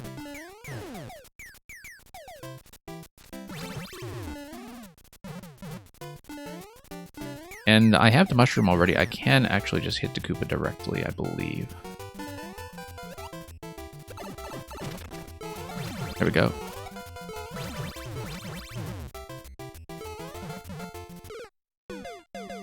Now, because if I get a high bounce on a jump block, I get way too high and don't get to hit the Koopa timing. So I think I don't understand that pattern yet.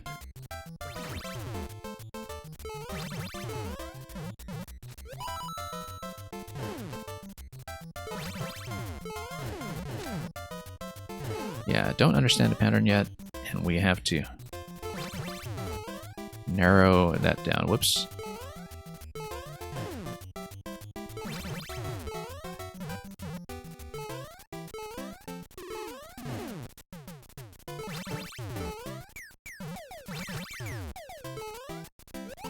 Nope, not quite. Let's redo it. Just gonna come back to make sure we get the respawn.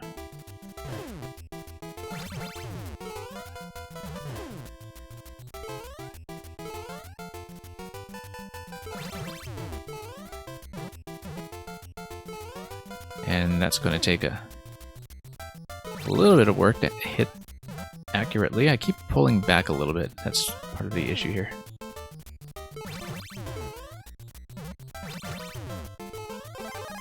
There we are.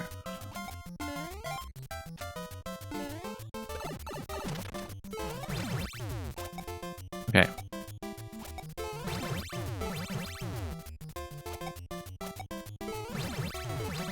Okay, I still don't know what my entry timing is here. It's going to be this. Yep, it is going to be that. You have to get up onto the cloud and you have to let him land. That has to be it, I think.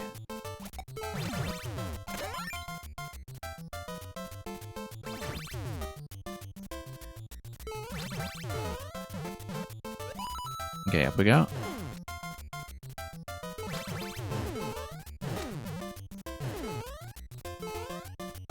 Yeah, good thing it's fairly generous about letting you retry.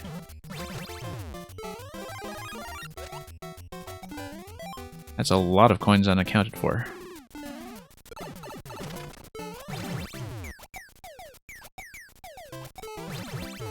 Nope, missed.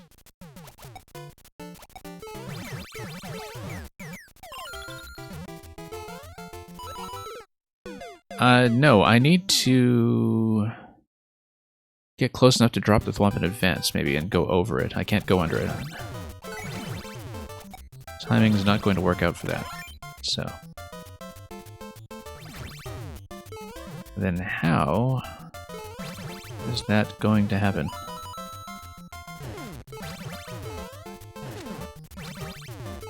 It's quite nice to flow through this smoothly, though, once you get into the habit of getting a few of these in a row. Also, as you can see, landing the spring over here works as well. Might arguably work better. Let's redo it. In fact, I think I like this method better. But you need to be fairly quick about the bounce.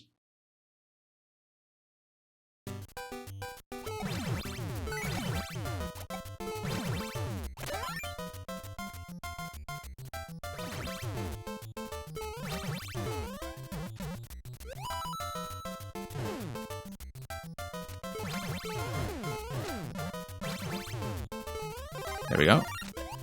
Yeah, much better that way, in fact.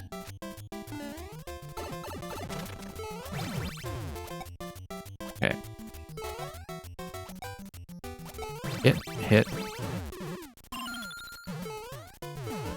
Yeah, no, I just reacted to the thwomp a little bit late. I just need to make sure the thwomp gets lowered in that really tiny window before I head down to the Koopa. So you do kind of need to be continuously active. There's no time to stall. Because there's the thwomp interaction, they're mostly acting to require that you stay active and like on your feet. And just give you something to do while you wait for the Koopa timing to work out. Okay. There you go. I mean, the mushroom does kind of go off screen, so for that timing, you do need to be pretty attentive. Nope, missed. I was trying to get off the cloud and I just didn't make it all the way across.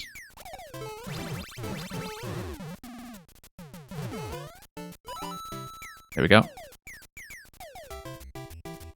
Now, I need to hit this, and then... Oh, look at that. I guess I need to maybe stomp on a shell on top of that coin then, maybe. I don't know, because I haven't quite read this accurately yet, and... No, I think I should actually have an opportunity to... maybe go back and redo something.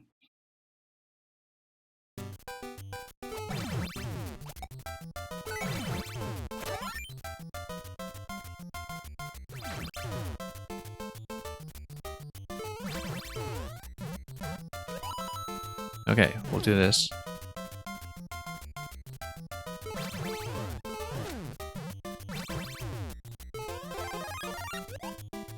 Okay, here we go.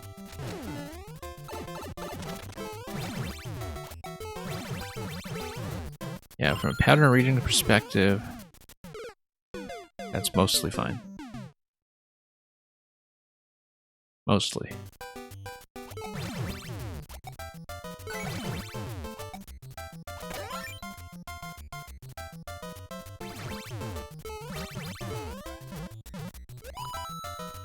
Yep. Plenty of opportunity to just go fast here. Whoops. Not that fast.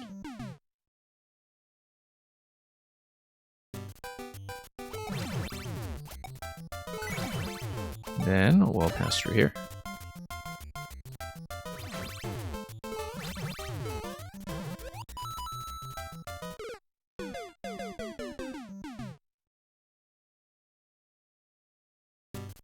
Yeah, got a lot of level left to explore.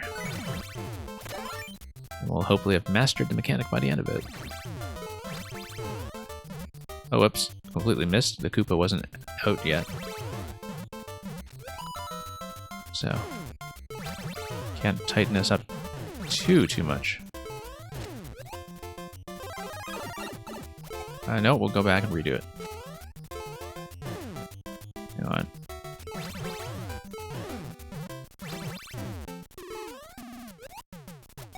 Nope. A little bit late on a mushroom. Can't quite go right away on the mushroom though, there is a slight delay.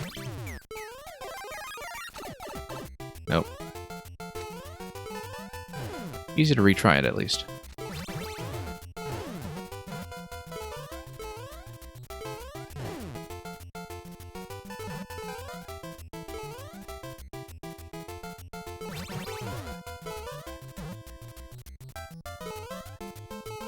Well, I mean, this will take quite a bit of refinement.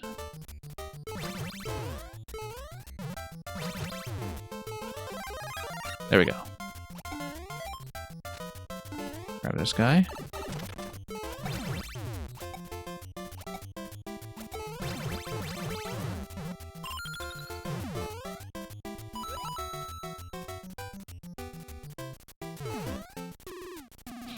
Yeah, so I need to hit this and I need to go for the Koopa shell. Not right away, because I want to actually hit the Koopa over the coin.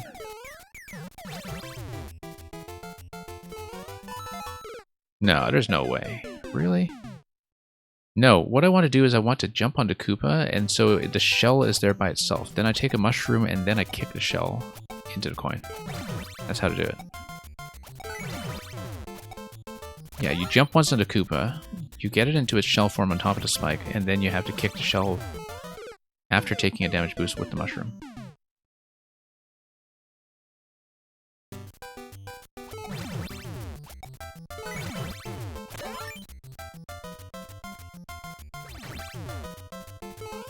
Whoops.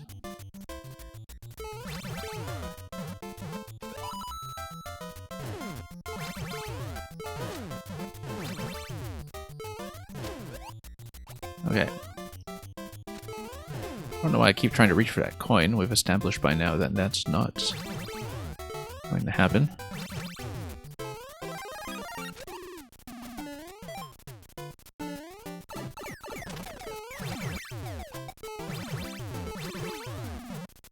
Nope. Let's redo it. Yeah, fun interaction here for sure, though. I wonder if I can just go up. I can, but that doesn't get me anything.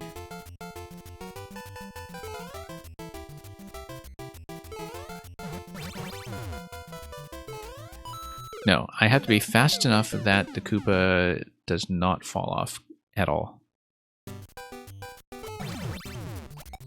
That's the only way. I do have to kick the shell.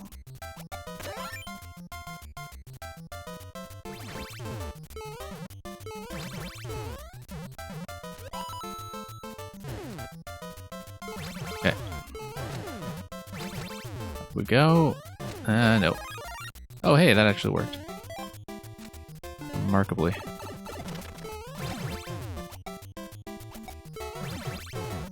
Nope. Let's do it again.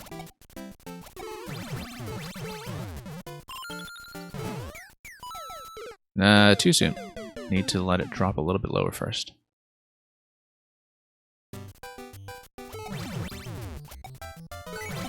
Well, we're still only a fraction of the way in. Haven't even collected coin 2 out of 8 just yet.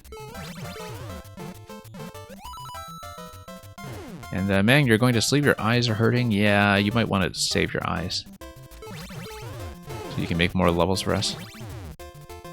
Oops. That's okay. Have to bank up energy for tomorrow. I mean, I will be back. And Mang Mang 69 should be up tomorrow then.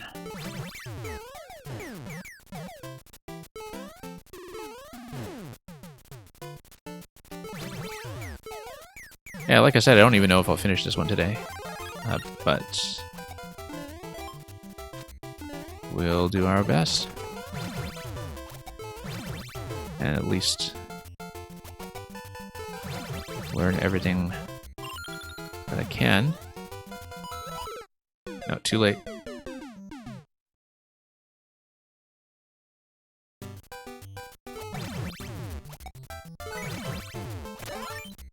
Yeah, it's a lot of these timed interactions once again with a long jump involved. A lot of time between the initial jump and making contact that I tend to have just tons of trouble with. But gradually getting into the rhythm. Nope.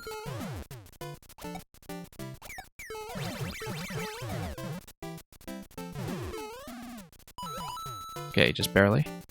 Now we have to go fast. There we go. Kick this. There we go. Then we grab another mushroom. I used mushroom to hit the bottom on-off switch. And then jump over.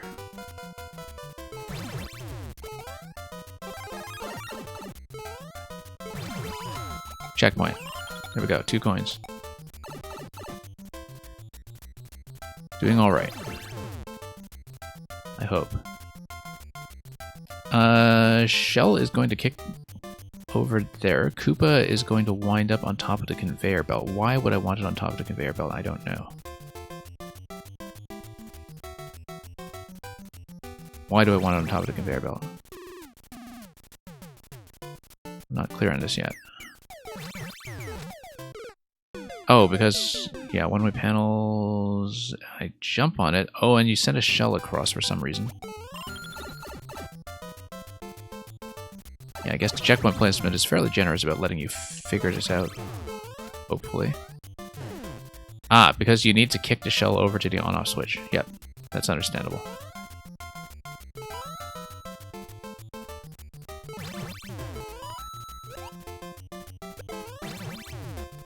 Yes, that's how to do it.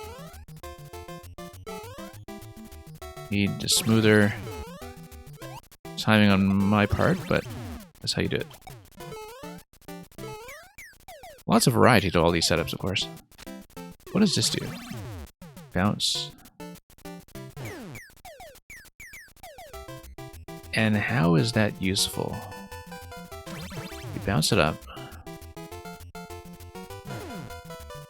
One-way panels are going to obstruct me there, so if I hit this first, it gets the POW over. Notice the coins that are up top. I feel like I need to move the shell somehow through the note blocks, but... Oh, I see. No, I have to enter the right side, like this. Then I dunk something on a shell, yeah. And then I have to fire it to probably the left side and the right side, maybe. Right side, yeah, it's going to take a while to... Yeah, I see. And then I have to get on top of the POW. Once I get on top of the POW, then I ride it. And then I jump to hit the question block up top. But of course, first we have to not do that. Okay, no, I understand it.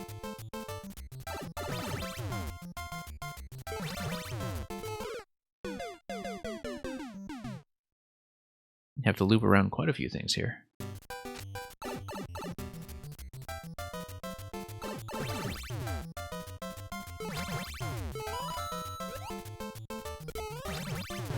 Okay.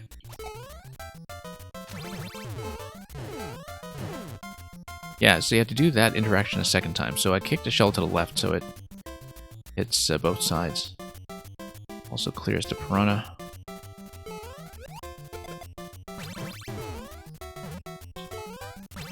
And then I have to get up there and ride the POW.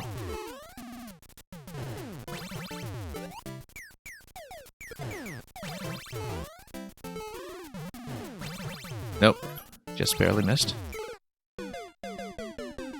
Is it possible to drop the Koopa on the pit and then, yes, everything respawns in the launchers because the red build blasters make all of these setups repeatable. So.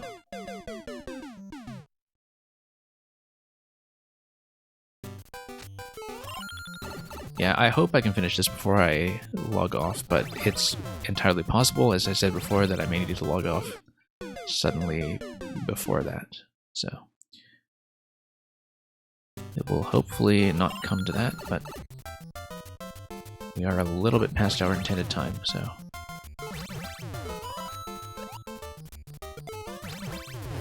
Okay. Need to hit this on the edge. Dunk this guy.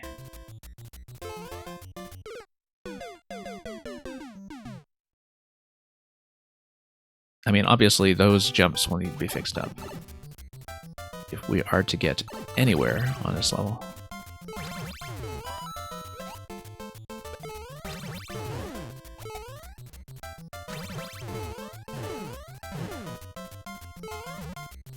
Okay, dunk this. Back down.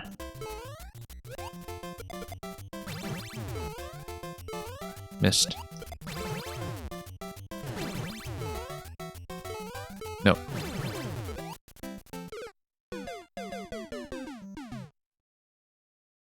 No, I just need to have a good left to right movement towards the trampoline that also dodges shell. Well, that was spectacularly accurate in all the wrong ways.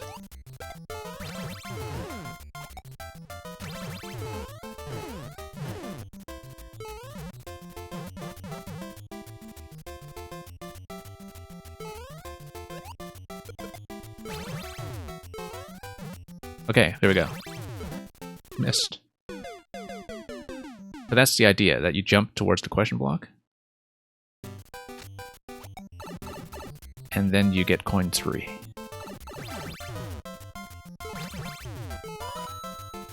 Whoops.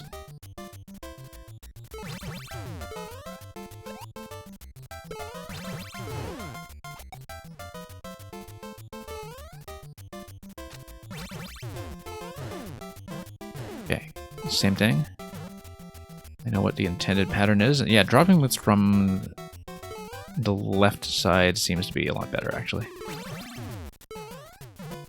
Okay, let's hit this. That was just a reading error. I need to go up to the top left in order to grab the spiny hat and that coin over the one-way panel, so...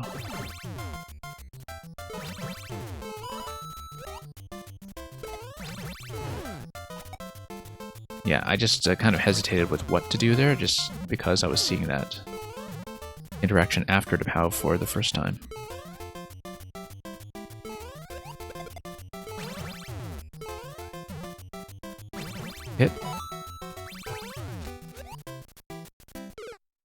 No, actually, I think I need to go to the right side first to go far enough that we have a respawn and then go back. I don't think I have the momentum to make it. Unless I need to do something with the Pow Bounce.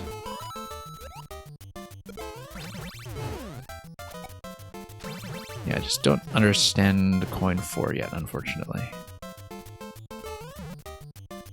Partly because we have to read some things like the one-way panels there just to get a sense of what's happening. I do like this back and forth interaction solving itself here, though. Ah, yes, because this launches to the left. Okay, so we can go around like that, yes.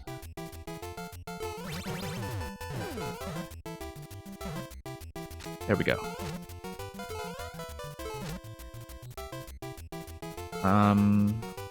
I feel like I needed to hit the trampoline higher to go all the way up here. Unless... well, what happens when you kick this?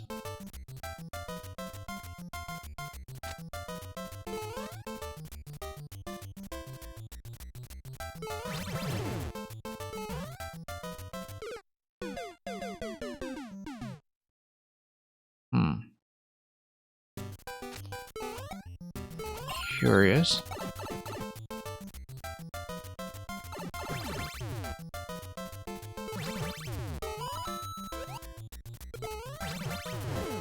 Yeah, I have some ideas about the one-way panel, but we need to get back to the one-way panel over coin 4.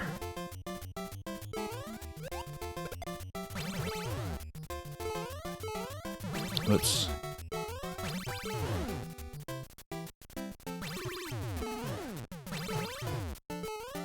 This synchronizes quite nicely.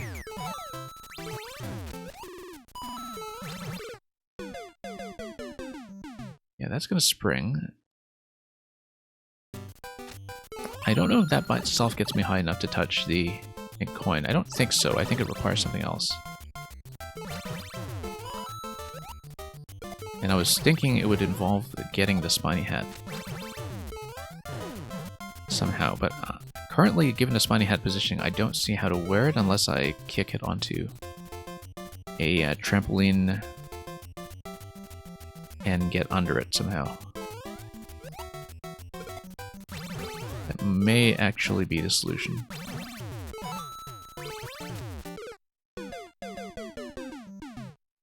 Yeah, but you kick the shell should hit a trampoline, it will go up into the air, and then I get under the shell and wear it.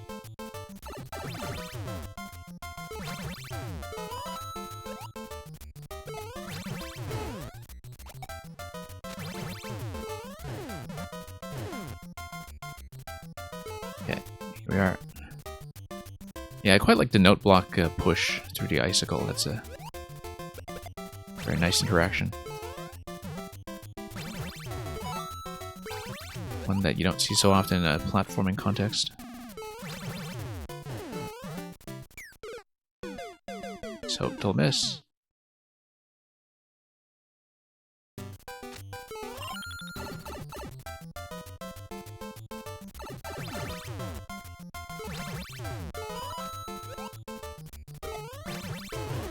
Okay. Here we are.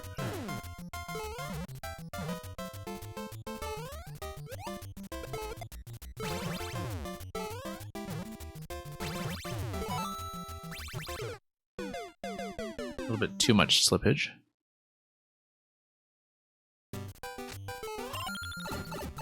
Yeah, I presume the spiny shell is wearable.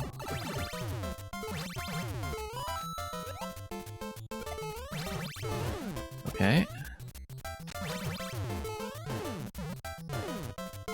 It's a very satisfying order for sure. Just to see a couple of these switches with repeated use.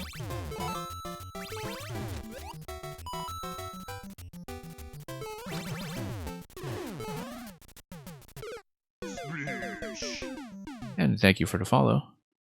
As well as the raid that is coming from Paparazzi. Let me make sure I actually spell your name correctly in the shout out this time around.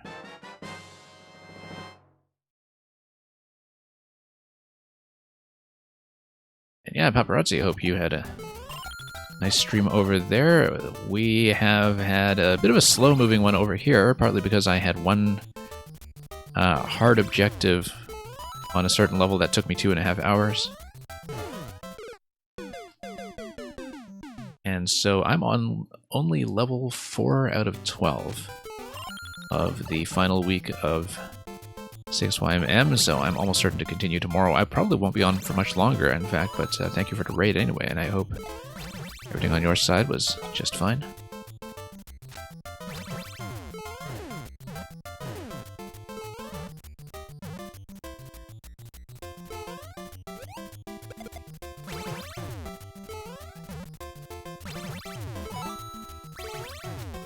Okay, let's do this. Wrap around accurately for once. Yes, there we go. Can't quite get this, but we can kick the shell and follow it, and... what does that even do? Oh, okay, so it goes down there and it kicks the on-off switch and lets me through to the second checkpoint. Well, that's not good enough. We need to get the coin instead, so... We had long, meaningful conversations today. Okay, hence the category just chatting.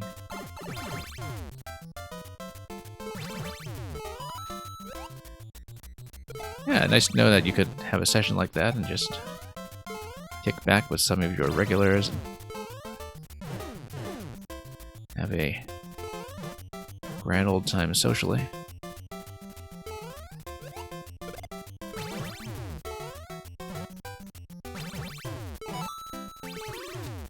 No, why did I do that? I have to go right. Yeah, I've never actually run just chatting stream over here myself. I mean, sometimes to make your streams turn out that way if we are at a certain pace. And yeah, Luca, in terms of the kind of combination puzzle and platforming, I find that very satisfying as well. That you figure out how each element works and you also have to put them together as you go and understand their movements in combination.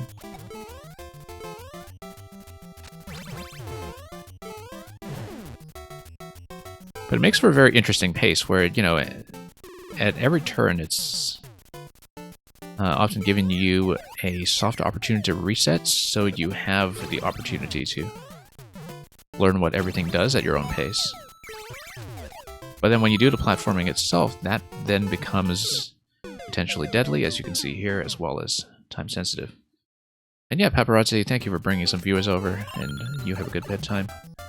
Like I said, I will not be on for too much longer myself, I don't think.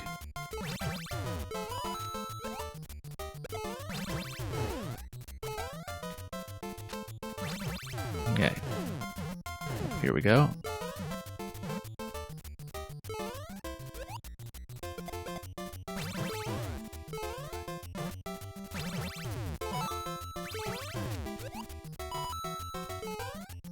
And...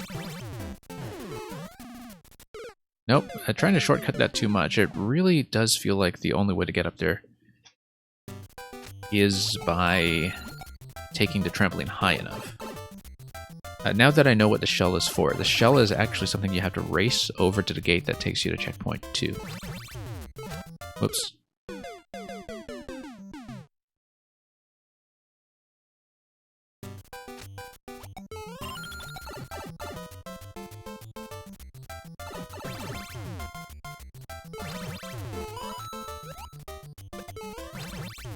Okay. And yeah, there's quite a bit of variety to every single mechanism here, too, where, you know, the principle is always the same. But every switch does something slightly different, and so it's almost like plugging logic gates into each other.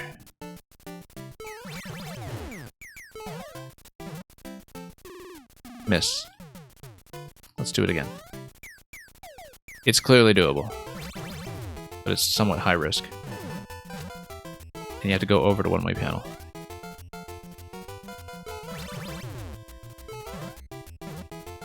There we go. Now let's race. Okay.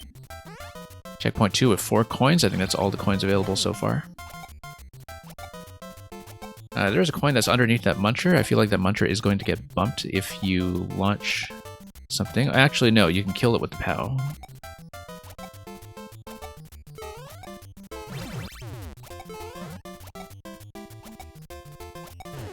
I have to jump over in midair, land on top of the P block, and jump over again. Interesting. But I have to hit the POW in order to kill the muncher at some point, though.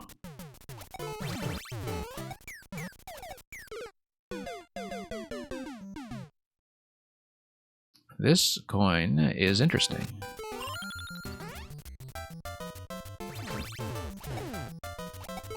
Yeah, I have to hit the POW on one cycle, I think. And the fact that I can go under the clouds on my way back in might be useful here.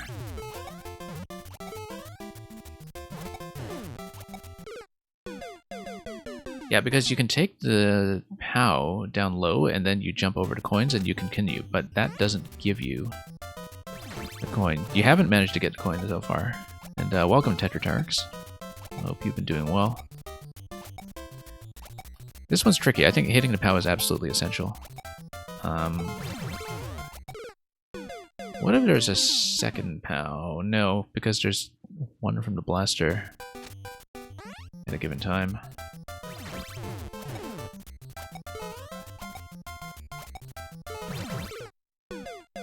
Yeah, I was trying to get off there quickly enough so that I could get under the POW somehow. Possibly I hit this and I go under right away. No, I can't really. Yeah, the standard way... You can actually kind of ride the POW all the way over. I need to know what's in a note block. That seems essential. Until I see what's in a note block.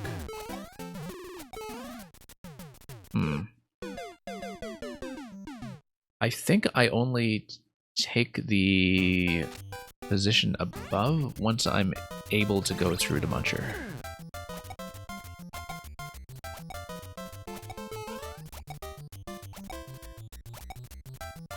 Yeah, there's something strange positionally going on here where How's going to get a first bounce? How's going to get the second bounce? Let's ride it out first, just to... Oh, I see. No matter what, is going to drop you in the clouds. I see. So we do need to jump over. So if we come over here, bump that, and then we can jump back over. Why would we want to jump back over? Because that allows you to do this.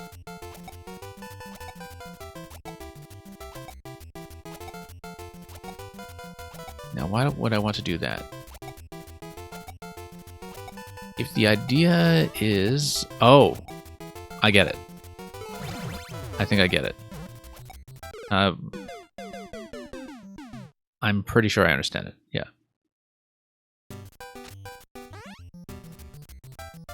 Might be tricky to execute, but here's the trick. You use this on-off switch to fire the other POW, I think. Except the other one hasn't respawned on screen at this point, so I don't know if that's going to work out. Maybe not, then. Then...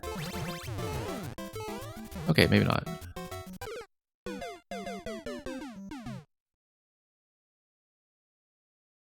But I feel like you do have to loop back around somehow. Yeah, because the POW comes out immediately.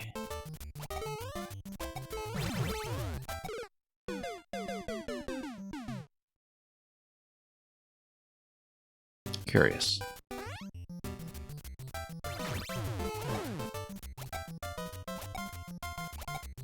Yeah, you can jump over. POW goes down.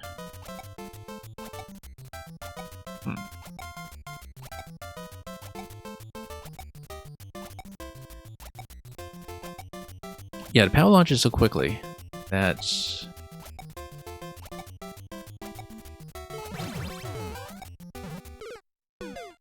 You don't really have a chance to get under it, I don't think. I might need to experiment with this a little bit. Yeah, I can't get under it there.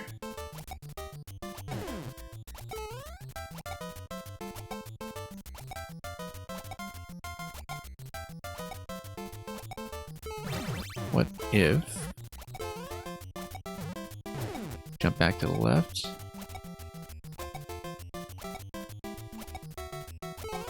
Instead of aiming to land on the POW, if I drop down immediately and try to race it down to the note block. Or just kind of follow it down with this kind of jump, like this. I'm going to try that jump a few times because that might actually be key.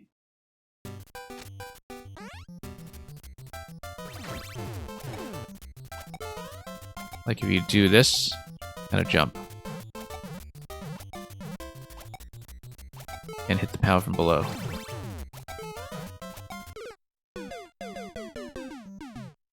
No, you're not going to be able to beat its timing.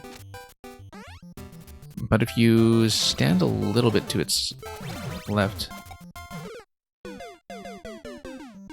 and then drop.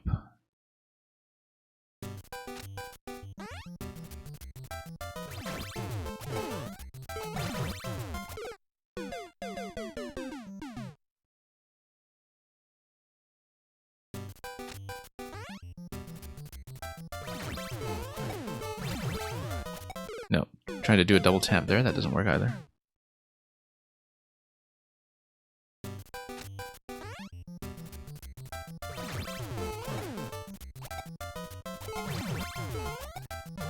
Nope, my mistake.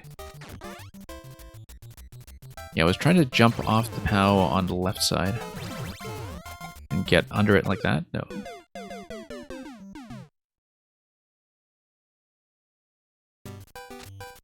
This seems the most promising method so far. It's not much of a method, but... Oh, look at that. Yeah, problem is I'm still ending up on top of the POW.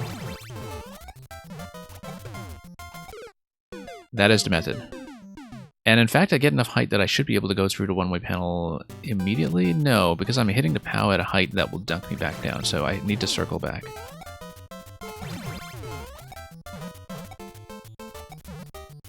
But I feel like that is the method. There we go.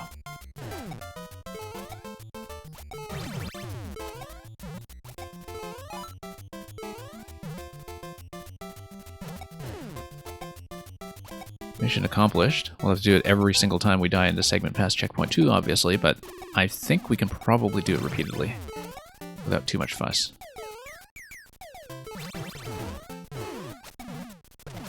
Whoops. And I'll have to, as you can see. But hey, very satisfying to figure that out. It's just that you do need to figure out what the spacing is in terms of how far behind a POW you have to lag on the way down.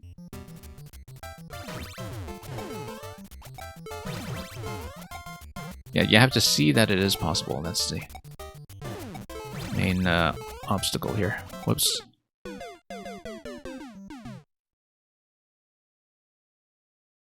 I say that, of course, just as I start wiping out on it. I'm not quite getting the spacing right. Yeah, that's a little behind now.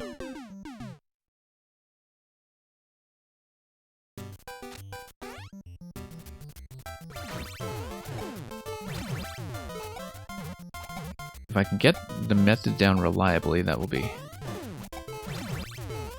much better for the purposes of repeating this segment as I learn the other ones behind it.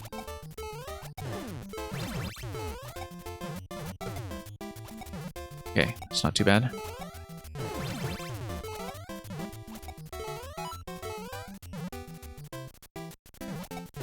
Okay, back we go.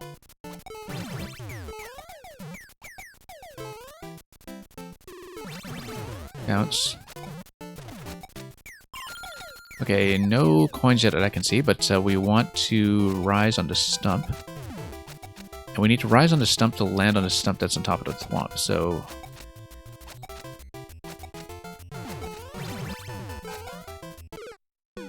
yeah, I need to do that a little bit faster. It's purely a speed check. Speed and accuracy check, I suppose.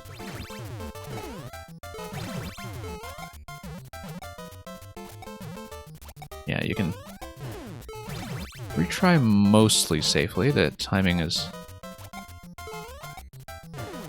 a little bit difficult to hit the sweet spot, but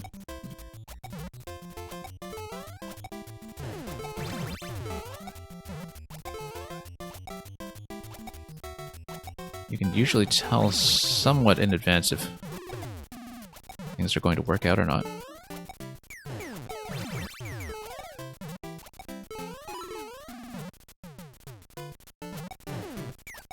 Yeah, kind of fun to dance around this segment in so many different ways. Having to loop around it in multiple configurations on a single run just to get that coin and emerge safely on the other side. Totally forgot about my coin pattern here. Let's see. You can also get the coin right away after hitting the POW. I was looking at that earlier and I was thinking maybe that's possible depending on how high you hit the POW. I guess you cut right through the POW, don't you? You can try it. Yeah, that's much better actually. Yeah, because I saw the animation there earlier and I was wondering if that was better, and it clearly is, I think.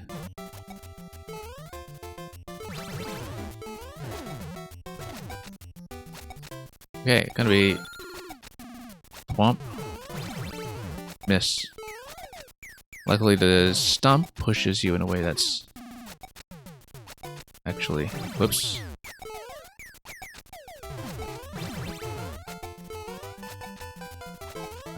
Okay, Koopa is going to be next. Koopa looks like it's going to head over to the spikes. Looks like this is another case where I need some kind of shell kick. Or even a shell deflection where... like you would need the shell to be pushed off the ceiling, perhaps. Oh, let's not get franked. And, whoops. Yeah, because the shell hits down there, you have to head there. Yeah, no, I don't think it's really necessarily 4-star either. But hard to tell, though, so far, because it does have a certain requirement of figuring things out, and certain players are definitely going to struggle with that, I think. In that the platforming is pretty unconventional.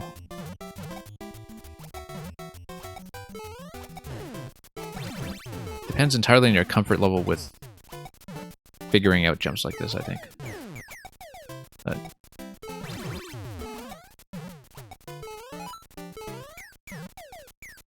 let's see here.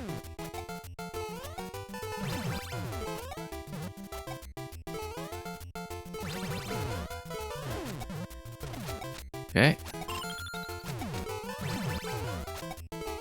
There we go, that's pretty smooth. So I need to not hit the ceiling myself. But I don't know how the Koopa is going to work. The Koopa allows me to jump forward. I don't know if there's some kind of thing that I can do to wrap around here again later. Mushrooms seem to be firing to the right, but if I have a mushroom to do a damage boost, I can go back. That platform will fall, but I probably have an opportunity to respawn it. Not anymore, I don't. Hang on.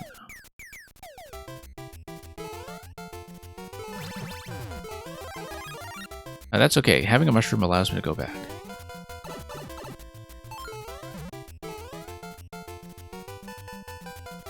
Okay. Remarkably, we're almost done.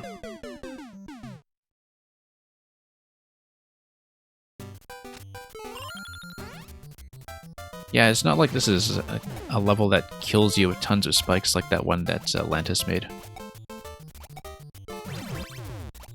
Whoops.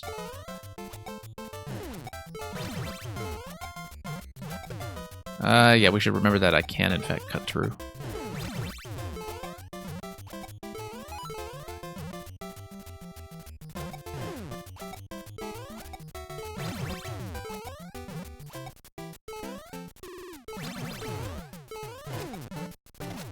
Whoa, no. Not quite.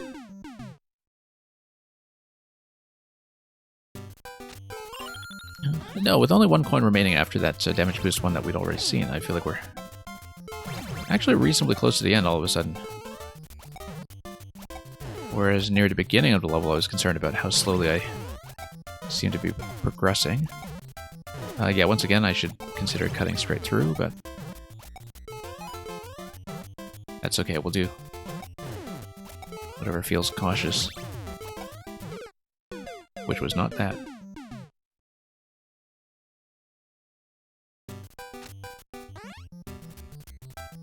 Yeah, I hope I can finish. It's getting into somewhat dangerous territory for me in terms of whether I will have time. So.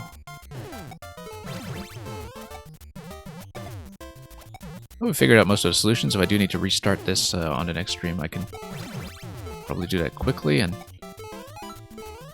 possibly with the maker in attendance too.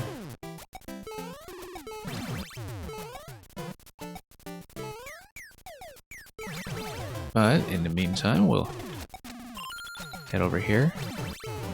Nope.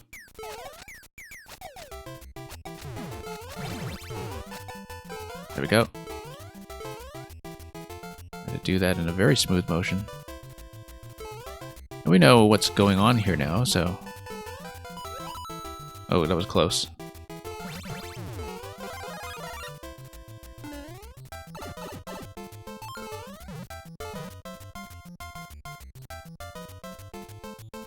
Okay.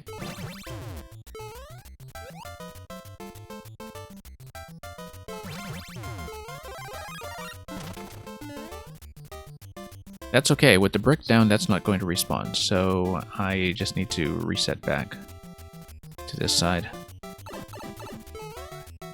It's funny because this coin is not really a challenge coin, it's a guidance coin.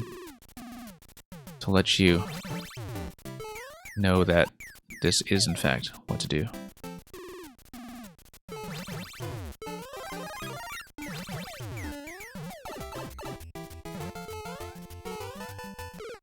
Oh, I have to intercept the flower in midair, okay. I have to intercept the flower in midair and I need to fire with it. I didn't realize that until I saw the ice blocks on the right side.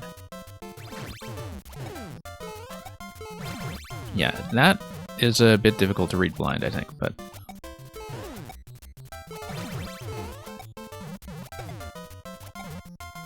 we'll try it. Still doing this a slow way, but that's okay.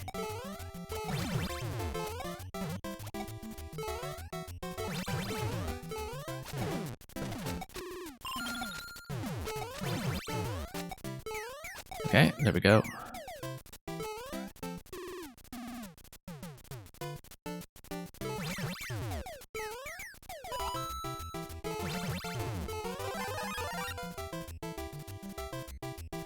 I probably should have gone for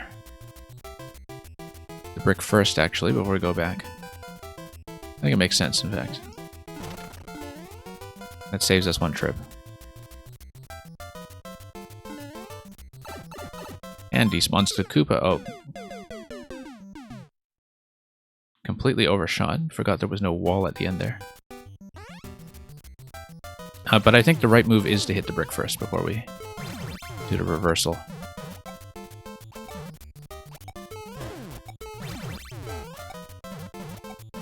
Nope, missed.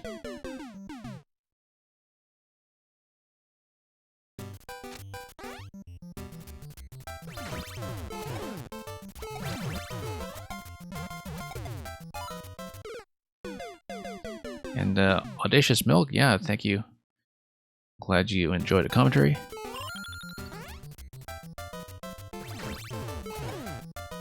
Even though the stream has been running long enough that I am beginning to slow down a little bit.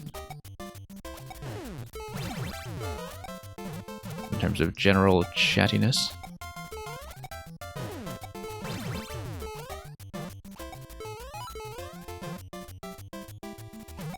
But yeah, thanks for dropping by and listening in.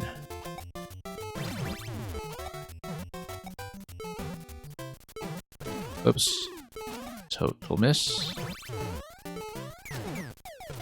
Nope. I thought I'd lost too much momentum there, and I was correct, so.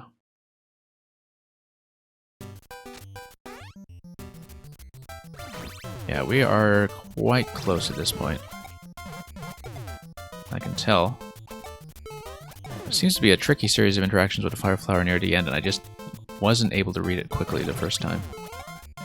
Because I didn't know where the fire flower was going.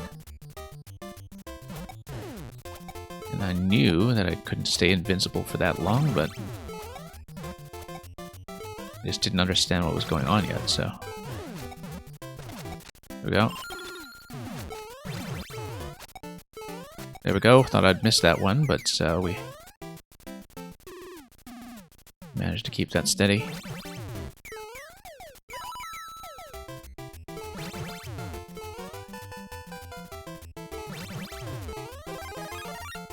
Okay. Brick first.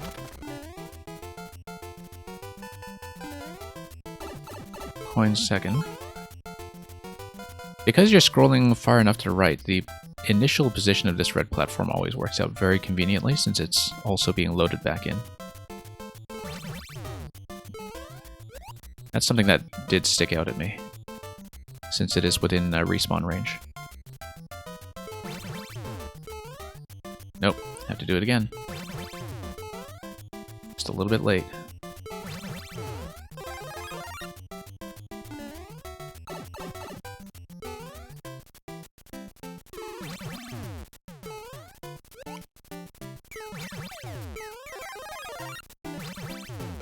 No, too late on everything.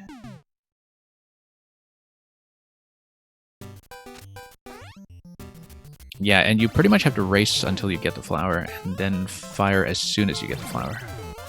That's my understanding.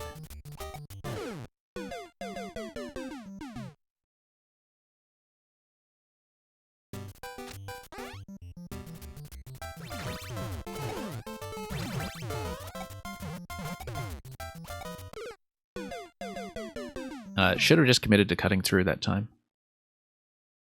And hitting the one-way panel immediately. Just dying to a little bit of indecision here. You know, just from gauging my momentum on the spot and understanding what the safe approach is going to be. We do need to decide that on very short notice sometimes. Okay, that time felt smooth. Let's wait until the platform goes down a bit. Create some space. That was a little bit risky. Back to the guidance coin.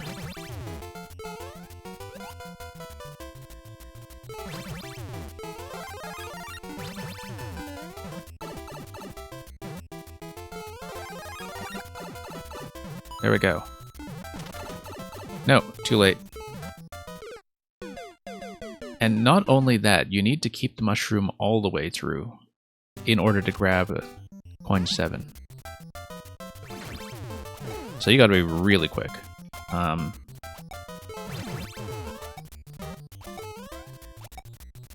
then that's coin 7, and that's pretty much the end then.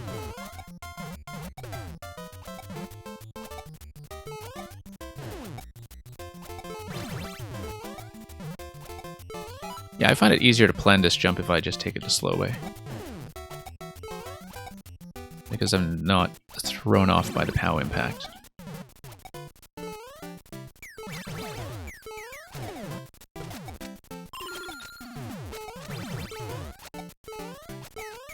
Here we are. Close call there.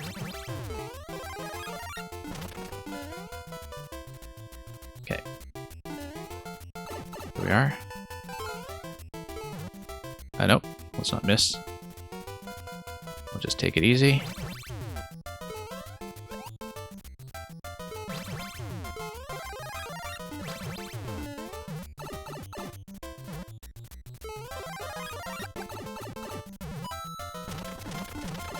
No, too late. However, do we get a chance to redo it? Yes. Yes.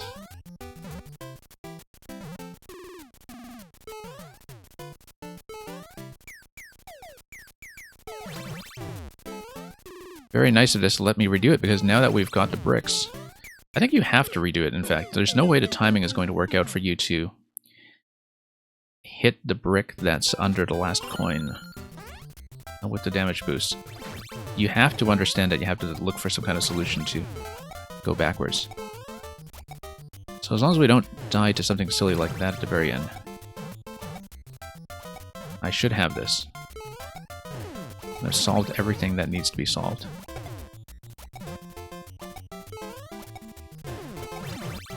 Let's go.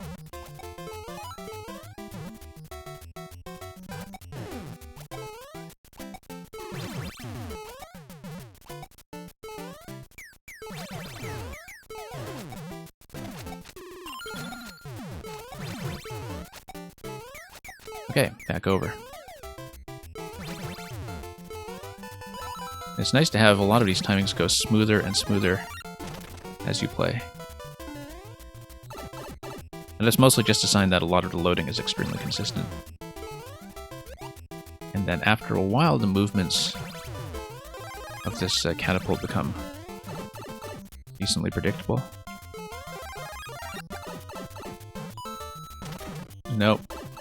That's okay, we can go back. It's possible to retry. If you understand how flexible this level is about letting you retry, that's the thing that really eases up on the difficulty. I think often it's possible to be enough of an impulsive player that you don't necessarily think about going back and redoing it. That last one was a little bit flubbed. Shouldn't have gone so far ahead, of course. I feel this is within reach.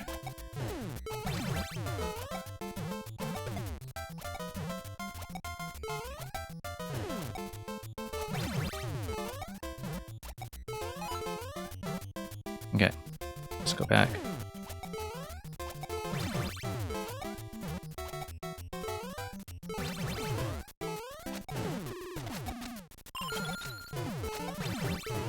Nope.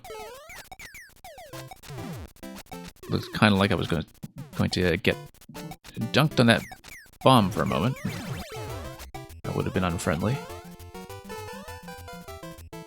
Only looked like that, of course. I knew, looking at the layout, that everything was going to be safe. Okay, quick repeated jump. Go back for this.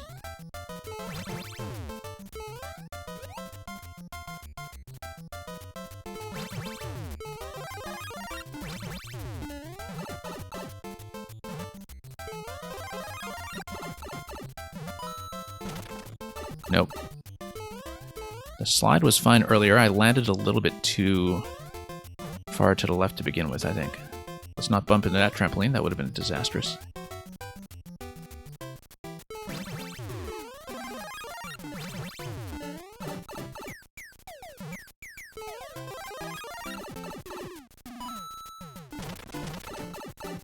And then we reverse and we do this one more time.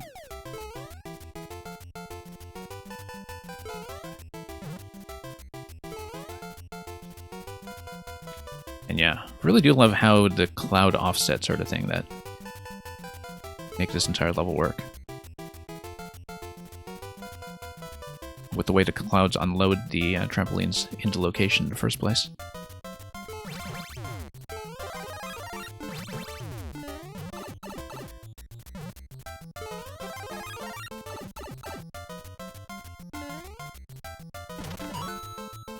50 coin. And we are through. Yeah, let's get the safety coin before we do anything else.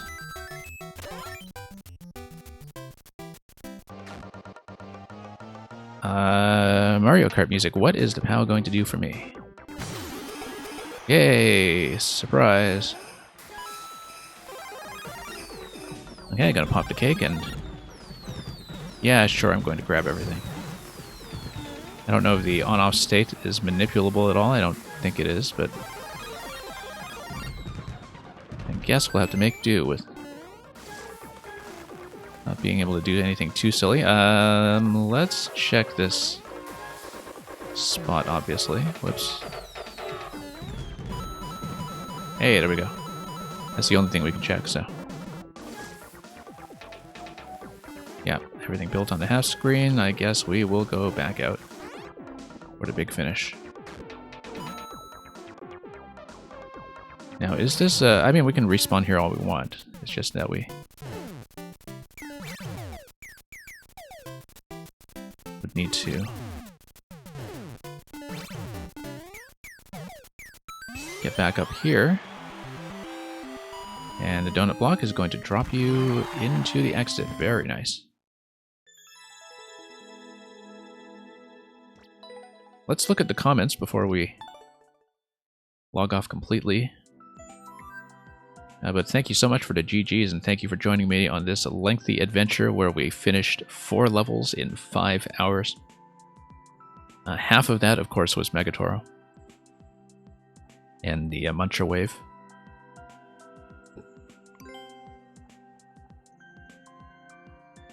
But as for Lobstacle Course... And I agree with Gilmore. I've played a pretty good number of Donkey Mint levels. Not all of them. I missed many of the early ones from 2019, but this is one of the best. As was discussed in the chat earlier, just a really nice mix of puzzle solving as a requirement for platforming, and just a really interesting pace that comes out of that. Krakowski playing some Mario Tennis with a lobster here. The lobster didn't sign up for this. There is this kind of continuity that you can imagine going between the different Krakowski story comics that you see on all of these levels. And one of the most Donkey Mint levels you cleared, yeah, it really is. Just a very satisfying mechanism. Look at this from Choo Choo. Choo Choo really bringing the lobster to the party.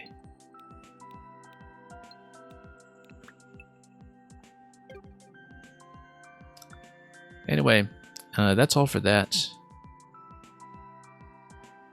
And we have 8 more left to go, but then that's just going to be the size of a standard YMM stream. So hopefully we can do all of that tomorrow. If it takes really long because Meng's cake turns out to be super hard or something, then we can split it further. It won't be the next day after that. There might be a 1-day break, but we'll hopefully do everything tomorrow. And there will be announcements, as usual, about my schedule on the Discord. Once again, thank you so much for joining me, everybody who was here, whether you were one of the makers involved or not. Well, one of the makers in YMM generally or not. Always great to have all of you around. Including some new faces who finally managed to make it to the stream for the first time. So we have enough people here that we'll be sending you on somewhere else, likely to someone running Mario Maker, although I'll decide that based on who's online.